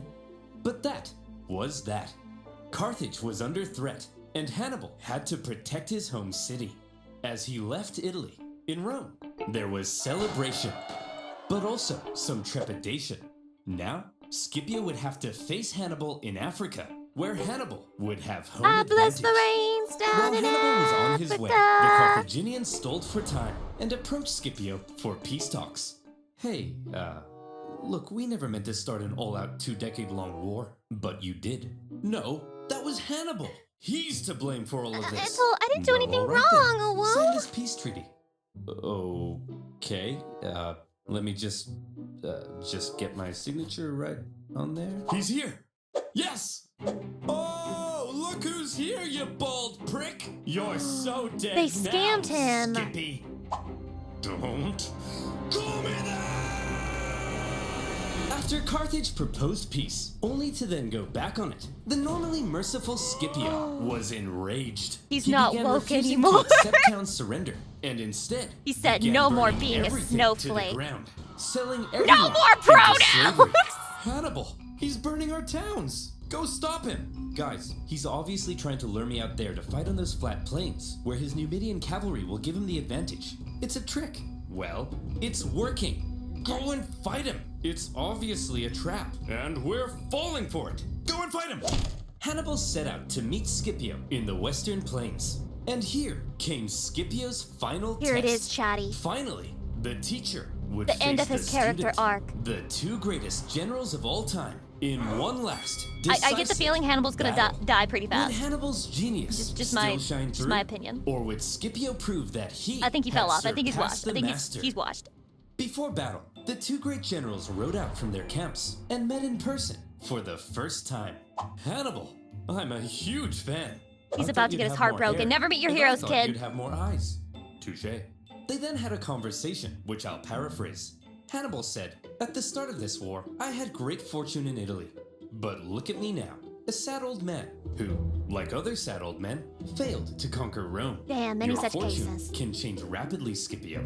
You should consider negotiating a peace rather than risking it all in one last fight against me." Very eloquently put. Scipio then replied, Q! Negotiate? Negotiate what? I took Spain. I'm about to burn your pathetic city to the ground. What could you offer me in negotiations? I already have it all! Ah! Seriously though, Hannibal, I am such a big fan. And so, it was settled. The two great generals would face off one last time in the epic Battle of Zama. Scipio gave his men, consisting of many survivors from Cannae, a pre-battle Why is speech every horse telling them cross-eyed in not the past? only would they gain redemption, but they could become masters of the world. Hannibal told his men probably nothing, because most of them didn't even speak the same language. Yeah. As the two armies lined up for battle, something interesting became clear. Hannibal had more infantry and hoped to use them to brute strength the Romans. But Scipio had the nimble Numidian cavalry and hoped to pull off an envelopment. It was a complete role reversal of Cannae. As Redemption the battle arc? began, Hannibal Roman made his redemption first arc? move. He sent his 80 war elephants to smash through and weaken the Roman infantry. Scipio had the perfect response. He had altered his formation to create passages between the Roman maniples. His light troops Oh my stepped God. aside at the right moment, Wait, revealing the gaps wait. ahead of the charging elephants. Elephants, if given the choice between a suicide charge into spears No shit. or a nice clean escape, will probably choose the escape. Holy get curved. And that's Holy what happened. curved. Some elephants were so frightened from the noise Aw, that they even turned I feel and so bad for smashed them. back into the Carthaginian cavalry, That's crazy. which the Roman cavalry then engaged. Your move, Hannibal. Hannibal Listen, deserved. Forcing fucking poor creatures to do war for you, if they turn around and curb stomp your ass, deserved. Wasn't an idiot. He knew that he was fighting superior Numidian cavalry on open plains. So when his weaker cavalry ended up being routed from the battlefield, he probably wasn't surprised and hoped the Roman cavalry would be lured as far from the battlefield as possible because his infantry needed time to do a clever little job. Hannibal had the numerical advantage, and he had positioned his army in 3 lines. The weaker troops were at the front, while his best men, the army that had been elephants with are him just in big Italy, nose horses. were Just wait until I tell you that I think it's very sad and unfortunate that horses were also forced to die in fucking battle. That's crazy, especially because horses are like very easily frightened creatures. in the rear. As the Romans smashed into the weaker front lines, they managed to cut through them, but suffered losses and exhaustion in Fact doing is, so. it happened, but if somebody gets trampled by their own horse in war, shrug. The same with Hannibal's second line, so that by the time the Romans reached Hannibal's superior third line, the two sides may have now been about equal in number. But the exhausted Romans had just fought an entire battle to get there, while the remaining Carthaginians were fresh and ready to go. Hannibal was still a genius. And this is where the final race began. Could Hannibal's stronger infantry finish off the Romans before the Roman cavalry returned from their pursuit? Who would be quicker? The Carthaginian Holy infantry F1 race or in the the middle of Roman my cavalry? battle. The answer: the cavalry. They had called off their pursuit just in time to turn around and hit Hannibal from the rear. And that was the deciding move. As the sandwiched Carthaginians were hacked to pieces, Hannibal knew he had lost, and he escaped the battlefield. It was a battle that some historians say was well fought on both sides. Both showed their genius, but fortune fell in the favor of Scipio. With just a few thousand Roman casualties compared to 40,000 Carthaginians, Scipio had won. That's a crazy ratio. Hannibal advised the Carthaginian Ratioed in the quote Senate retweets. that it was time to surrender. 17 years of war, finally over. The terms Rome placed on Carthage were harsh. They lost territory and were prohibited from starting any more wars with anyone without Rome's explicit permission. Carthage basically became a weak Roman client state. And what of these two military geniuses? Well, Scipio returned got to his Rome cock sucked. triumphant. For his victory in Africa, he was given the title Scipio Africanus. He had delivered Rome Guys, it's okay. He's the Wokler. from an existential threat. And so, from here on out, he was primed to dominate Roman politics. He was even offered to become consul for Will you be life, consul but he for me? humbly refused. Politics being what it is, however, jealousy eventually And he didn't grew. even do Scipio and his anything! family ended up battling accusations of corruption, and Scipio, possibly Success becoming tired of breeds Roman politics, jealousy. retired to a nice country house by the coast. Hannibal also took a leading role in Carthaginian politics after the war, but again, due to jealousy, factionalism, and a possibility of arrest by the Romans, he eventually entered exile. Damn. He spent the remainder of his years out east, even In my headcanon, he's vacationing with Scipio, and they have gay sex every night. advising enemies of Rome. Rome's hatred of Hannibal endured, and they never stopped hoping to someday capture the monster. One story is told of how when a much older Hannibal was chilling in the city of Ephesus, a Roman delegation was sent to the city, and in that delegation was Scipio Africanus. The two men met for the second time, and they seemed to have gotten along quite well. I'm right! Scipio asked Hannibal who he thought the 3 greatest generals of all time were. I was right! Hannibal placed Alexander the Great in number 1. So true. Pyrrhus of Epirus in number 2. And in third place, himself. What a- Scipio then asked, and what if you had defeated me at Zama? Well, Scipio, then I would have been the greatest general of all time. Pure cinema, and then they fucked. Please, call me Skippy. Oh my god. Eventually, around 183 BC, Hannibal, now in his 60s, came under threat of Roman capture. After a long life, he chose to take some poison. According to Livy, his last words: let us now relieve the Romans of the anxiety they have so long experienced, since they think it tries their patience too much to wait for an old man's death. Wow, Hannibal. He kind of like fucking roasted their ass. He kind of roasted their ass, but you still low-key like murked yourself simply for the Romans. Yeah, he's like, you guys, I live so rent-free in the Roman collective conscious that they just cannot sleep at night unless I'm fucking dead. So let me do them a favor. That's What a crazy. dignified end. Gross. And there you have it. The Second Punic War. Finally done. It took 17 years to end the war, and on a personal note, making these videos has also taken 17 years off my life. Carthage began to recover from the war shockingly fast, however, and anxieties over Carthage would remain in Rome. In particular, one senator just can't would let begin go. calling for one last crusade against Carthage to end the Come on, threat guys, one more once and crusade, for just one all. more crusade, He please, famously guys. began to end all of his speeches with one singular phrase, one of the most famous phrases in Roman Make history. Rome. What does that mean? Carthage must be destroyed.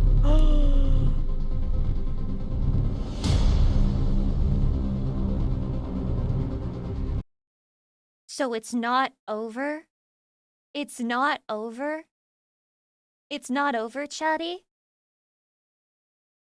Any day now, any day. Oh my god, it's not over. Wow. Come on, guys. These videos must take a long time to make. They're so peak. Let him cook. Let him cook. He's working on it, okay? He's working on it. Chill. Carthage was a 3-phase boss fight. Are you dead ass? There's 3? There's 3. Coming eventually. Eventually is right. No, you take all the time you need, man. You take all the time that you need. Wow! That was, not to brag or anything, but like, that was pretty peak. I think I'm going to Strong, spend rash, the rest of total my muscle day head. Once glory and watching trophies. war documentaries or Insists some on a fair- shit.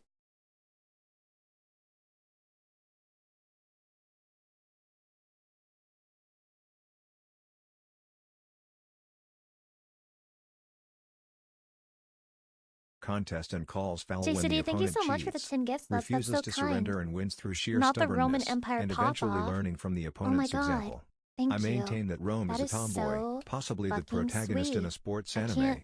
just can't believe people are so nice to me sometimes, man. Wow.